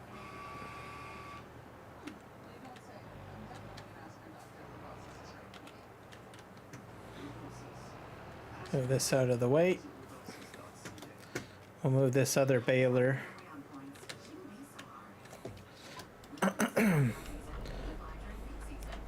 Looks like we got some more. We got more milk and we've got more wool. So we'll have to move some of that out of the way. Eventually I'm going to have to sell the milk, I think. This has quite a bit of silage additive in it. I'll just top it up though.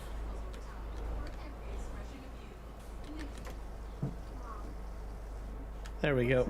We're at 100.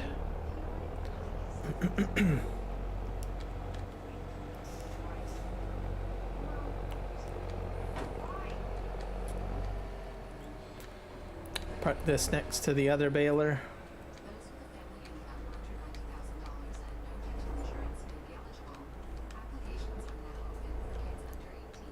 At some point I will have to put some sort of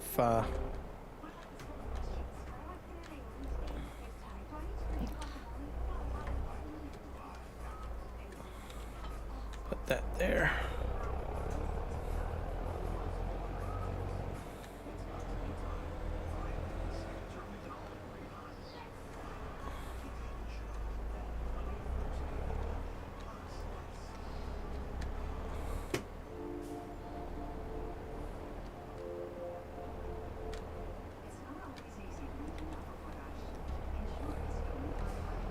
And we're going to park these in another way.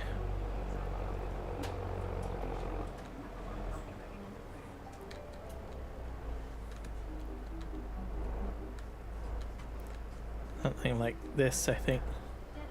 Oh dear.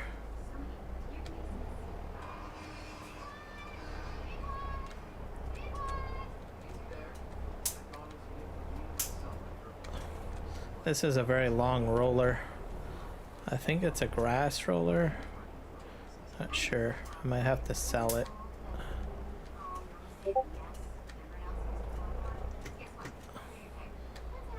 I might actually just leave this the way it was before. Yeah, probably a better idea.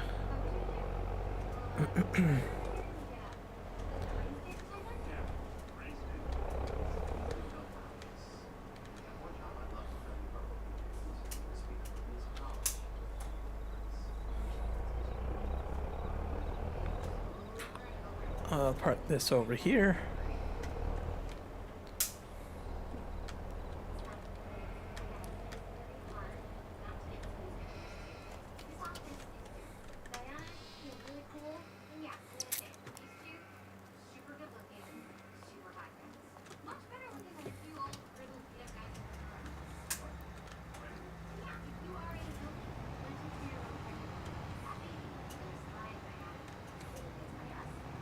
I'll park this right here.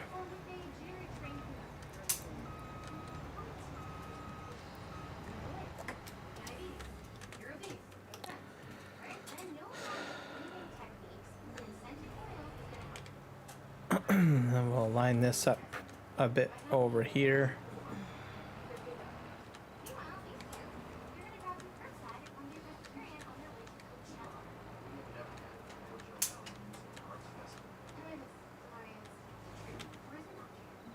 And then we've got some equipment over here that has to be cleaned. I'll just fly our way over here.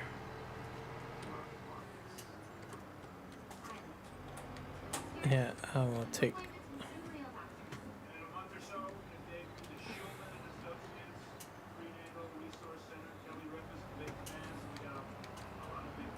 Yahoo!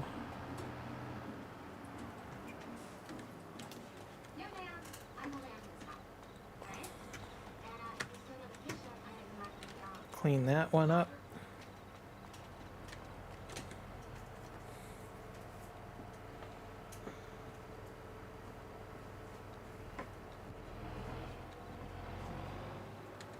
Not sure why it's not working. I think I forgot to hit the button. There we go.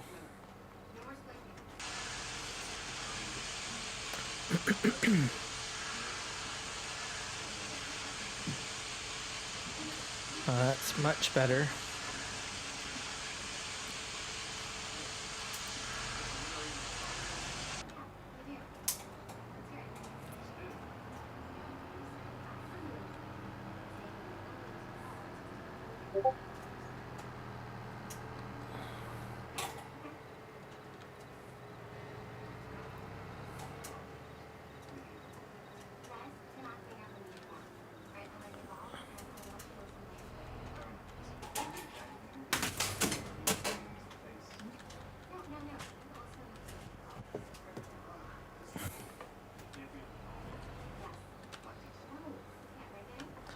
I can probably do one more piece of equipment over here that needs to be washed.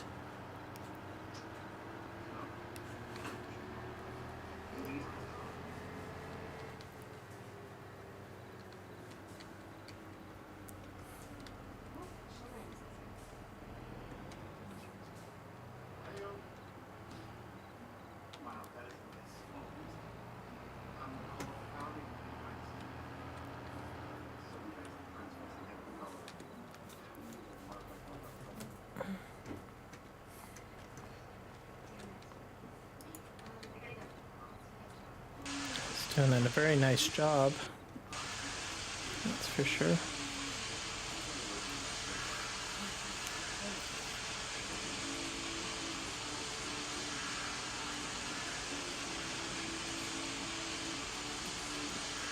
I think it repaints it too. This mod makes it like brand new or something. I'll have to remember that, as it doesn't seem to be as scratched up.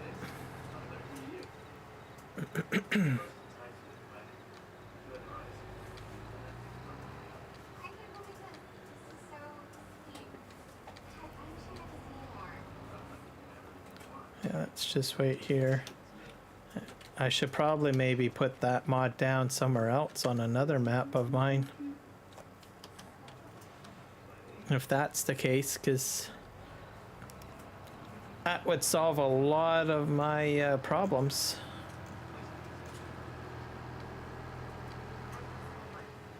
Especially with this mod, because the paint seems to diminish quite a bit on this tractor. It kind of makes sense, because usually these automated car washes, they put like paint protection on and stuff like that, and wax, instead of just,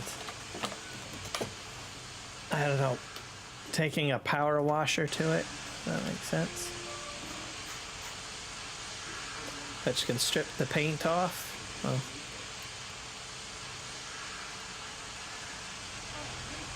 yeah, see, that's way nicer. Alright, well, I'll have to remember that. I should probably put it on PV Canyon Crossing, I think. I'm not sure if I have that mod installed over there or not. I'll have to remember that, I think.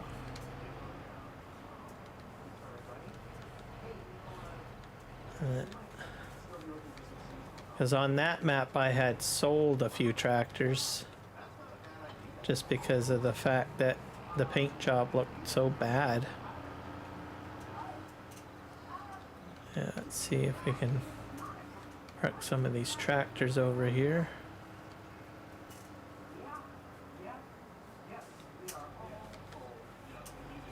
I'll park this right here.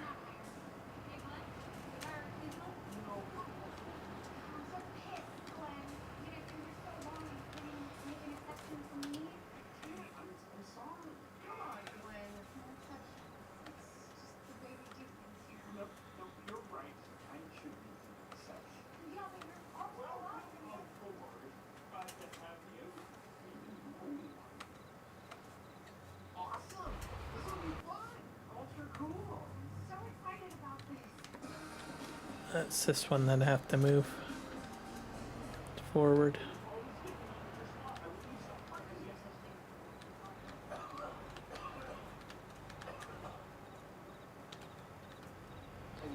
There we go.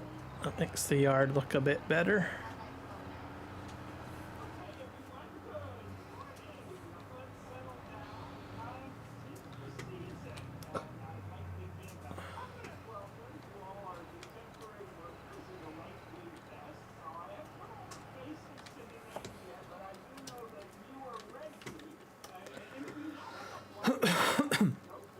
All right. I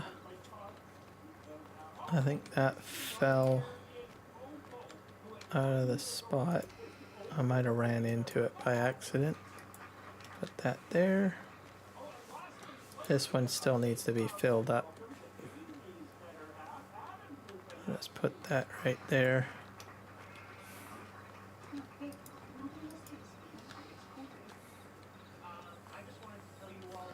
Let's go ahead and grab our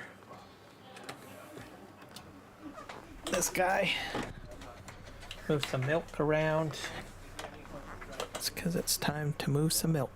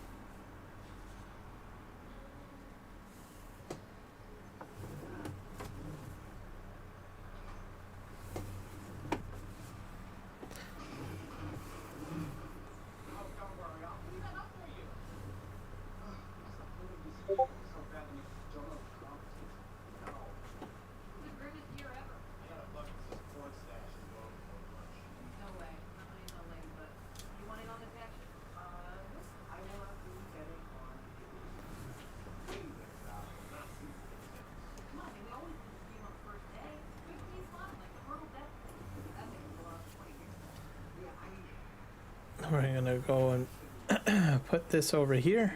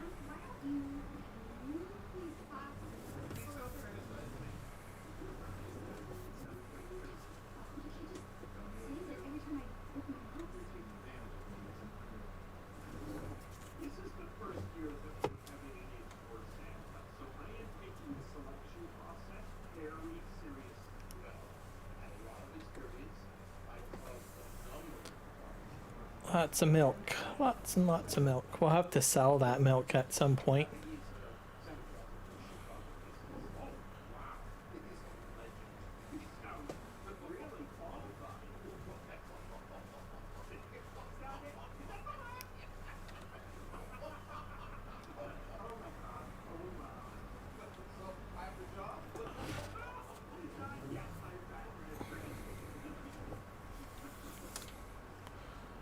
Let's just put this up here.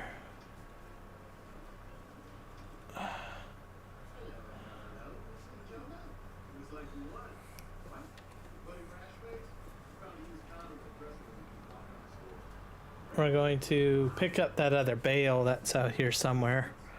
And we're going to move it over to this area.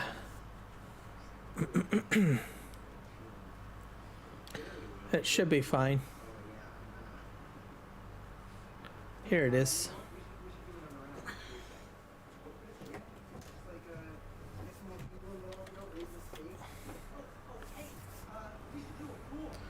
We'll reverse up.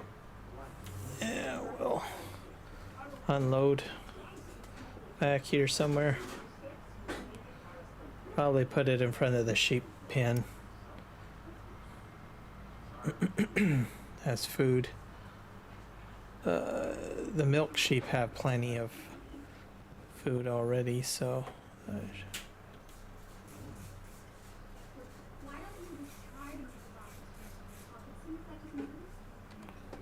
there we go.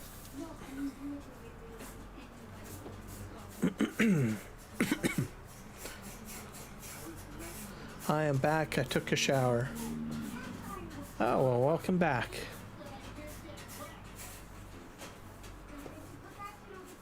I'm gonna just spin around in here, I guess.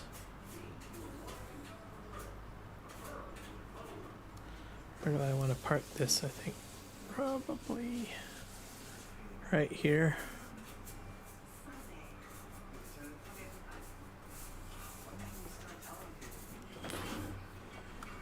There we go.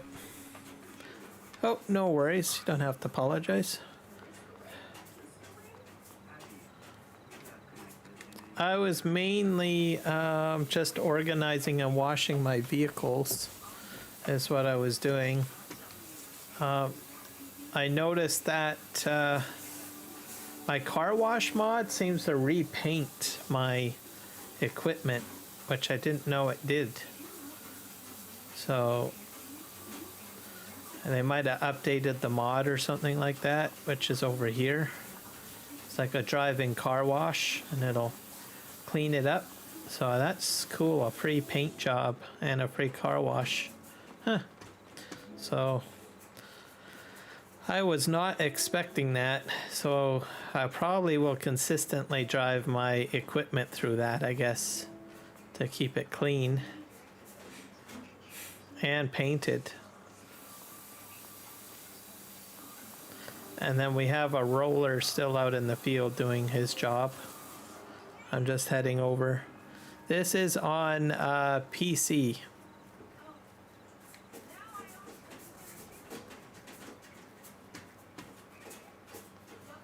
This is all my honey. I got quite a bit of honey here. I might have to sell that at some point.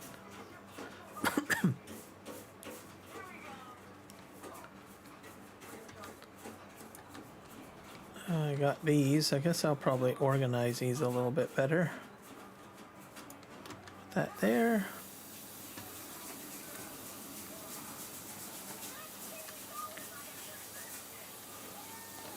That there. I got eggs over here. I don't have to really move the eggs quite yet. More eggs over here. I think I got lots of food still.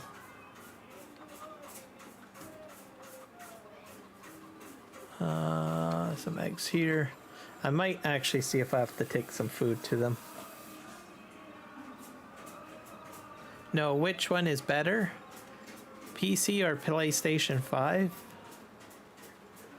I would say PC is better.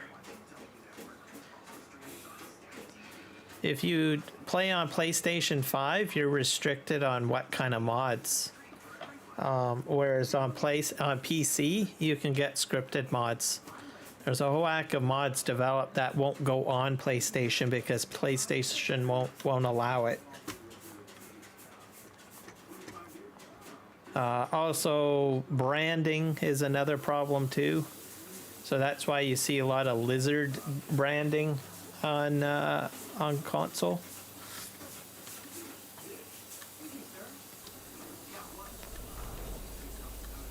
Actually, I think I could probably, I'll take this. Let's see if we have any more.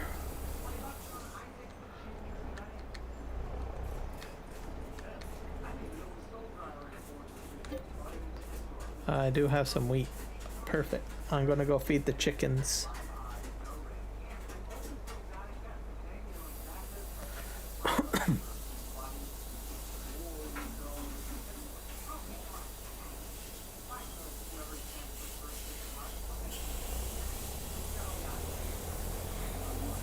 Yep, that's the reason. Good reason to be on PC.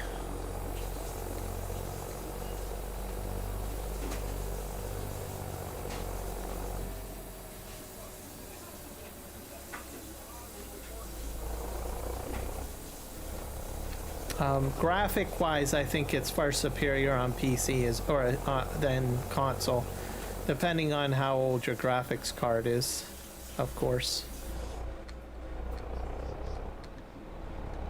But PC, you can do a lot more things. Modding being one of them. Map development, I guess, is another. Oh. Just fill this up.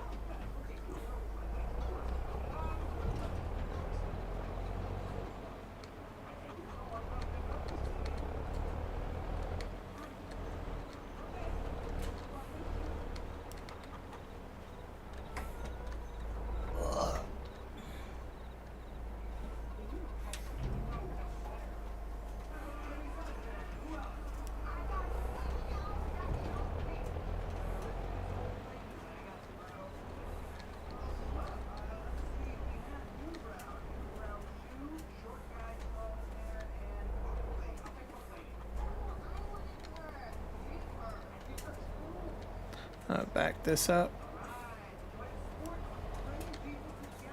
Also, you can do a lot. You can play on larger maps too on a computer as well.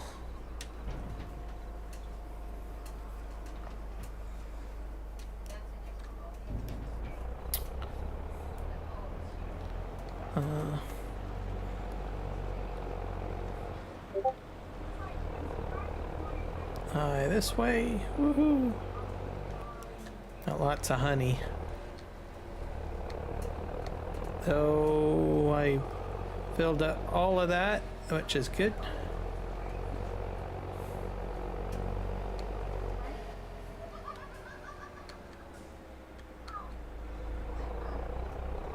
You make a lot of big mods. What kind of mods do you make?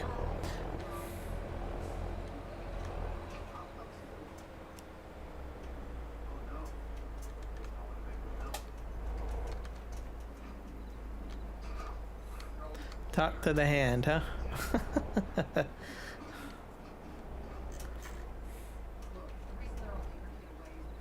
Well, how are you supposed to get people interested in what you make if you don't talk about it? That's what most modders do. They usually talk about what they make and tell people where they can get their mods from. Because if you don't have people utilizing mods, what's the point of making mods, right? Trucks, tractor maps. Ah, okay.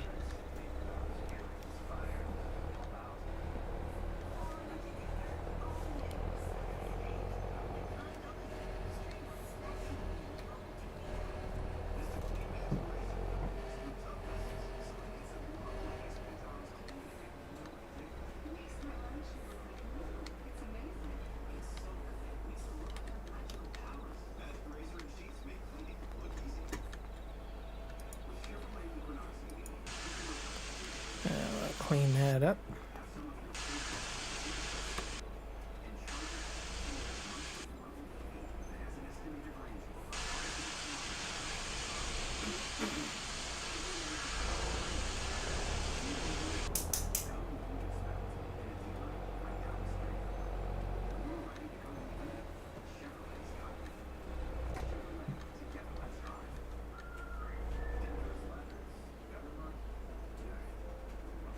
You're in testing? Ah.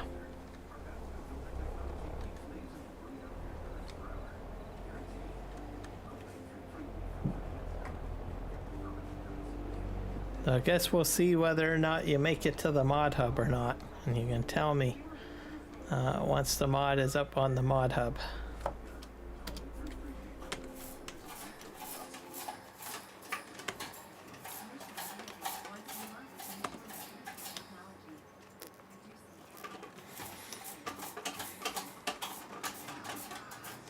Yeah, I think we got all of that squared away.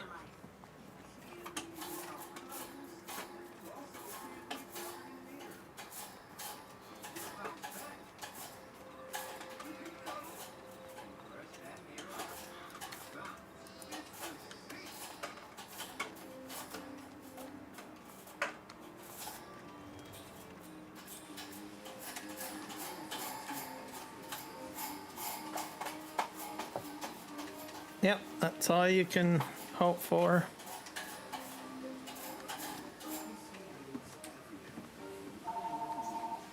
If it doesn't pass and you have issues, you might want to reach out to the Authentic Mods Discord channel.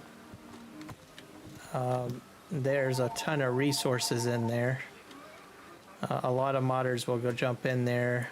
They'll have discussions on mod creation and testing and stuff like that.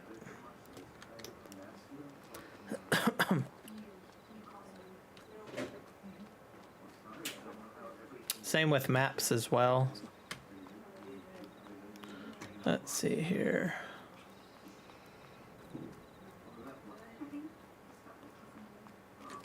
Let's go and take a look and see.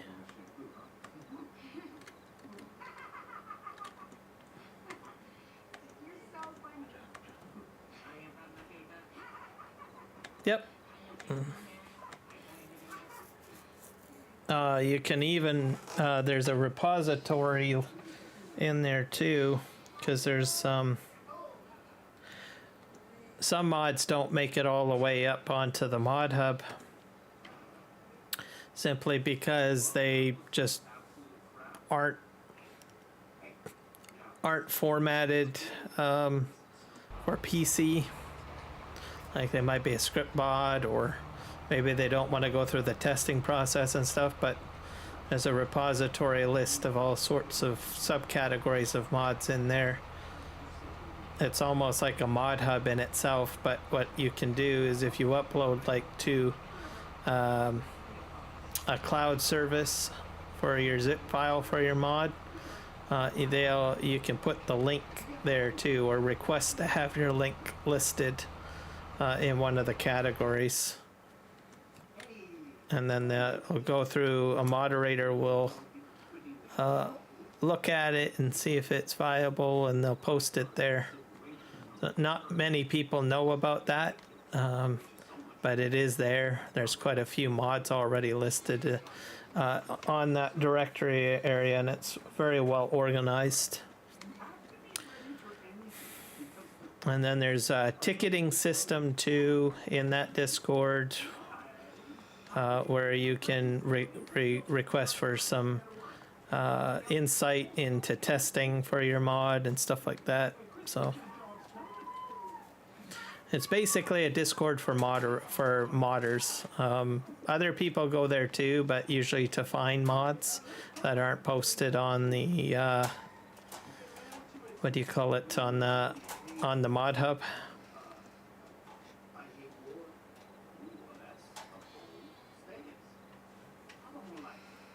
My next live stream will probably be on Saturday. Well, I'll probably have some World of Warcraft streams throughout the week or whatnot, late night, but farming simulator ones will be on Saturday.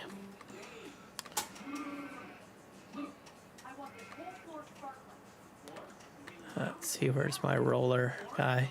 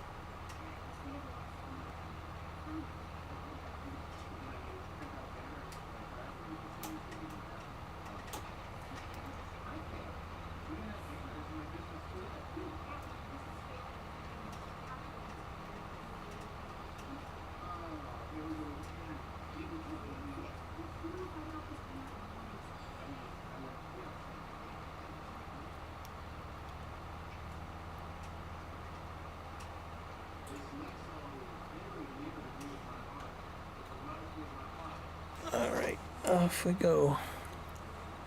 Oh.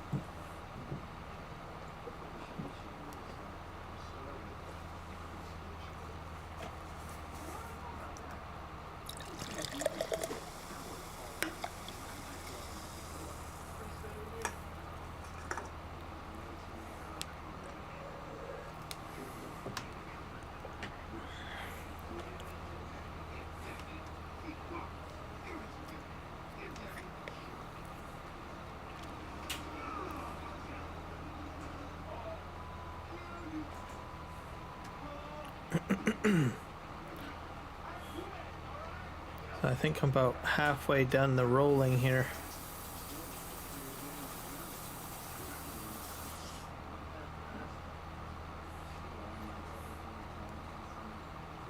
So I think we'll go for at least another 7 minutes on the live stream, and then I'm probably going to cut it out at that point.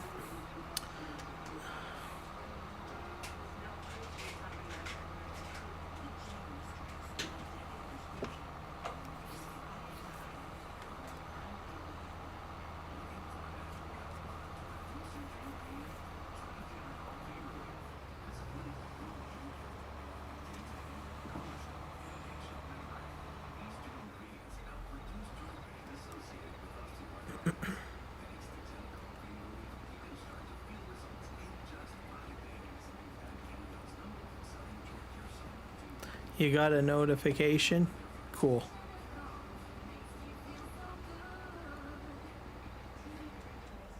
What did your notification have to say?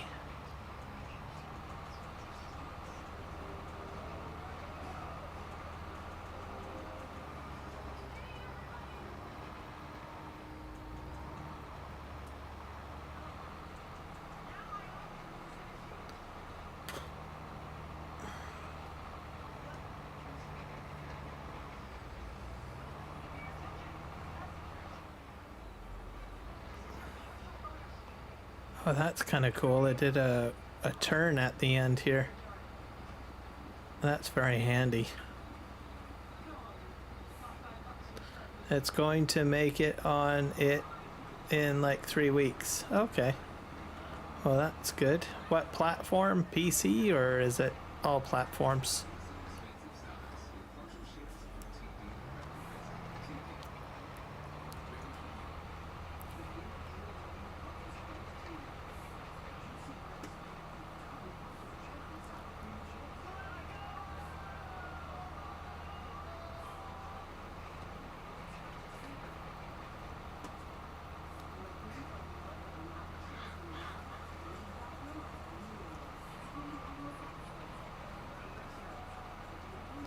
Da, da, da, da, da, da, da. All right, so I have to wait. Yeah.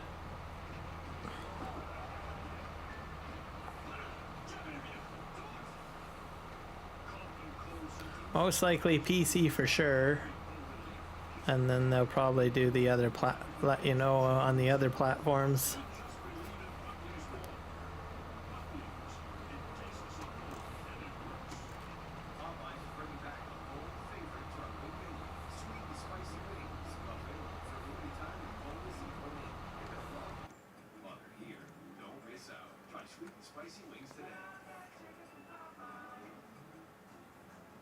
Here, everyone saves adulting for another time.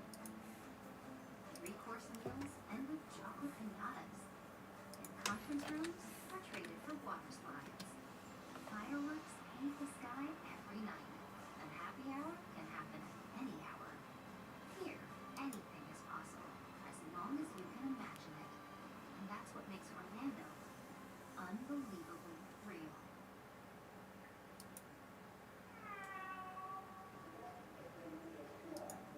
Let's go play.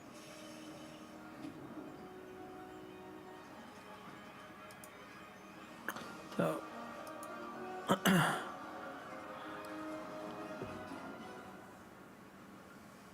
I'm up to 473 subscribers, so thank you to those that had subscribed to my channel earlier on today. I appreciate it. We're slowly getting up to 500. So it's, what is it? I need about 27 more subs, and then I will hit 500. Be sure to check out my community posts. Today I did put a link to about the latest course play editions. I've had to play around with it a wee bit myself. Some of it's very complicated, but it looks like there's a lot of support for pivots. So it should be very interesting. I'll have to check that out. Semi-truck, cool. We always need more variations of semis in the game, which should be good. I'll have to check it out once it gets onto the mod hub. Maybe it might be something I might add to my fleet. Especially on, I use a lot more, I don't use too many trucks on this map. But like I said, my other maps are more logging kind of related and multi-production. If it can haul a lot of weight, then I'm really on board. I think only one truck I've come across can haul a lot of weight, which is the TLX.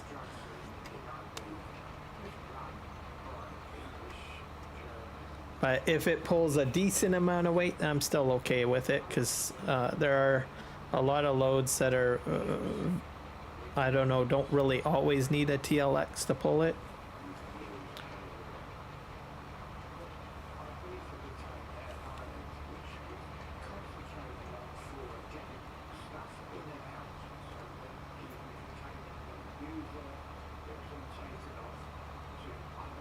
I have a tractor that is coming in 2 months. Okay. What kind of tractor?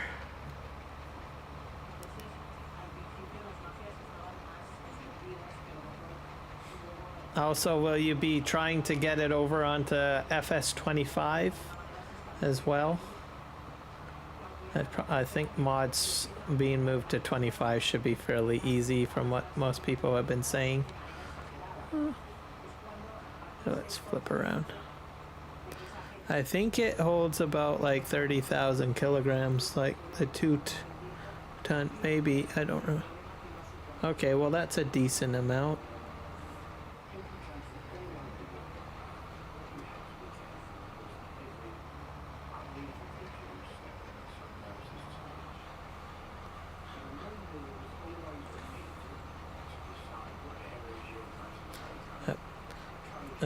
If I can pull a lot of weight, then that's good, because especially on PV Canyon Crossing, there's a lot of materials that are heavy, and I have like flat deck trailers that pull a lot of, that require a truck that can pull a lot of weight.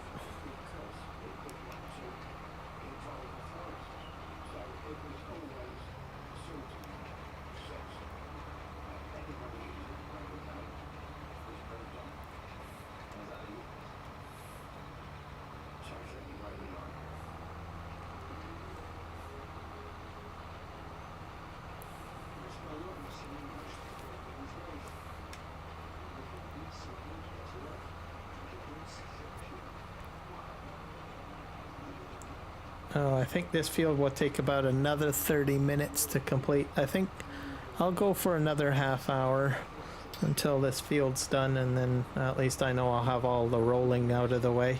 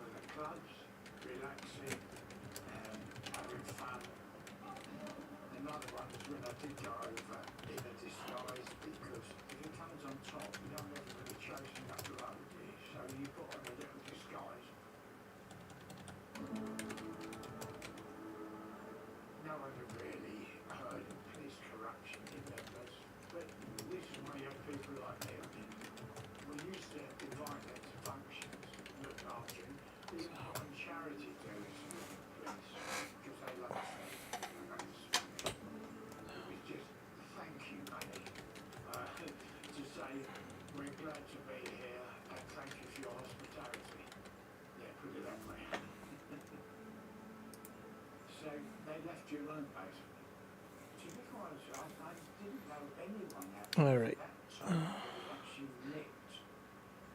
I go to my channel. Remember, guys, to hit like on the videos, whichever live stream you're on. Definitely helps things out. I'm going to actually do that right now. As drugs emerged in the 1980s, it became clear that the police would have to have a presence. Go ahead and do that. There we go. I actually forgot to do that at the beginning of the stream myself, but I hit my like button on there. Lots of people are watching the horizontal, so that's good. I got lots of likes on the horizontal, so I'm quite happy with that. That tells me that people prefer the horizontal layout still. Vertical, I've noticed over the few months it's kind of died down, but I think there's other factors going into play with that. It's not to say that it's not good to continue with vertical streaming. It's just, I don't know, not the season. I think during the summer months, usually more people are inclined to watch vertical streams because there may be more outdoors or out and about. They might have more time off and they'll swipe more on their phone. John Deere and all my mods are going to Farm Sim 25. Okay, so I'll have to look out for that when they all hit.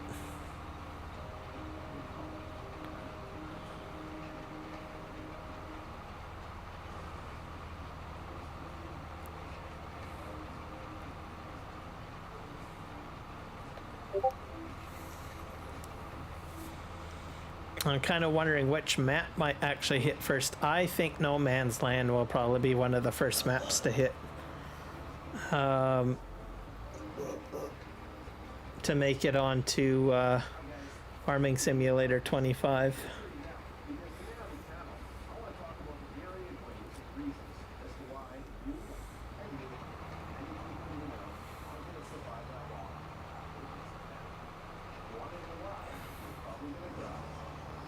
And we're spinning around here. And we're staying inside the field. That's amazing. Alright. See, I like this turning mechanism that they're doing.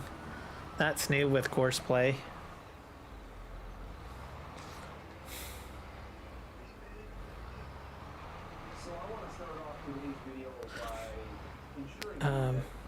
And as for John Deere, I guess I'm kind of warming up to John Deere.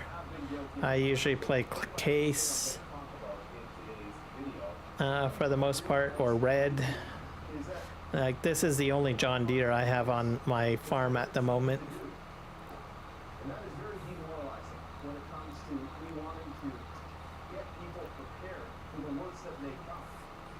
Because unfortunately... All right, well, we'll see you later, Finlay. Well, maybe we'll see you in the next live stream. I'll be on Farming Simulator 22 probably next Saturday. My other streams throughout the week will probably be World of Warcraft. Because let's face it, that's a lot of work. Today, everybody wants to do things the easy way. And I've never understood that mentality, because if you always want to take the easy way out, you're just going to make things harder on yourself in the future. Many people are simply not physically, mentally, and emotionally fit enough to be ready for the rigors of a world without electricity. Because everything that you had machines do for you is going to have to be done manually. What are you going to do? Hi. There's not somebody there to fix it for you. And you have to figure things out on your own. It's going to be very stressful. I'll give you my pink hand. There you go. I like to quote from the movie The Edge, Anthony Hopkins. He says, "What one man can do, another can do. African boys would go and slap a lion as a rite of passage, or Aboriginal boys would have to kill a bear with a spear in order to prove their manhood. So if they can do it, then I guess the thinking is, why can't you?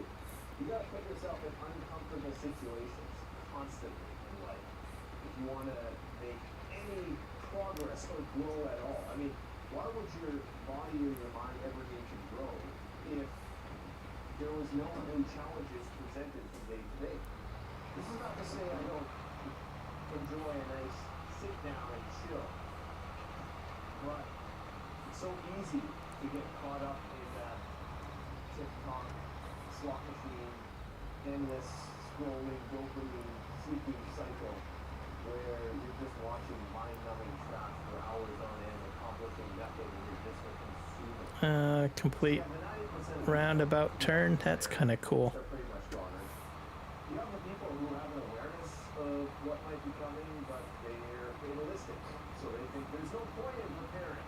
I think that definitely covers all your area, more of your field area anyways, by having that churn mechanic in. Nuclear war is unsurvivable. So what's the point in even trying? Who would want to live in such a terrible world? The problem is that there's a good chance that you're probably going to survive, and you're going to be looking at your kids and your wife. We're looking at you, trying to find some sort of guidance on what to do next. You're going to be dumbfounded, and you are going to be absolutely useless. Don't be fatalistic, because chances are you'll survive the initial blast. Whether you survive thereafter is something else altogether. It's not going to be the end of the world. It's going to be the end of the world as we know it. If you are addicted to drugs and alcohol, you might as well just get your ass goodbye. Because when those withdrawal pangs kick in after the shiggy hits the busy, you are going to put yourself in really stupid situations. As for criminals, thieves, as the saying goes, assholes get wiped. I'm not worried about them. I think with the larger implements, it takes a little bit longer to turn with the new course play, but I think even with the other implements, or sorry, with the other way of they did it, still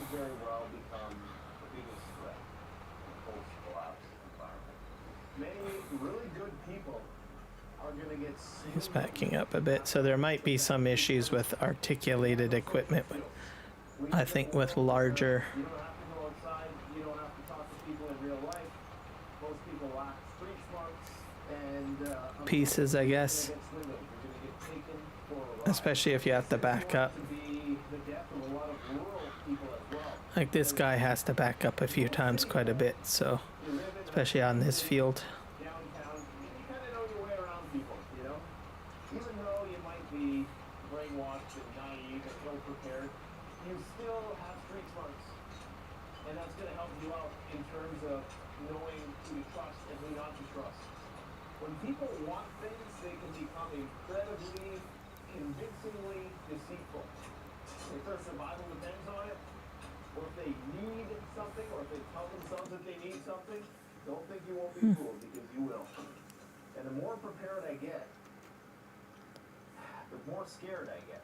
You know, when you start off with something, you go through that Goldilocks period, you know, between 3 months to the first 3 years of doing something new, where you feel like you're making constant progress and you're constantly getting better and you're seeing results every day.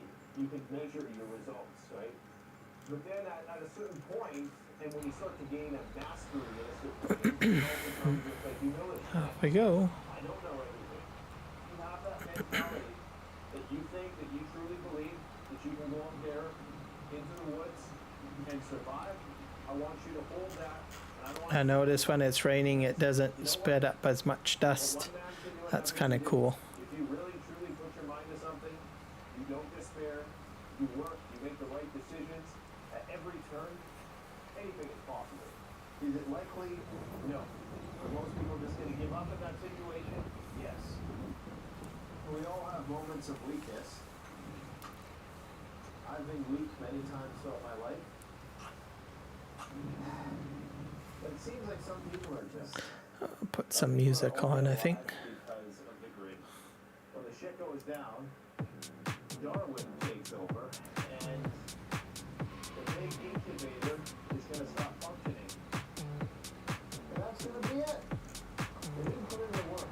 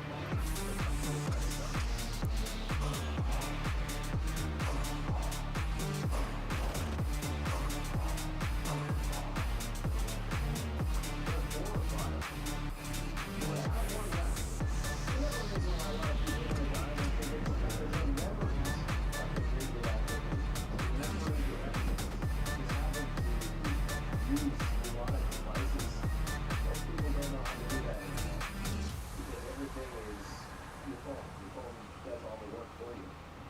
How are you gonna survive without your phone?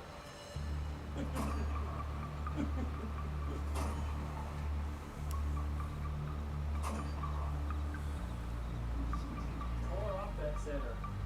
Alright, this time I'm gonna do one for real, for real.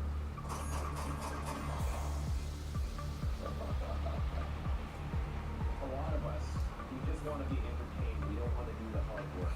We'd rather amuse ourselves with bad news, doom scroll all night. And it's unfortunate because when we try to show people what you have to do to live off-grid and show you the process of becoming more self-reliant, there is a subject matter. Because of course, it's a big investment in high level. My life would be a lot easier if all I did was talk about the every single day and I never acted on anything that I said.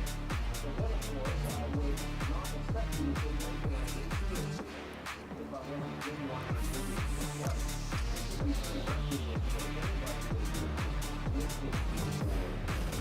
because they're actually trying to live a lifestyle and I'm not going to be an expert. I was a business expert for a long time. Like Adam, took every time around to doing a living off the land to get confident. Because I thought, hey, I'll rise to the occasion. The truth is, we talk a lot about how bad things are getting, but when you pair that with this lifestyle, you're actually growing things and you're creating things. It evens it out quite nicely for mental health especially. You know, this lifestyle is very rewarding. It is not just an insurance policy. It's a great life out here. And I think a lot of us have been sold this lie that you can only be happy living in the city. But I tell you, after working a long, hot day in the sun, sweaty, gritty, full of sawdust, you come in at the end of the day and you sit down. So as we slowly wrap this up here, guys, just want to suggest that you guys go check out the Farm Sim Freak. I'm gonna post his channel in here for you guys. Go check him out, say hello. He will be he is actually live streaming as we speak. So go say hello. Tell him I sent ya. If you're on Kick, you can check him out on YouTube. There's a link.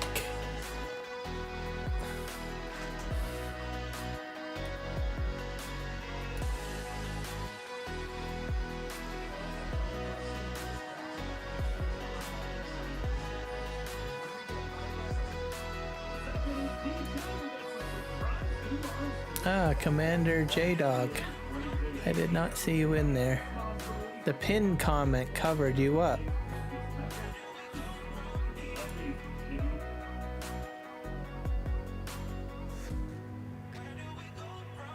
I wonder why it does that on here.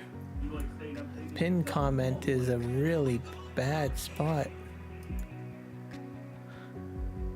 Oh, I have to collapse it, that's why. I haven't played WoW since Wrath of the Lich King. Yeah. Commander J-Dog, I did not see your comment there. I did not know. When did this happen? Starting out today with new ones for all platforms, we have the 8R Series Black Hat. Includes the Junior 8R, the 8R Clean, as well as the 8R X. Probably heard some of the RC in the R that the wheels are black. Also, our hub, OEG, are also black. Now, most of all this stuff is customization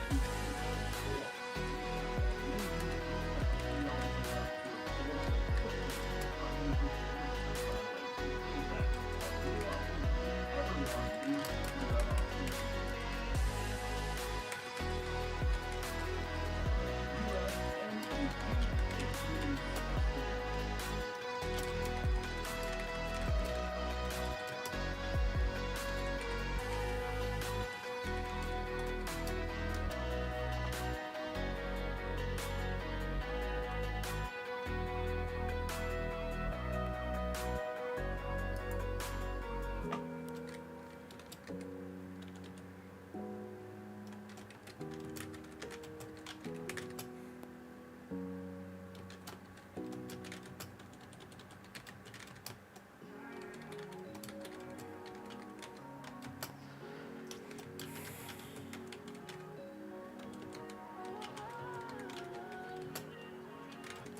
Lately I've been thinking about you.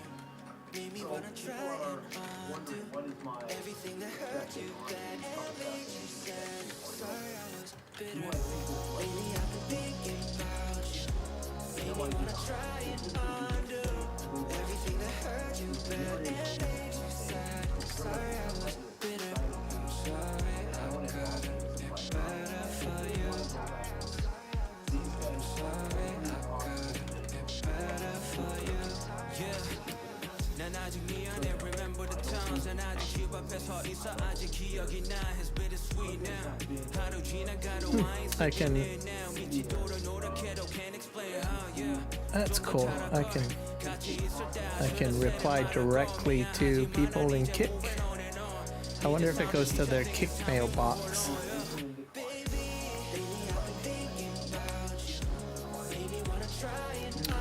That's kind of handy. Hopefully it goes to the Kick mailbox. I did send some replies. Very handy in case I guess you miss a comment. Let's see here. We are moving along here. How much? Got about 12 more minutes. And then this guy will be done rolling. Which will be good.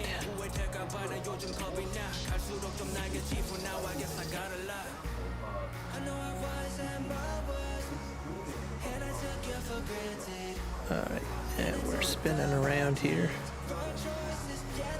Almost to the end.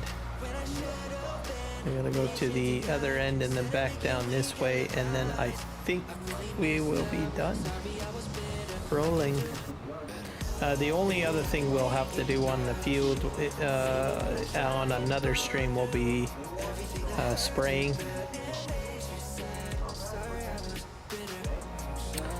This field probably will need to be plowed. I probably should have plowed it before I planted.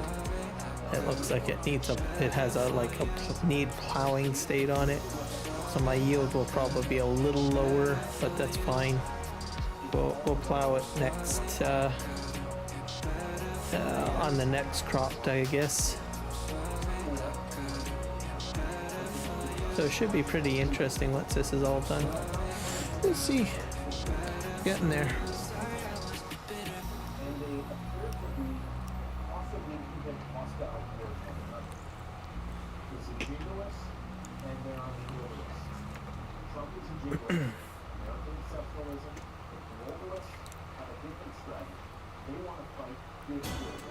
Wonder if I can, since we've got all this course play stuff going on, my next field might actually be a pivot-based field.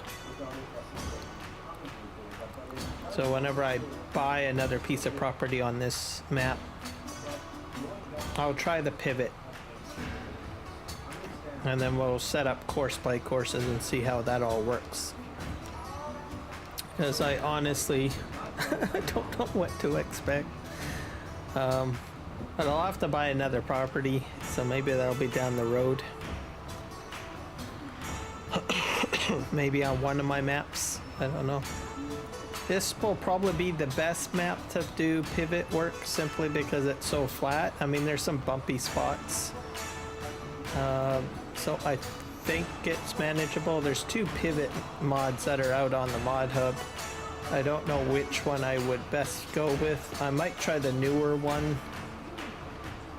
Because I know the first one that came out, I had some issues, unless they've updated it in, I don't know, in the last, what, odd year? I think it's been out for about a year.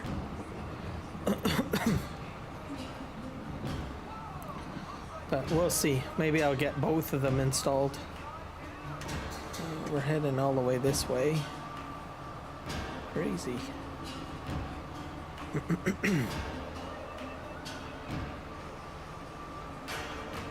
And we're going to spin around.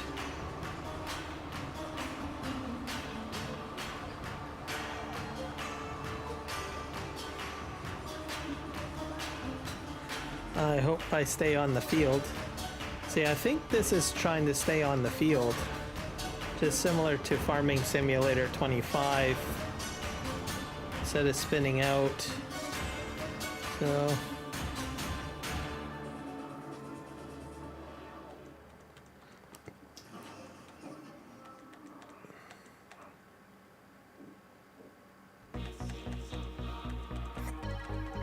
It's not hard for that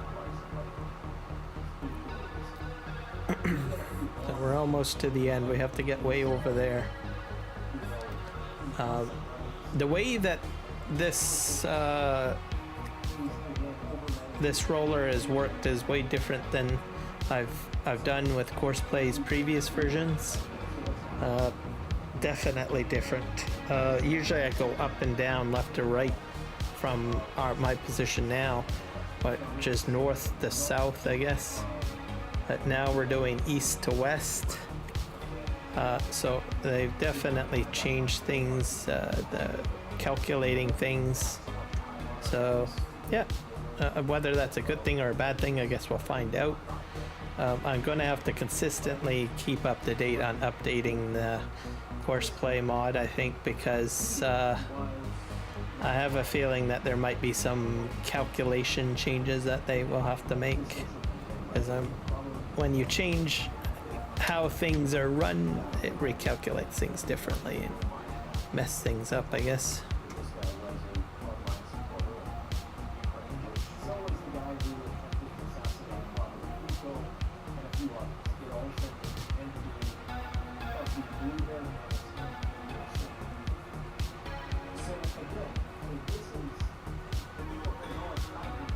So we got about 7 minutes more on this field, and then we're gonna head back, wash up the equipment.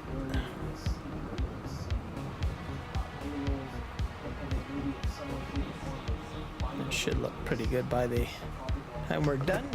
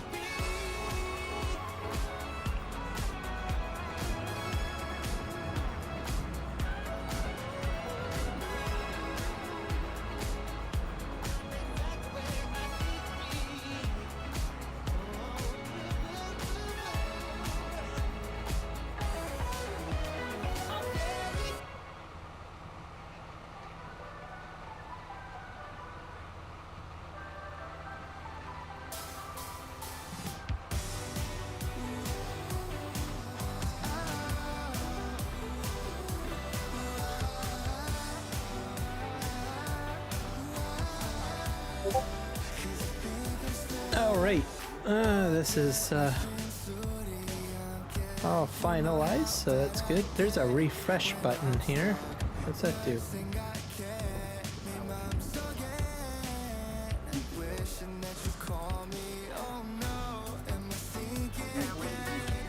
That clears it out. I don't know what the refresh button does. That's something new too. And the course play interface. So course play, I think not too bad. A little bit more complicated, but so I think a little bit better at doing some of the work, I guess. Let's just practice here. Definitely see that they're trying to be similar to Farm Sim 25.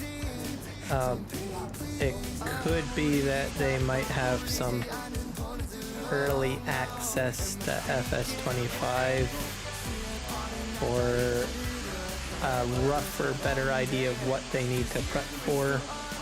So it might help with an early release of course play or auto drive maybe, or sorry, course play on 25 maybe? I don't know.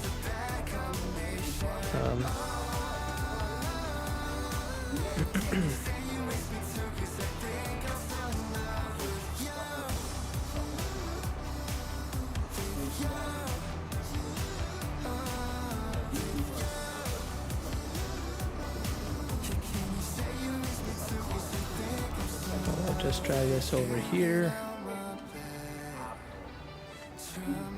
I'll probably just park this right. All wrong.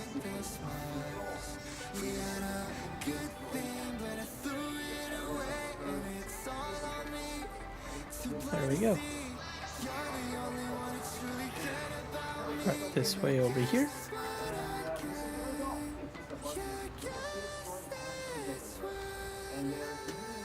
So hopefully everybody enjoyed this stream. I did get, I think, the majority of the field prep done. I probably should have plowed earlier on, but oh well, that's one step out of it. So I'll probably just have to do spraying. I have 1 day months on this map, so probably next stream I will be just spraying. I'm not sure when my my cotton will be done. Let's wait one cotton picking moment here. Let's see what we got on the, see how far we are with the growing state of that.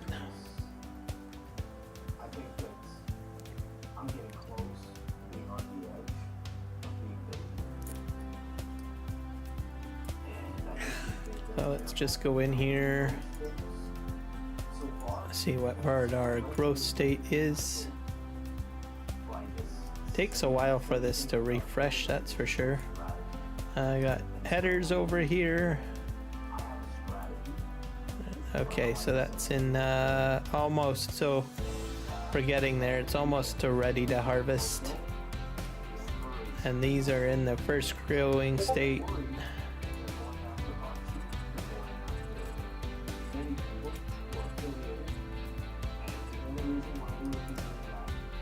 And then weeds will probably show up in here for sure.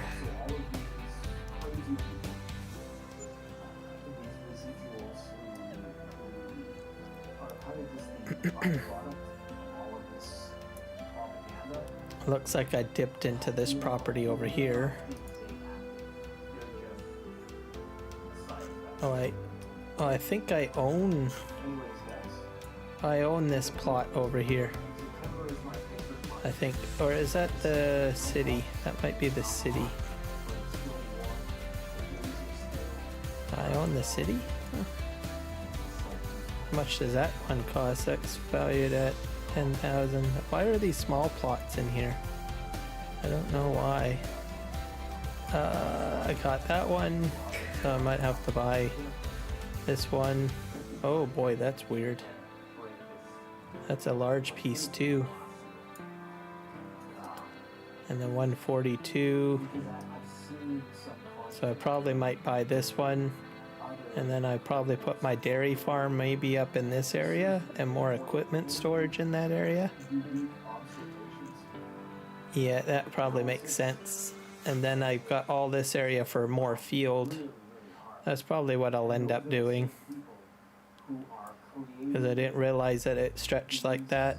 And then I'll have to put a roadway up here and then down there, and then we can put equipment storage and other probably silage stuff in there, BGA, that sort of thing. And then I have all this land down here, which I don't know what's down there. I guess I'll have to find out, because I have not worked this land down here. So that's just crazy. Oh, that's interesting. I wonder if the cotton's ready now. Speaking of one cotton picking moment, this is crop cotton ready to harvest, so I guess I gotta buy cotton equipment. So I guess that's what we'll be doing the next stream. I guess I can buy the equipment now. So let's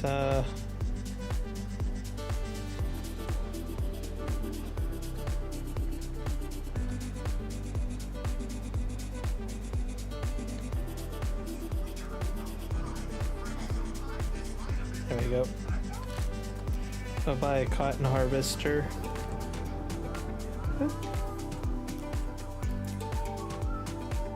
Cotton technology. So we can do the square ones or we can do the round ones. I think I prefer the round ones. Actually, the square ones, did you know, holds more product than the round ones? So there's positives and negatives to both. So I think we'll go with this one.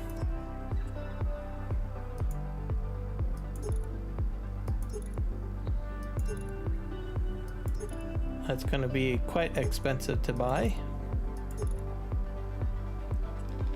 So we'll buy that.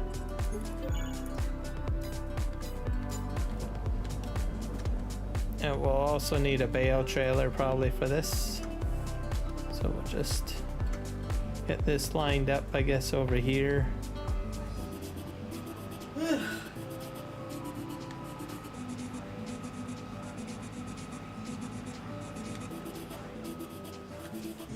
Put that there. We'll have to buy a bale trailer. Bale pickup, I think.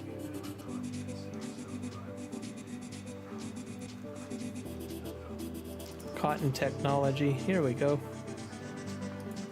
I'm gonna do a wheel grab, but we'll be doing this one. Change this to maybe a blue. Bye.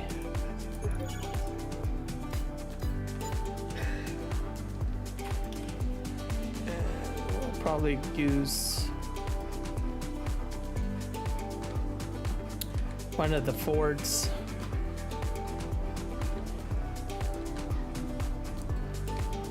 We'll just set up a new screenshot, I think, for the next stream.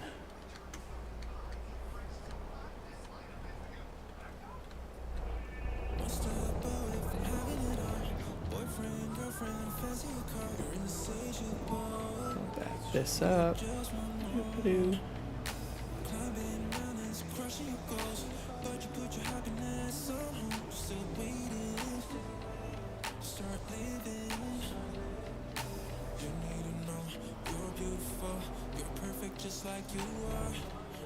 There we go. Turn the lights on. I imagine this bad boy has some lights too. Oh.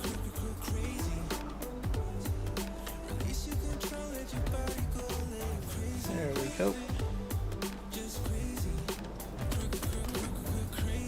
Out of there. Let's set up our, turn the flight mode on. Turn off all of this.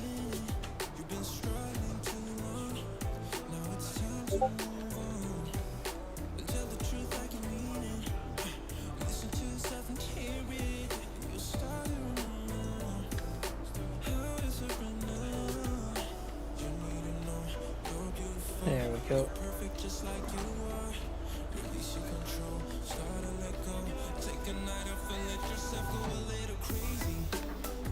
There, and we'll take a screenshot.